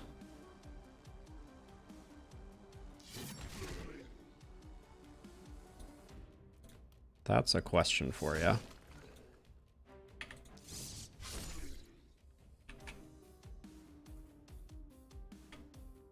We only have one movement point left. So I'm trying to figure out how we get to this elite winged enemy. It's going okay. We did miss a perfect, but it was pretty forgivable, if you ask me.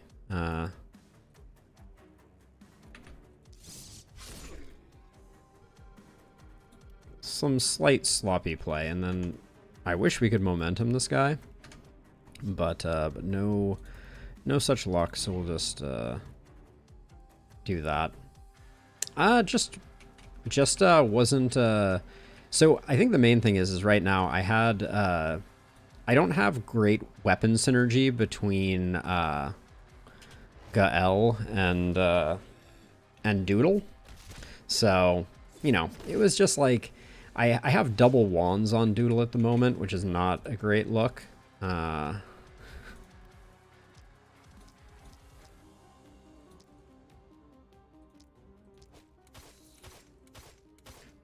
So I just lacked a little bit of power.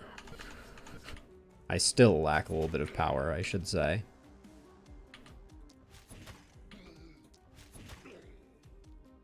+1 multi-shot only on one of them, unfortunately. +1 multi-shot on both would be good, but even then, like, I'm just not, I'm not blown away by the damage output, I gotta say. Not that anyone ever said double wands was the play or anything, but...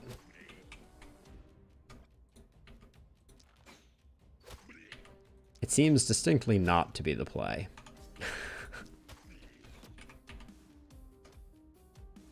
Can I get a shot at you? I think I can. Also, weird accuracy problems, this one. So, I have historically liked Wand. I'm not sure what the major dysfunction that I'm currently facing is. But wow, within fatality range, 18 off lethal. There we go. All right. Now let's just put that in like that, and we'll just move over to here. I think we'll probably be okay, but oh, taking this hit would have not been great.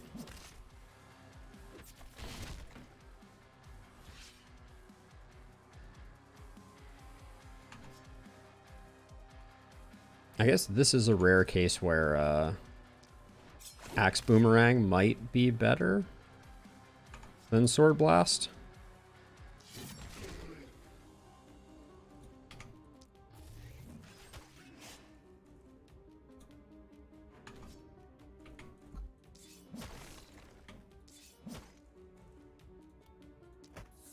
Do love me some fatality. All right.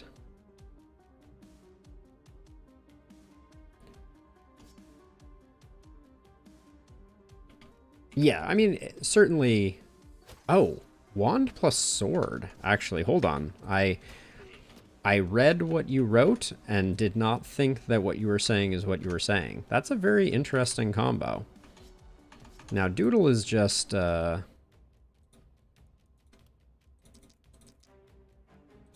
think we're just going to give them each 3. There we go. Oh, on 2 different characters. Okay.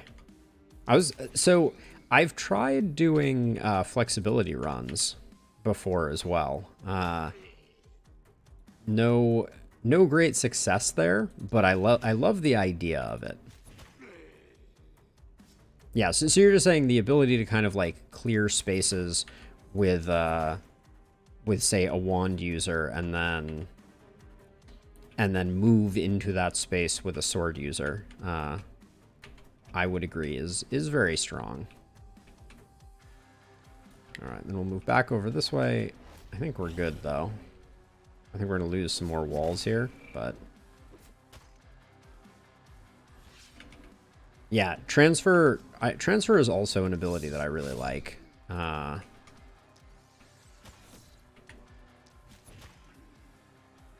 trying to figure out what we need to make Doodle sing, but...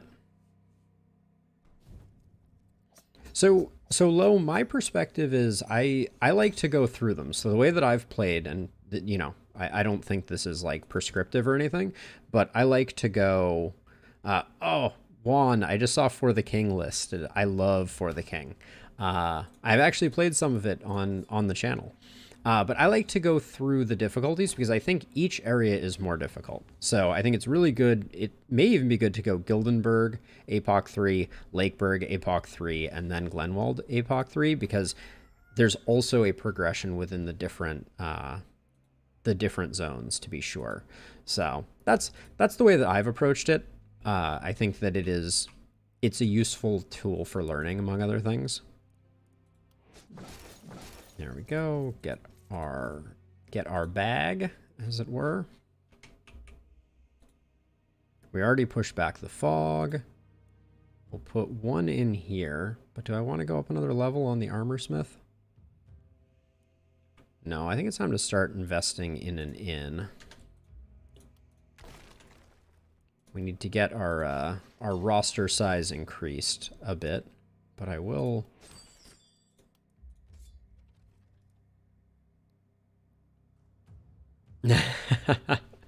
Well, then you just do you, Lo. You just go for it. Ooh, that's a lot of mana regen. Doodle, this might be just what the doctor ordered over here. Because the light armor isn't that great. I think it's pretty comparable to, except worse than the warrior armor we already picked up. So the goat head goes to Doodle.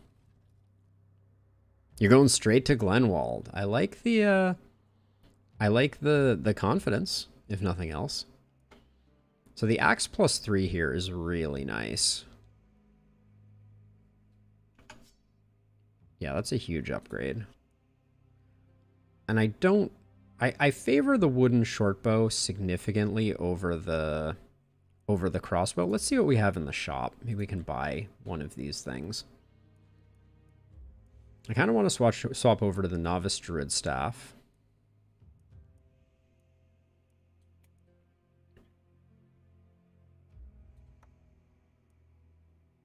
And then I do like a good sledge.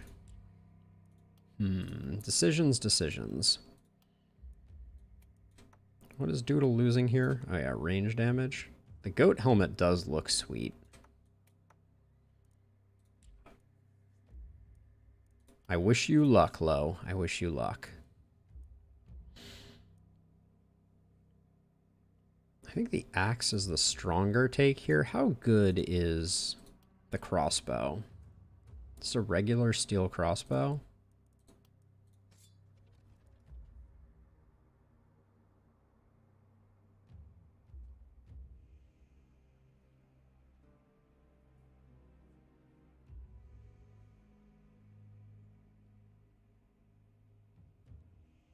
Oh, absolutely. APOC 1 and 2 are big too, but Lo, also, APOC 3, I think now that we've got a strategy for APOC 3, the sensors are a little less bad, but then 4, the increase in cost is big, and then 5, I think, is by far the worst.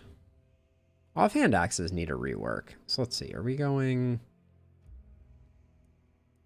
I think I'm going to go with the axe on this one. Hook Augustus up with a little bit of better axe power.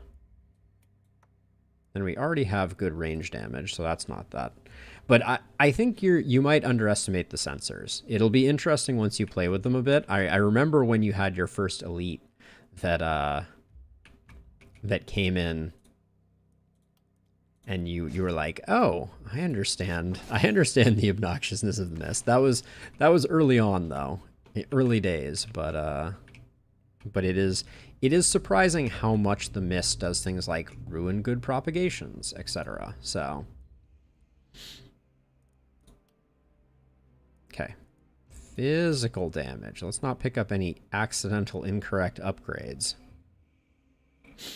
Oh, they're substantially easier now that you fully understand them, but the sensors have a lot more hit points than most of those elites. So, you know, take that for what it is worth. All right, Augustus is going blood magic. Welcome to the Thunderdome. Range damage here is an easy pickup, and then we're already good, so I think accuracy is the play. I always struggle not to take Human Ballista. It's just so good.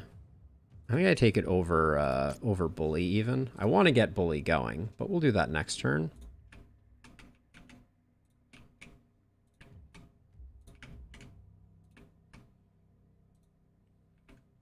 And then I am going to put down 2 catapults.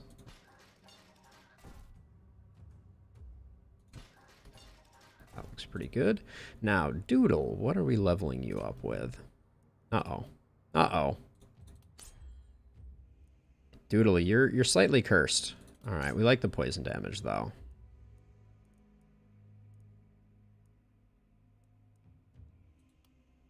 We'll pick up Septic Shock,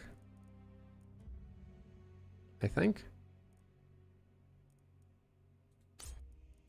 Oh, we didn't save any... I forgot. Doodle's mana situation is bad. So we need to find another easy upgrade on a house. There should be one more super cheapo. There we go. There we go. Keep Doodle fully mana'd up. Then this can all go.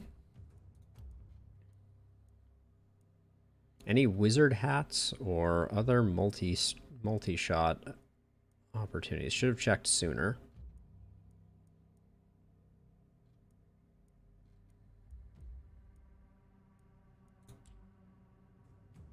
I think we're looking relatively healthy here.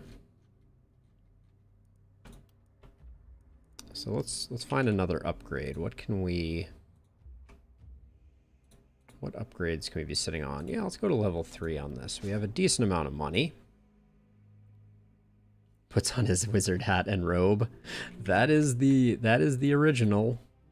The OG. I went back and watched some Strong Bad. Speaking of Flash, some of the old Strong Bad videos, those were pretty awesome as well. All right, I think we're good enough. Into night 5 we go. It's time for the Guardians to come hang out.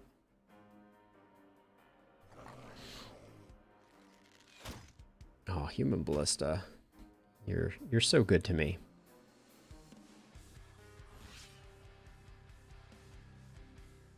Okay, let's see. So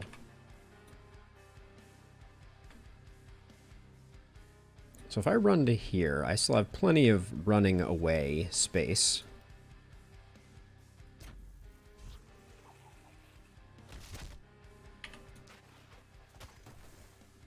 Let those guys not hang around too much. Now, we haven't tripped Initiator, so I can actually still toss some magic missiles out, which isn't bad.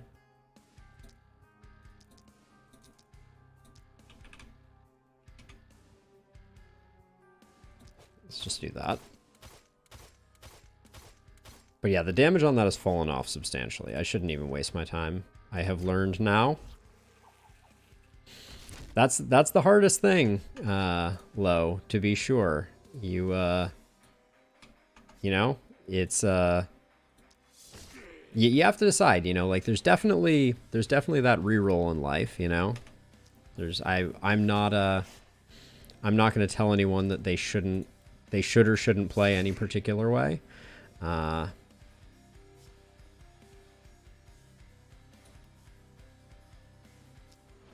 For sure, there's always the temptation to walk away from a particular run. All right, hopefully we don't take too much damage. Let's see.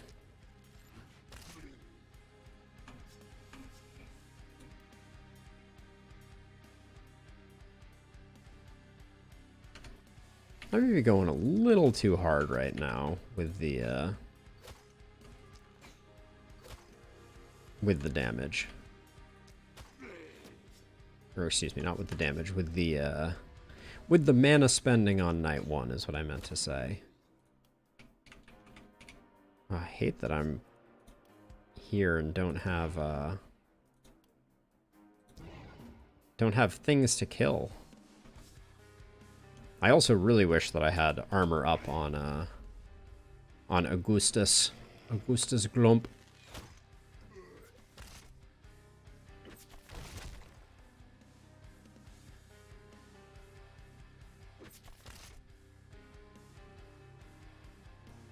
I think we're gonna have a hard time. I think this night is not going to be trivial.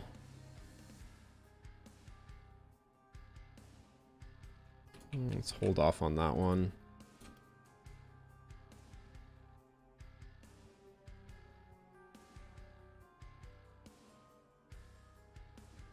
First round of the night, go to the main menu. What does that do? Better starting positions to my dudes. Wait, I think I'm very confused. I think you're talking about some type of sorcery that I'm very interested in, but do not understand at all.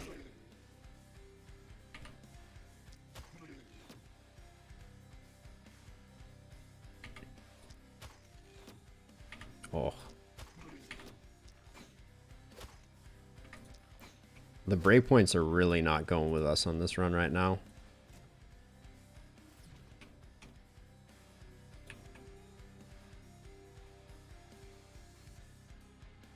You can't save it in the night.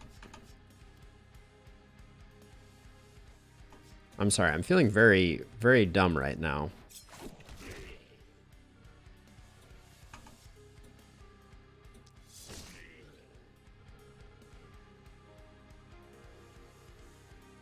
Let's see. I think you're talking about something that I'm going to be, once I know it, I'm going to be like, this is brilliant, but I just am not picking it up.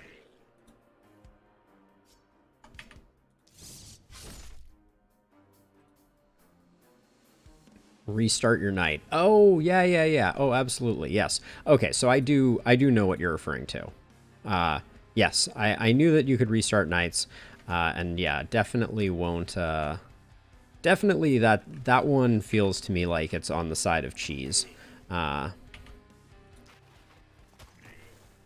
certainly understand the allure. I'm not knocking it, but yeah. Yep, I try to play the game from start to finish the way it is was kind of like envisioned, which definitely does not afford me certain advantages like ending up in the right place. Oh yeah, I mean, that would be hugely beneficial, right? I totally get the advantage. Juan, you know, like, so I will say I've used that trick a couple of times. You may see it in some of my YouTube videos, but I only use it if I completely brain fart and set up my people on a side where things aren't coming. Any cheese gamers in chat? A little bit of column A, a little bit of column B, but yeah, especially when I'm pushing, I don't want the asterisks on ooh. All right, we have to be a little careful with our melee.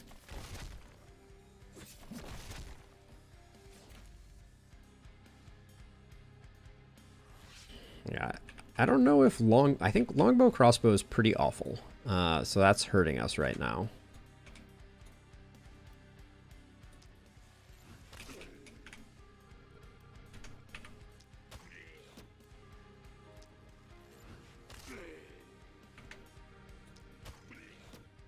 But I think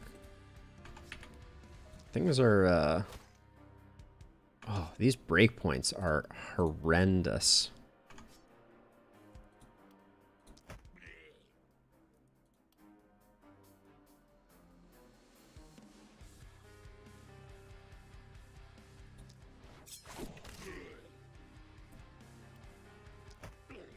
I don't like the way our hit points are just kind of like pinging back and forth, but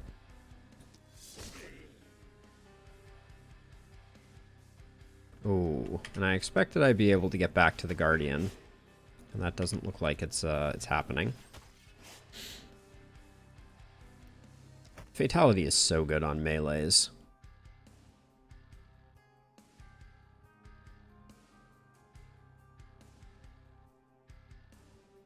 Yeah. So certainly, like, spawn locations is makes a huge difference, right? You can have a really good or a really bad turn based entirely on if you ended up in a good position relative to the enemies. So I acknowledge that, and I expect that it is something that over time they will probably fix, would be my guess. Because it has that, like, aspect to it that I would call cheese. You know, like, if the game wanted you to know exactly where the enemies were coming from, it would just give you very precise indicators, is kind of my 2 cents on the matter. You know, clearly the game design is designed to have variance within the confines of what an attack from a side looks like. And so, you know, I generally am of the opinion that that variance is something that I should kind of embrace and find ways to well, so but low, I mean, if you were to go back in my VODs, you would absolutely find runs that were lost due to bad alignment, right? Like, you would find runs without a shadow of a doubt that that could have turned out much better, but did not, because, you know, I didn't know where the enemies were coming from. And I think that that's an important part of the difficulty of the game. Like, I don't want to take that away from the game because I think that it's a legit facet of the difficulty of the game in my book. Now, how do we get you anywhere where you can be effective? Oh, this is tricky. I don't think we do. Oh, we have a wand, though, so we can hit you with a transfer, potentially. Yeah, that helps. Because we're sitting on so many action points right now, unfortunately.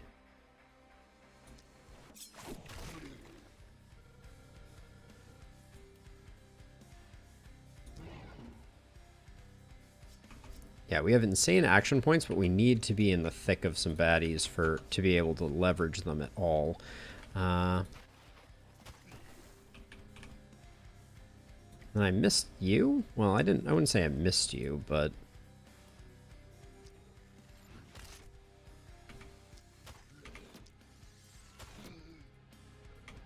too far.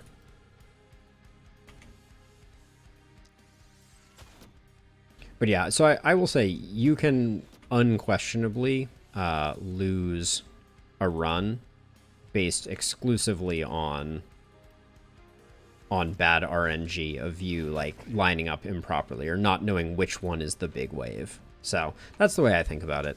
Which, I don't prescribe. People can play the game whatever way they see fit. I just generally think that the first night positioning can be hugely beneficial to a run. You can really have a much better start just from that little change. Let's see.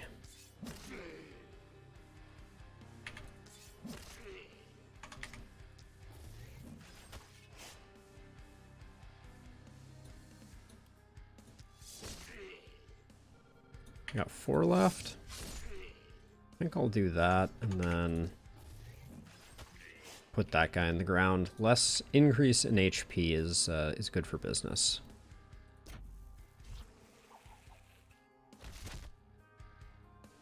Yeah, I mean, no criticism, but like, you think it's intentional. So that's an interesting one to me. What leads you to believe that they intentionally want you to be able to start nights over? Because that's what it provides, right? But yes, oh, absolutely. No, I'm not arguing against it. I'm just curious, like, because everything that I've heard from the developers so far, like, when they talk about the game and things like that, they're just like rabidly about everything to make things more difficult. That's like their that's all they seem to care about, which I also think is its own kind of problematic. But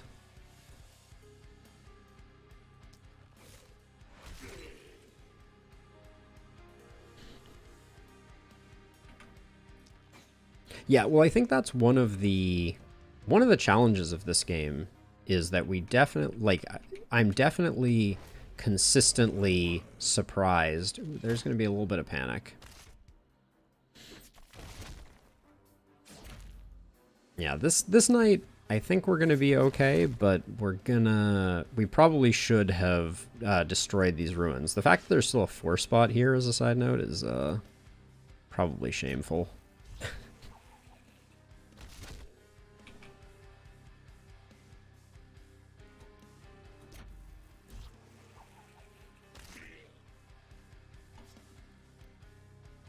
Really should have used this first.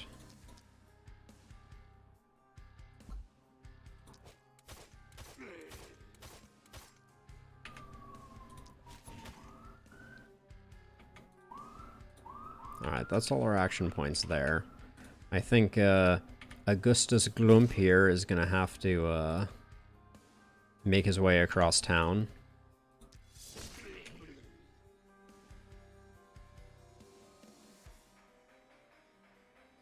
So I wouldn't be surprised if the future holds that that exact thing, an actual Iron Man type of setup, but I think it saves mainly because as far as games go, there are few things I think that ruin people's experience more than a crash causing causing like a lost saved game or something like that, right? So the save, I think, is, from my perspective, and I'm not the developer either, but the save is primarily because if they didn't, they'd have people rioting in the streets because of lost save games or lost games. Oh no, does this guy have like 1,000 hit points? Yes, he does.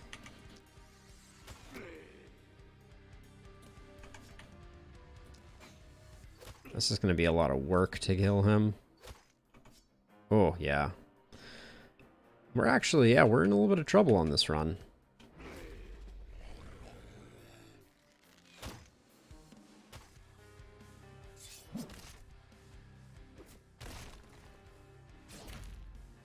Yeah, so I think I already answered that low, but just looking back at the messages, since I don't think I saw it, the save after every round is just because of crashes, I think. Any type of early access, you don't want people losing their runs due to bugs in the game, because it makes people upset.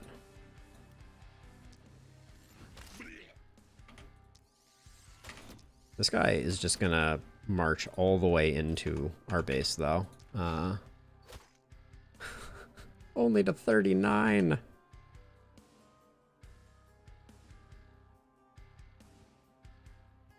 Yes, but that's also why most people who play XCOM, at least in my experience, who play XCOM Iron Man still play what's called Honest Man, because the occasional crash is a problem.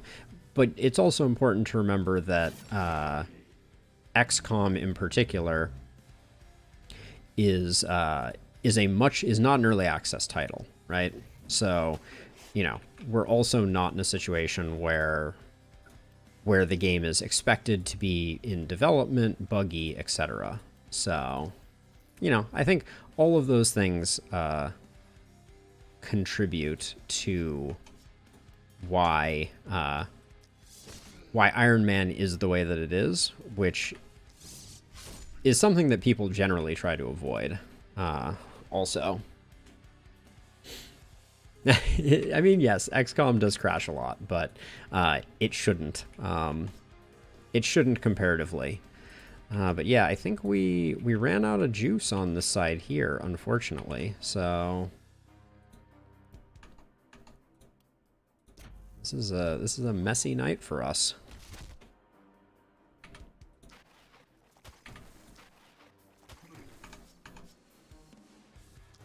Anytime you're rooting things that are already causing panic, you know you're having a bad time.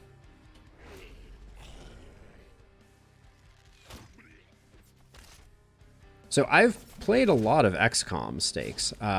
There's a couple different XCOM varietals that I would be interested in playing potentially. The thing that I have always wanted to play, which I've never played on any type of stream or played particularly well, is XCOM Long War mod. Is like my all-time favorite. But I would be very interested in playing XCOM on stream. I have not, but I would be very interested in it. It's not currently on the list. So I like the original. So here's my 2 cents on XCOM varieties. And this night is not going well, but it goes to show you, even the lower APOCs can be rough. So I like the mechs from the original XCOM. I think it's kind of they're far more interesting than kind of like whatever the mechs were from from XCOM 2, right? They had like the robot things. I don't remember what their deal was, but yeah, I didn't particularly care for them. Yeah, that is my stance too. Best one was the original. Let's see, and then doesn't really matter. We're just taking all the panic, so might as well embrace it. Is there a Guardian in the mix here? Oh well, there's this guy.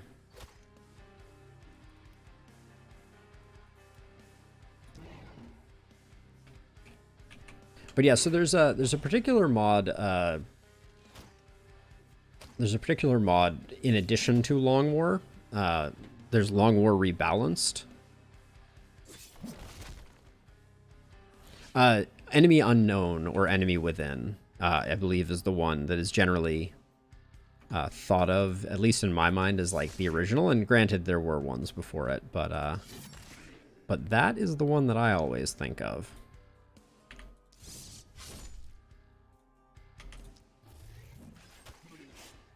All right, at least we got that guy dead. He was going to make a mess. All right, we did use up all your points, so that's good. The 1990s original. Yeah, that's the... I feel like that's old school XCOM. That's the... If you're going to gatekeep XCOM, that's the one that you go for.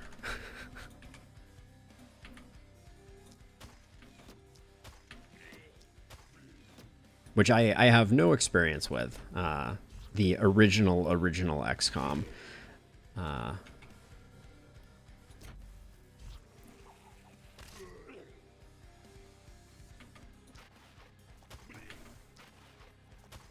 So this night did not go well, obviously. Is it good? I'm certainly certainly curious about it. Is that where I should start, maybe?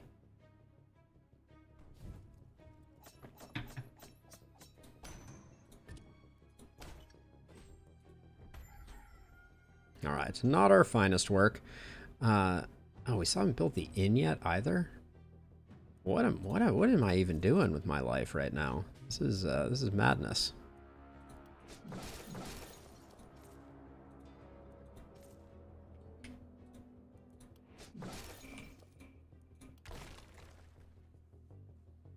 We got runners again. Runners on lower difficulty aren't nearly as bad, though.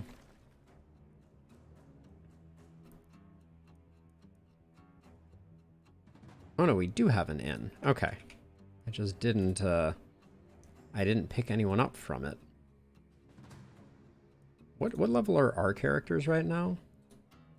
They're all level 7. Okay, so we may re-roll the inn to see if we can come up with a higher level character, unless one of these is really...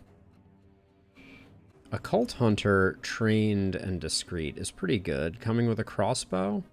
We have to switch up our ranged some, but let's not spend a bunch of money rolling for things.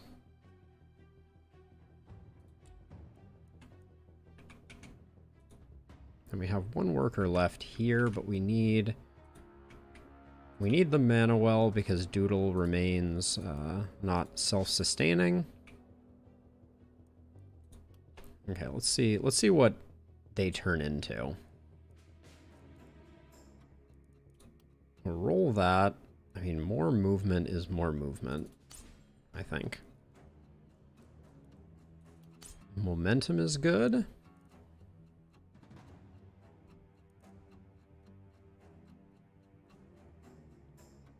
So the armor becomes, yeah, I think we go organic tank here. I wish we had bodybuilder on Augustus, but still interesting. Just haven't been getting the hookup on anything here. Let's grab Bully.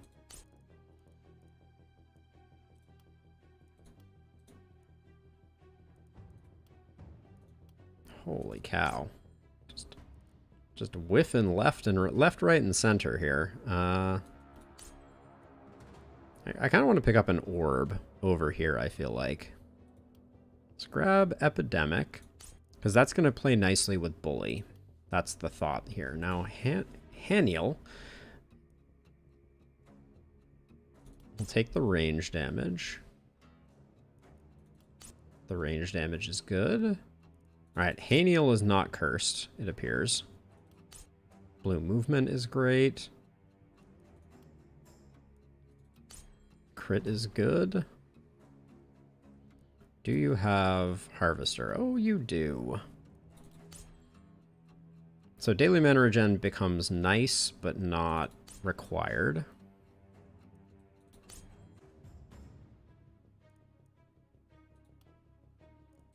Skill range is lovely. Pick up a little bit of isolation. All right, Harvester is a go.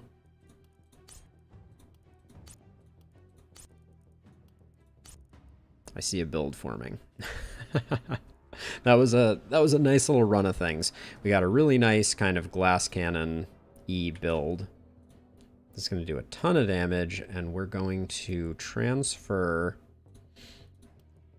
your longbow, which has been doing kind of middling work for us, over to here. And then we'll find a new ranged weapon. Oh, maybe the better longbow. Oh yeah, the better. This is actually a good longbow for us.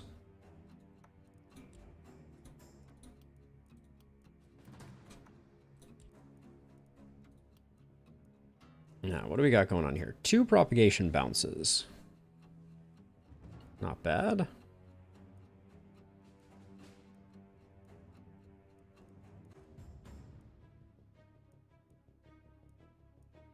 One propagation bounce. Do we go in big on propagation bounces? For Doodle's benefit? We really need a magic orb for Doodle.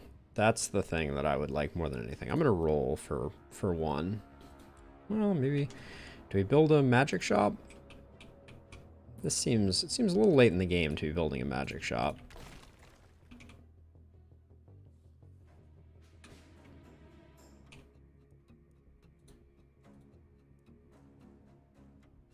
I'm going to go to the next level, I think, on this.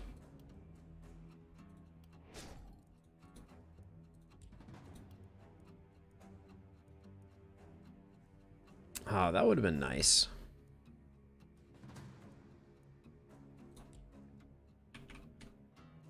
So, okay, so I want you and you together on one side, and you two on the other side. Okay.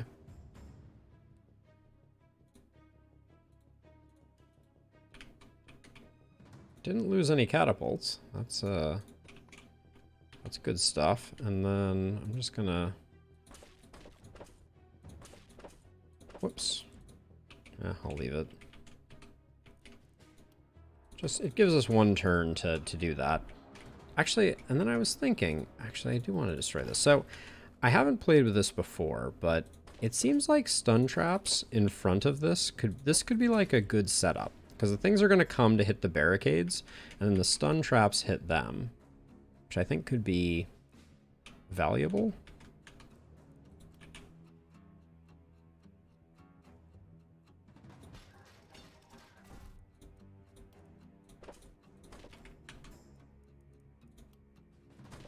Hopefully they don't get that close, though. We don't need them that close to us. All right.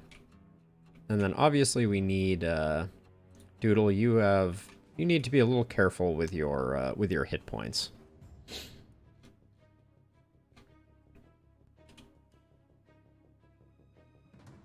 Oh, yeah, we have a free building ability. Haven't used Benediction yet. Okie dokie. I don't know about this setup.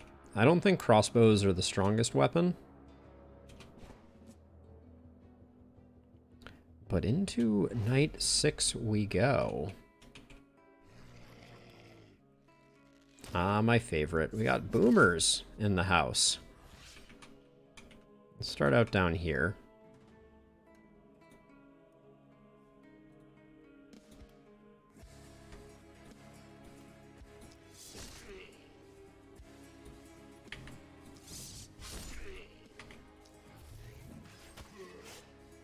Oh.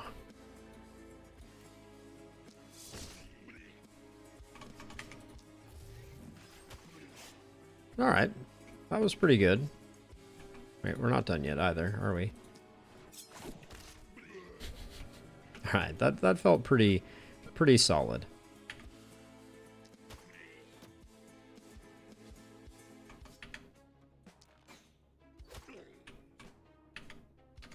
Now, we don't have too many isolated targets, so we're not quite at the point where we can kind of like set them up, knock them down type of thing. But this will be a start. And then over here,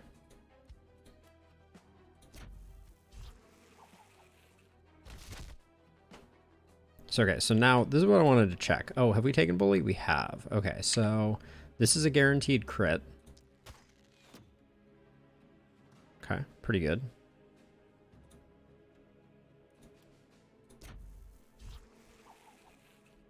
So because we have contagion and poison, we're going to be generating a lot of like free crits, is my thought.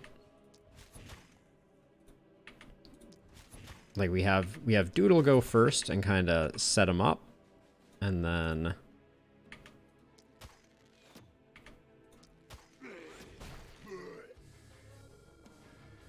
Doodle can do the rest. Or excuse me, Galliel can do the rest. Oh, you're so annoying.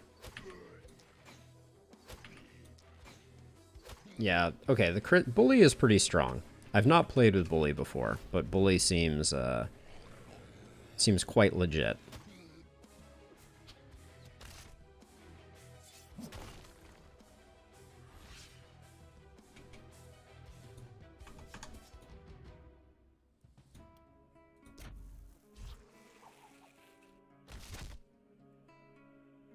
Not exactly the way I wanted that to propagate, but we're also going to see how long we last with my spending habits here.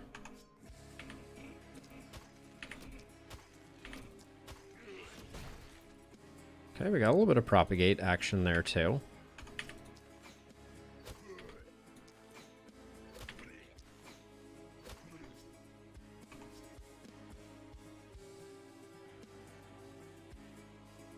I do not know. Let's check that.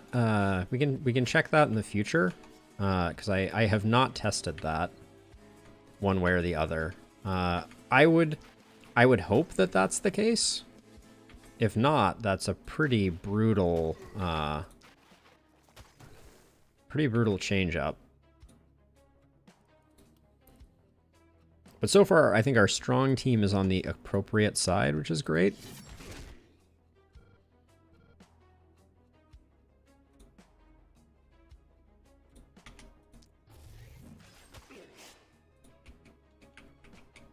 Now I think I'm actually going to do like a full side swap here.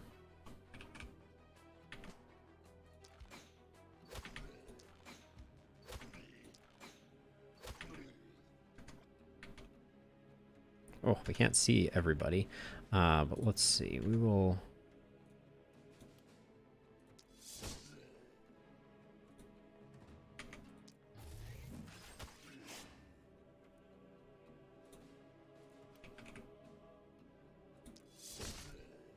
Okay, so that gives us more isolated targets to build our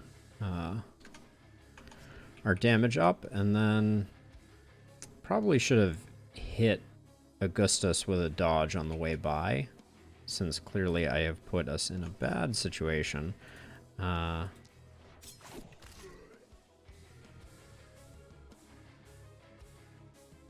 Yeah, we may have actually done Augustus dirty. Only time will tell. If another boomer comes in from the side, that's probably not going to be great.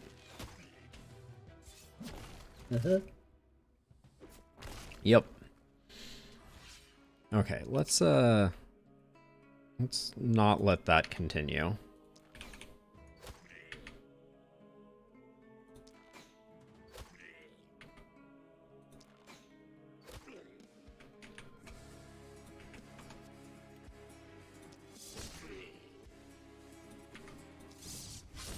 So we're gonna have to take a minute to just do some light healing, I feel like. That would be a wise move, I think.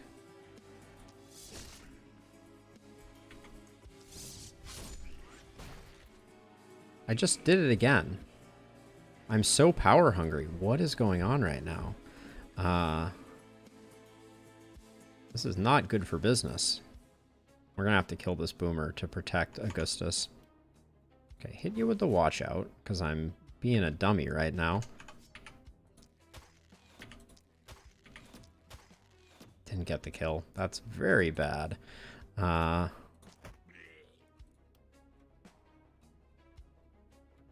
Playing too fast and loose, not paying attention. All right.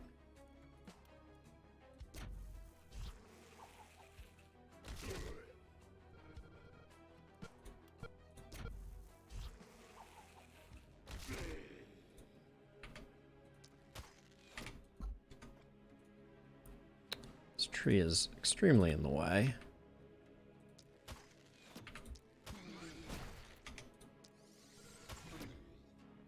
Okay, let's find someone who does not have an auto crit. Should have done this sooner, but let's see. Shows the isolation damage. So I don't think... Oh, we can't even see that one. Let's see. So this is Opportunism, Isolationism, Perk, Resistance, Final Damage. Yeah, so the perk line in the lower right... Oh, I'm in the way. Hold on. In the lower right, it says perks minus 3449. Yeah, that's the tell of the minus 4 crits, and it is only for crits. Now we know. Now I'm going to run back like this because... Oh, wait, I have catapults. This may be...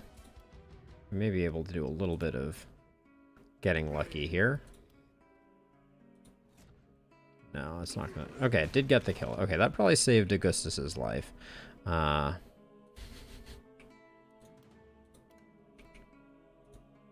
not proud of having to use those catapult shots, but...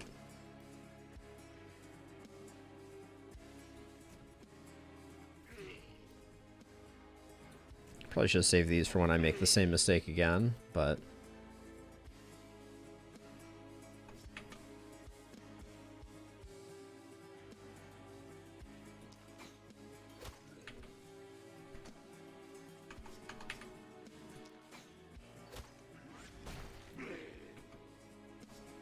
We can also do some...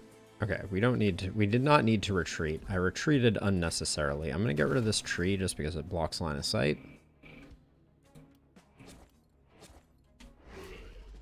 But yeah, you do have to be careful. You don't want to get too near the border because boomers come in fast and furious.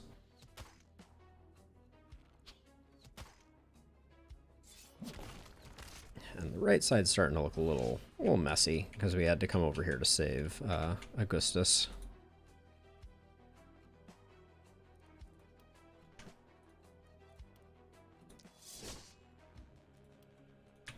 Fatality is just so good.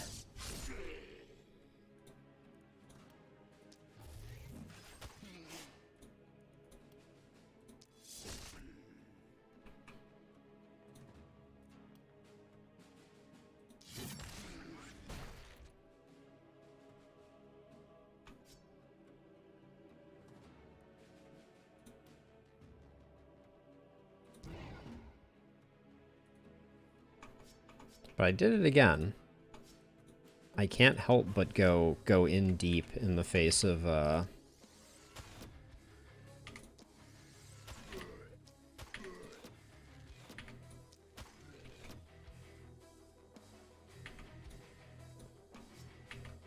I go in deep when I really should just be playing more conservatively.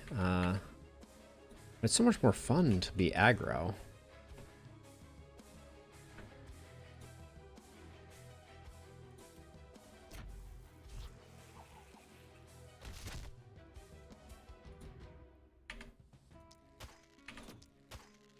They still aren't hitting that hard. That would be my one complaint.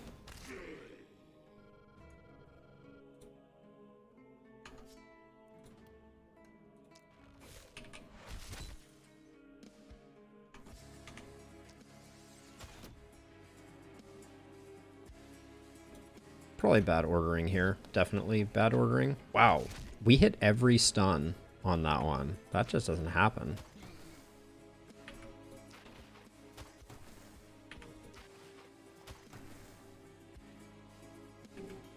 Okay. So we debuffed this guy's oh, okay. He did not move next to us, so now we just have to be careful about how we engage.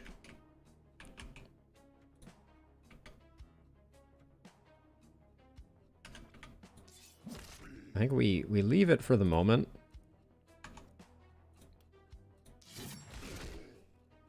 Is that a net positive for us?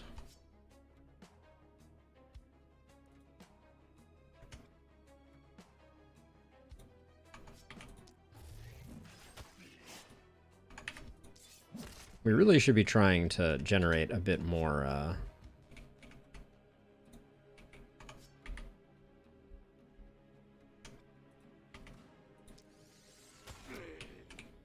bit more HP.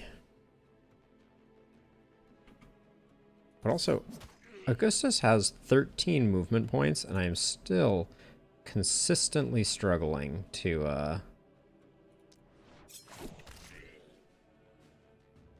get him moved sufficiently. Let's see. I think we use... That was horse hockey. 3 left.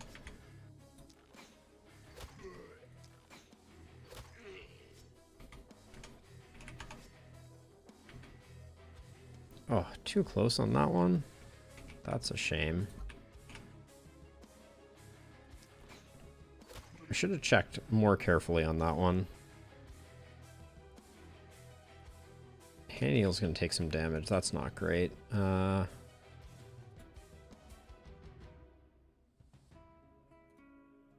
just don't want the propagate going this way. That's why I'm getting rid of that.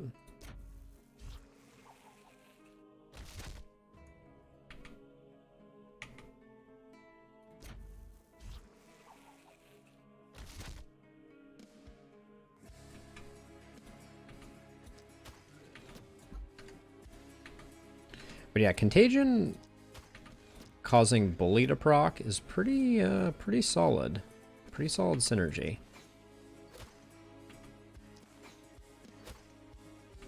Because even though the crits are smaller, they're still doing work for sure. Now I'm a little concerned about the other side, so I'm gonna actually leave. I'm gonna have Doodle transfer, I think. It's a little risky. It might be a little early for that, but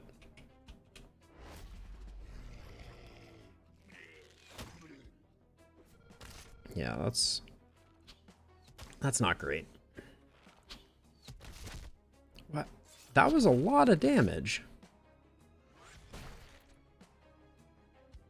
Why did that guy just blow up? That was weird. This is a lot of damage we just took on Augustus.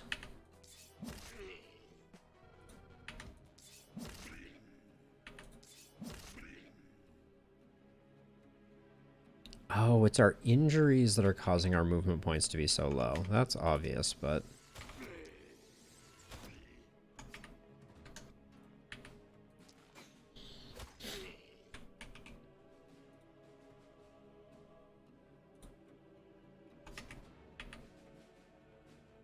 It's a 2,000 hit point elite boomer.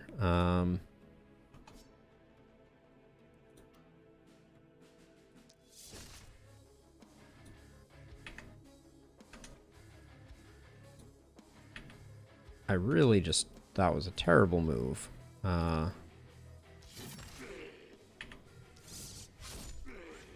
Not punished, but not great. With 100 armor to boot. Really?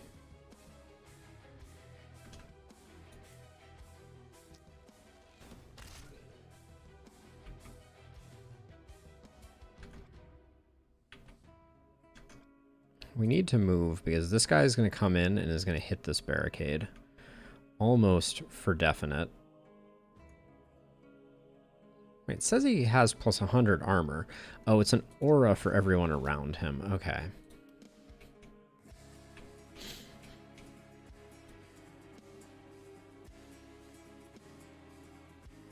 I feel like things are under control here, and I feel like we really need some help down here. So I think Doodle's going to keep doing the work over here.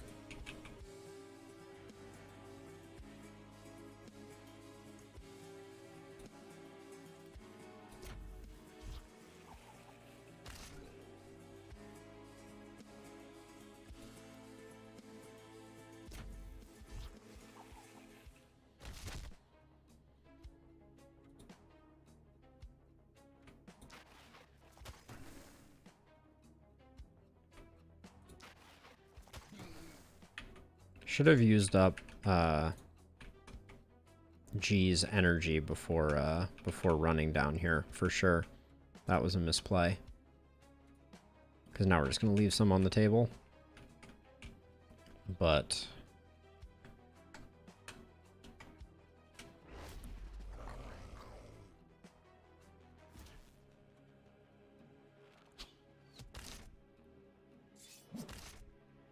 oh my gosh, why are we taking so much damage now? This is actually kind of insane.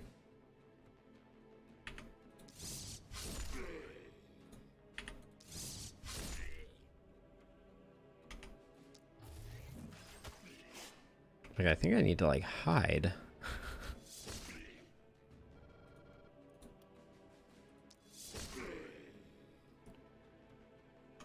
Okay, well, at least we got everything used up there.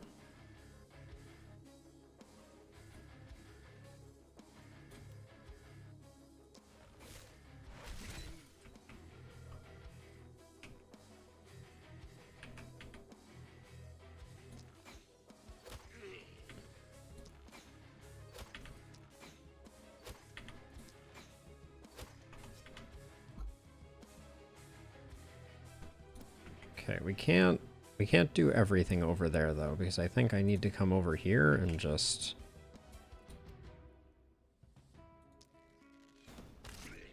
clean house.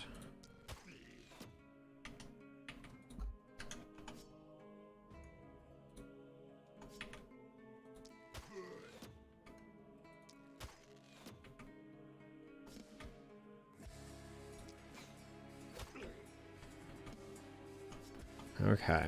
Well, I'm glad I transferred, because I think we're going to have a really nasty time.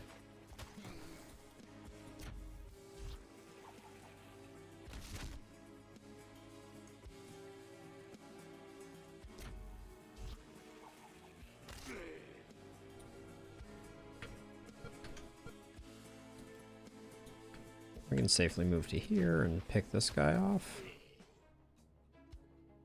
Alright, Doodle's starting to do work.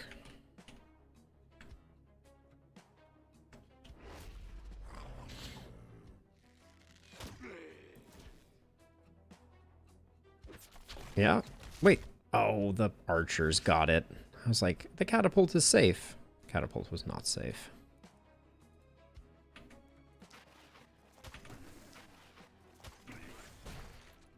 Doodle, you just, you're just rocking it over here.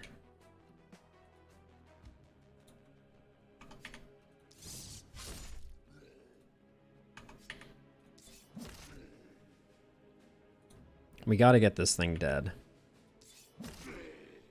This turn. So I'm just gonna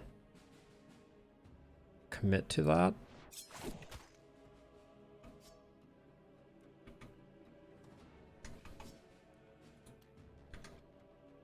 think that's all we can do. Now...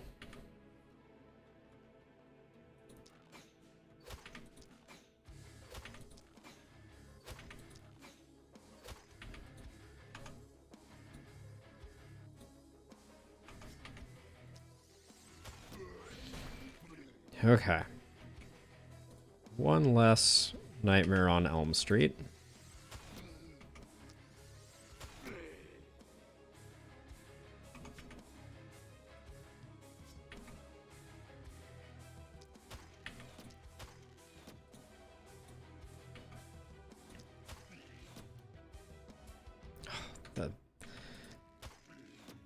That son of a gun.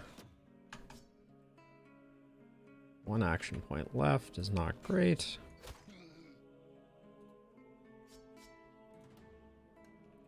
Doodle's over here like, I have spare action points. Oh no. Can you really not move? Are you about to get blown up on the final turn of the... Yep.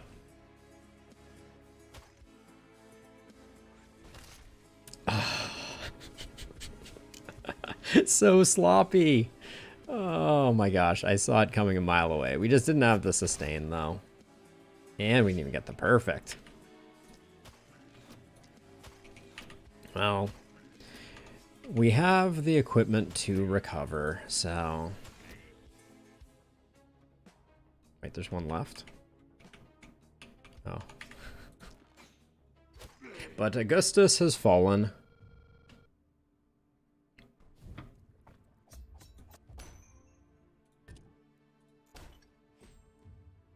Just a hair past.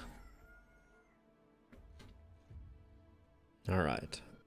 The folks are expendable, though. Although, spending money to replace people is not a great look.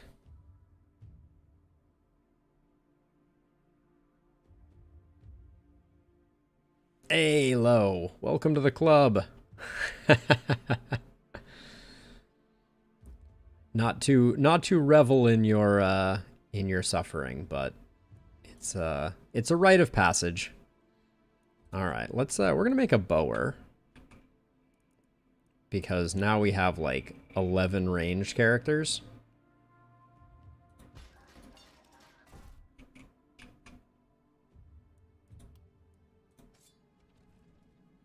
Oh my gosh. Well, you hand me... Oh my gosh, whoa. Something very large just drove by.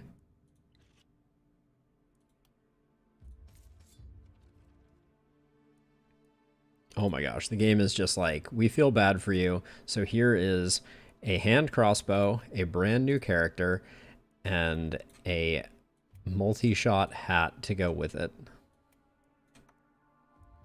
We'll save this stuff for some future character. I do think that not having armor up was a bit of an oopsie daisies. I think the main team hammer is nice, but we're looking for multi-shot. We're looking for all kinds of things. Wooden hand crossbow 3. All right, we still have 7, so let's do that. We have Calanthe, who is our hand crossbow wizard. Oh yeah, we haven't put into the gold mine yet, have we?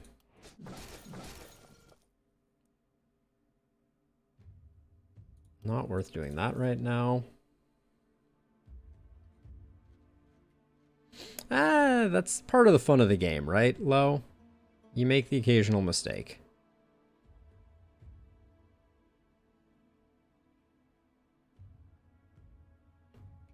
The dodges are brutal. They are indeed.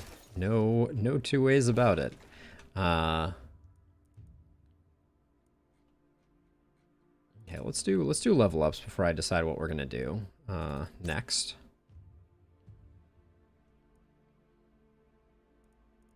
Do we want... I think we want 10% more isolation. And then Hex is not that interesting. I mean, Hex is kind of interesting if we're going for a stun build. Whenever a critical hit is landed, restore 2 mana at the end of the hero's turn up to 20 mana. That's tempting as well. I think Mana Collector is going to be... Well, we're doing really well with Harvester, though.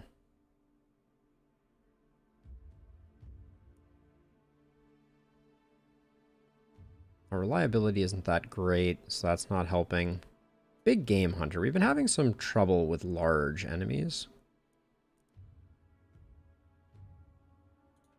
I just feel like everything resists stuns later on, so it becomes a lot less useful. But let's go for Hex. I've never built a Hex build before. Doodle gets that big magic damage bump.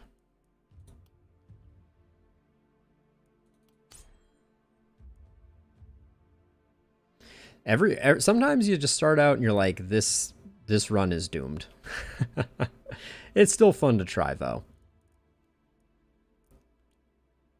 We have 20% crit. But let's grab Crit Master.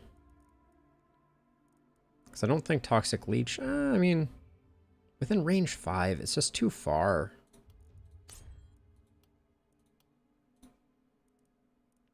These weapons are a sad state of affairs, to be sure. Haniel's getting that crit going. And that crit power, I think. And then Crit Master. Alright, Calanthe. All our hopes rest on you. No pressure, though. We'll pick up range damage, that's easy. Crit. Ranged. Roll it.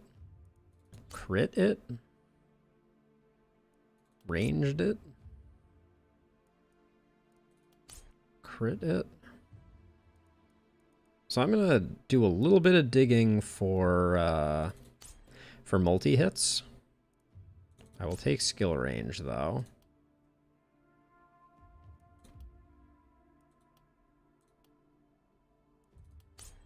Went a little too deep, though, on that one, probably.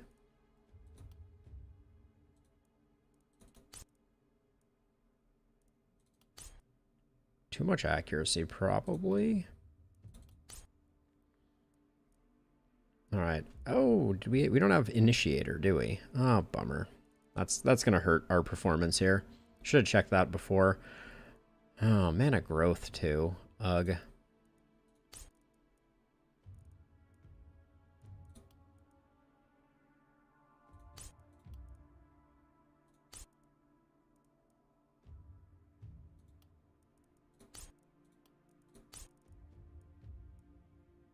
One more. It's got to be Human Ballista, I think. Our damage, plus damage isn't that high. Maybe we go Volatile. Even though I don't think we have any extra bounces. Except maybe one from the item. Okay, we're getting it from these two sides. So let's dip into the goodies. Even though our configuration did not work before, I want to give it another go. It was the archer's fault.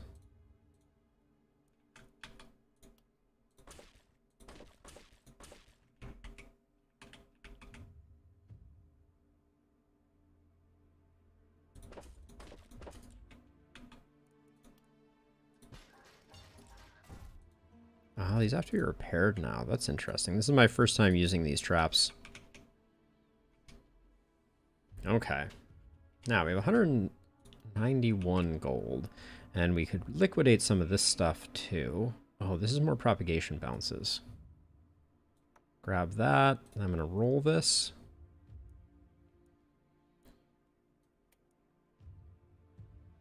I should probably pick up some cheap stuff.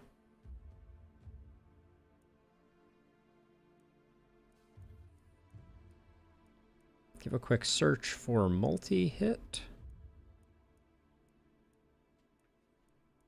Yeah, I think just some improved weapons, because we have some like level 1 weapons that are just not hitting like at all at this point. That's an upgrade. This was a rather minor upgrade. That one probably wasn't worth. Oh yeah, and you already have that, but propagation bounces is also good here.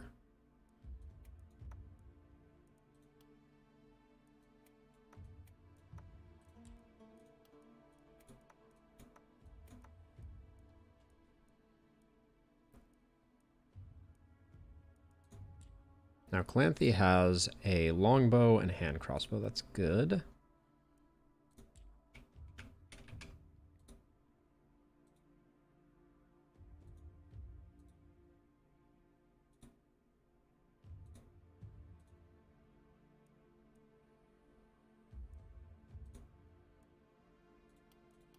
Just grab that upgrade. And then for where people are going to be for this attack,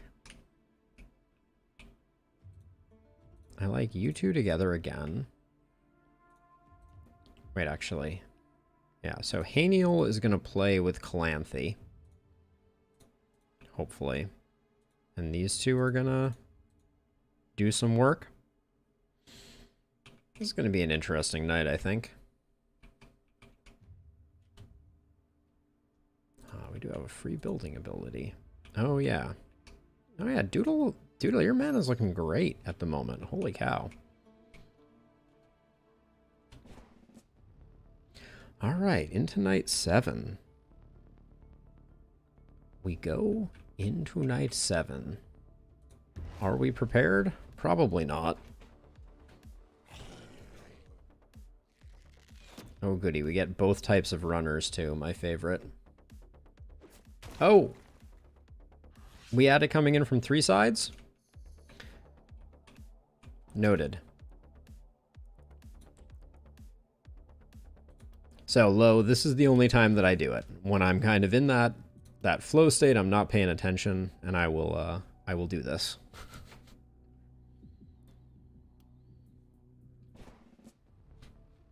Because, okay, we have to totally change up our game plan here. It's going to be, Calanthe, your first night's going to be a rough night, to say the least. Wow, this is a 3-sided night? This is brutal.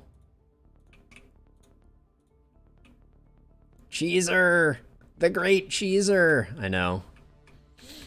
It's the only time I do it. I'm actually shocked, though, that we're getting it from 3 angles. Also, is any of this gear not trash? No, not. I mean, the pants are probably better than some pants we're wearing. Yeah, Doodle can wear those pants. But yeah, really, we're gonna have 3 sides tonight. You're not gonna do well on your own. This is gonna be bad, I think.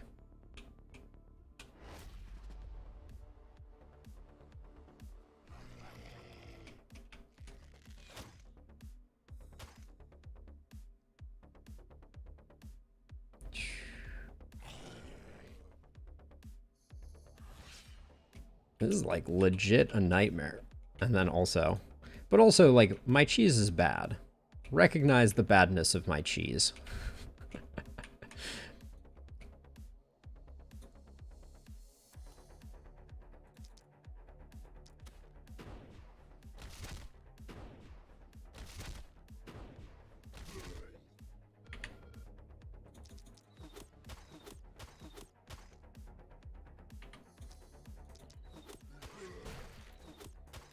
Also, this elite splitter back here, it's got some hit points on it.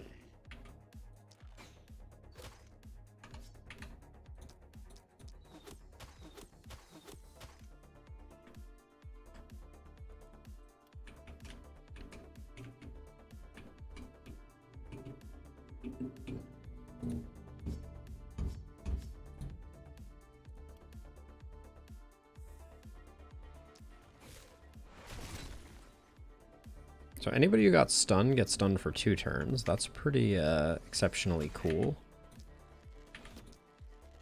These claws having 29% dodge is just stupid. Let the record show. That was 4 dodges in a row. That was my whole turn. gone to that ridiculousness. And we're one movement point off from being able to get anything here. Alright. I see how it is, game. We won't bother with that right now. But these two are going to have a bad time.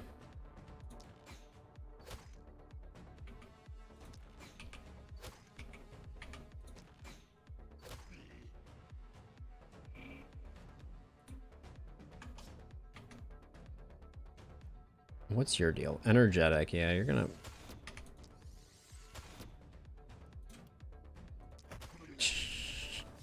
Punching an elite to death. For fun and profit.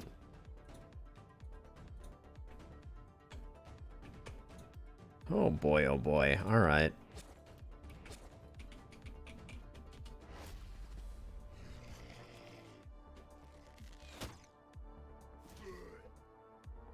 The ordering on that was wrong. The thing ran up, got murdered by the trap, and then... Well, this is as good as it gets right there. I'll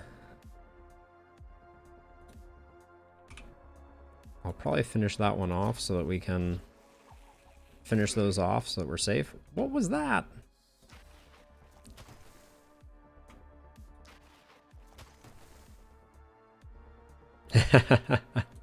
Welcome to the jungle, Lo.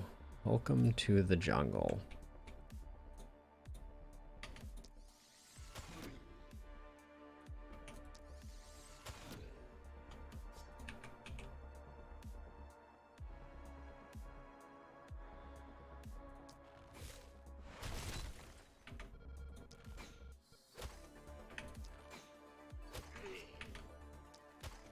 Oh, I didn't notice this little dude here.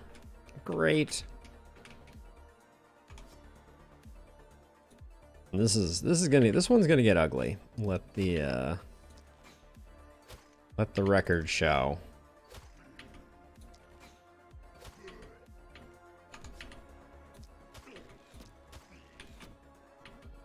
This night composition, like I've had it plenty of times before, it is truly horrendous. Because the runners come in so fast. The dodgy runners just are like the worst things that you can run into. And yeah, it's gonna be a party. Okay.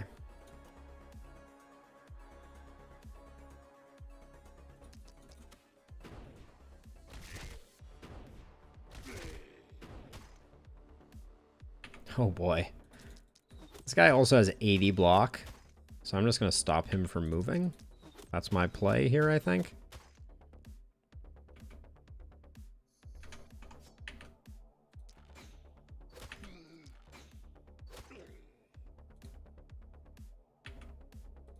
Oh, I had third eye. I didn't need to move back.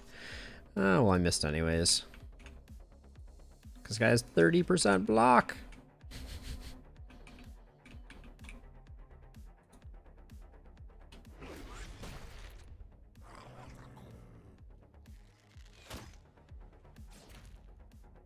We're just going to get run right by. Okay, I should use that catapult before it gets destroyed. Which is going to happen in about 2 seconds.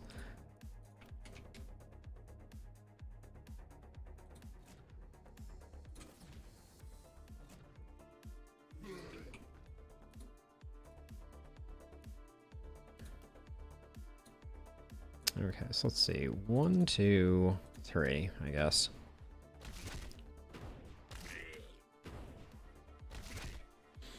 Don't think we've had enough time for this hand crossbow to develop in a way that is going to work for us. Also, get out of here. Oh my gosh.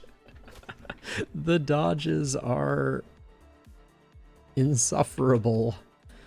All right, maybe we can use...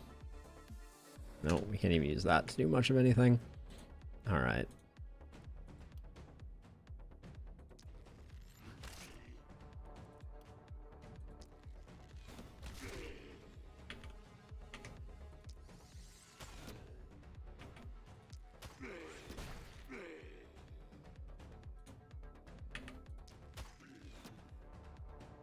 Okay.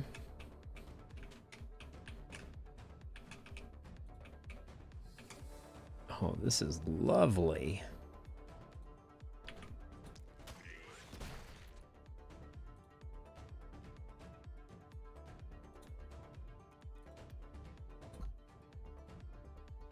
Oh my gosh, this is nightmare. This is nightmare fuel, because this thing is in the way, so I can't. The line of sight, Guardians block line of sight, so that's fun.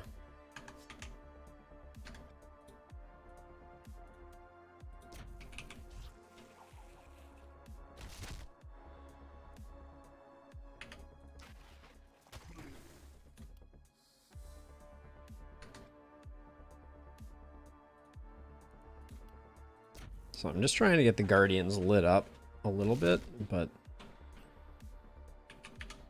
to not much avail. I took so much accuracy too. I want the record to show.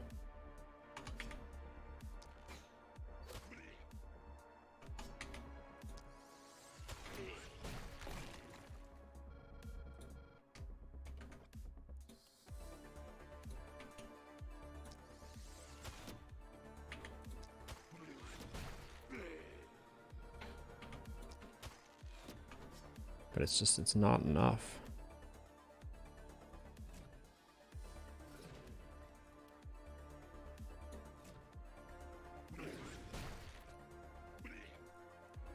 Well, we left it all on the table.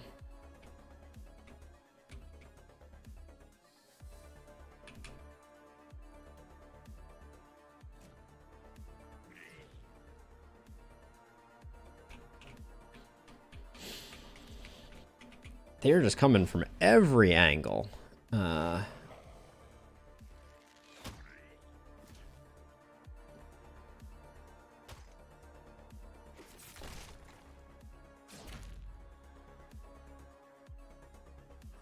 I do feel like certain turn turn 7s in Glenwald are just unwinnable.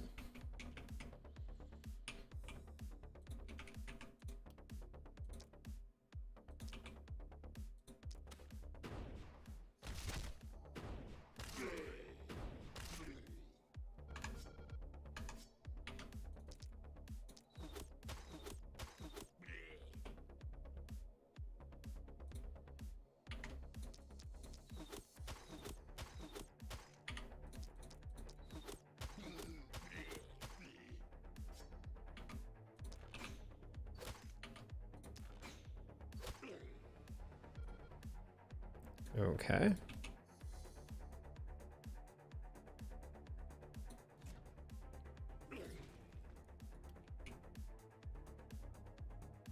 I'll save that other one, I think.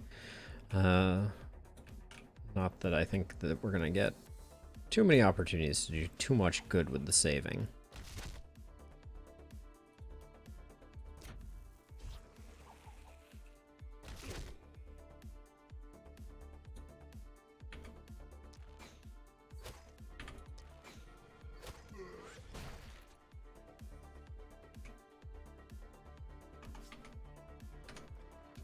Let's see, I think.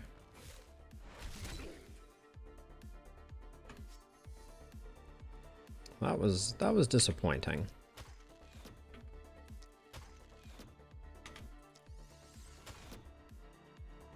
Okay, we'll hold off on that one.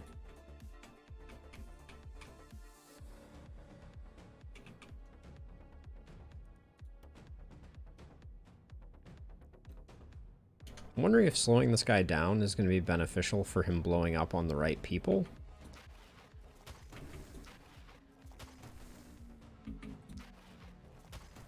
Probably should have put some damage in on this guy. And then this isn't going to do us any good anywhere else. Forget it. Okay, that was wildly ineffective. Oh boy, this is...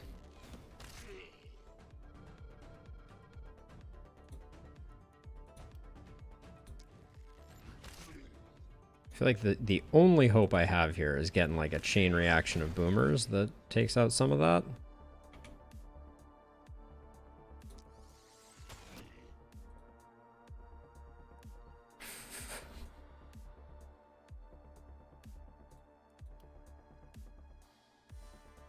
Hmm.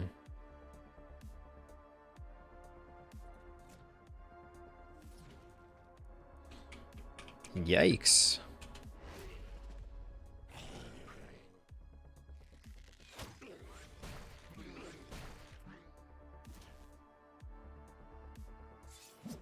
No, that's going to be the end of that one. Wowza.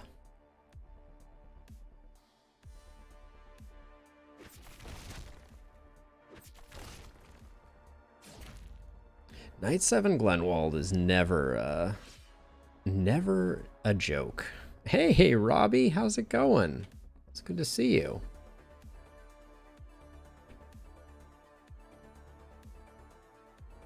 You like this club? I mean, it's certainly fun. I truly enjoy the decimation that that this brings. So I'm not complaining. But these crawlers with like 30% dodge, it's just a little brutal. Okay, you're dead, so this is not going very well. Yeah, I think we're in trouble. I'm doing well. Not in this run in particular. In this run, I would describe myself as doing very poorly, but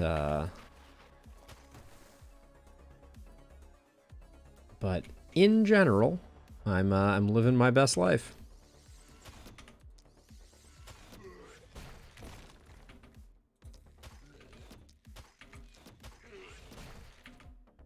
I gotta say, Galel is not doing too badly.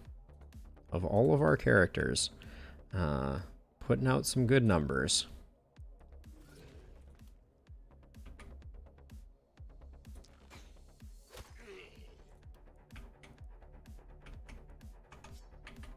I have not used this wand since I got the druid staff, but yeah, we're in a bit of a sticky wicket. Oh my gosh, look at those runners.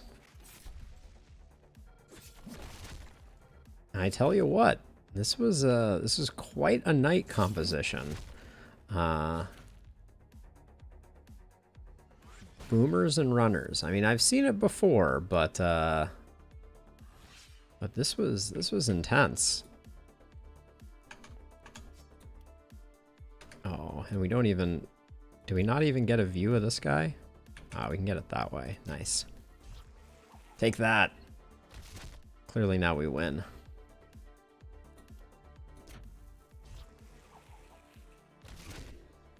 I've saved the day.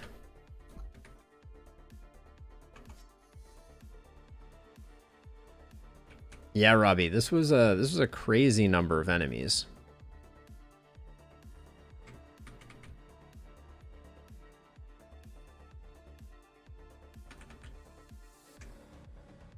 I'm kind of shocked by it.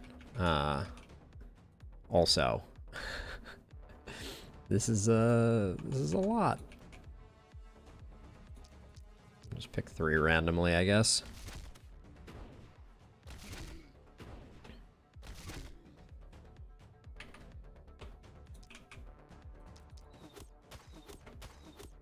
This, and as a side note, this elite splitter with 80 armor was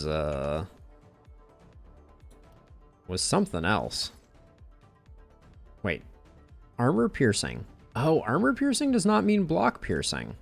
Today I learned. Okay, well, we're learning things, but yeah, we got roasted by this run. Whew.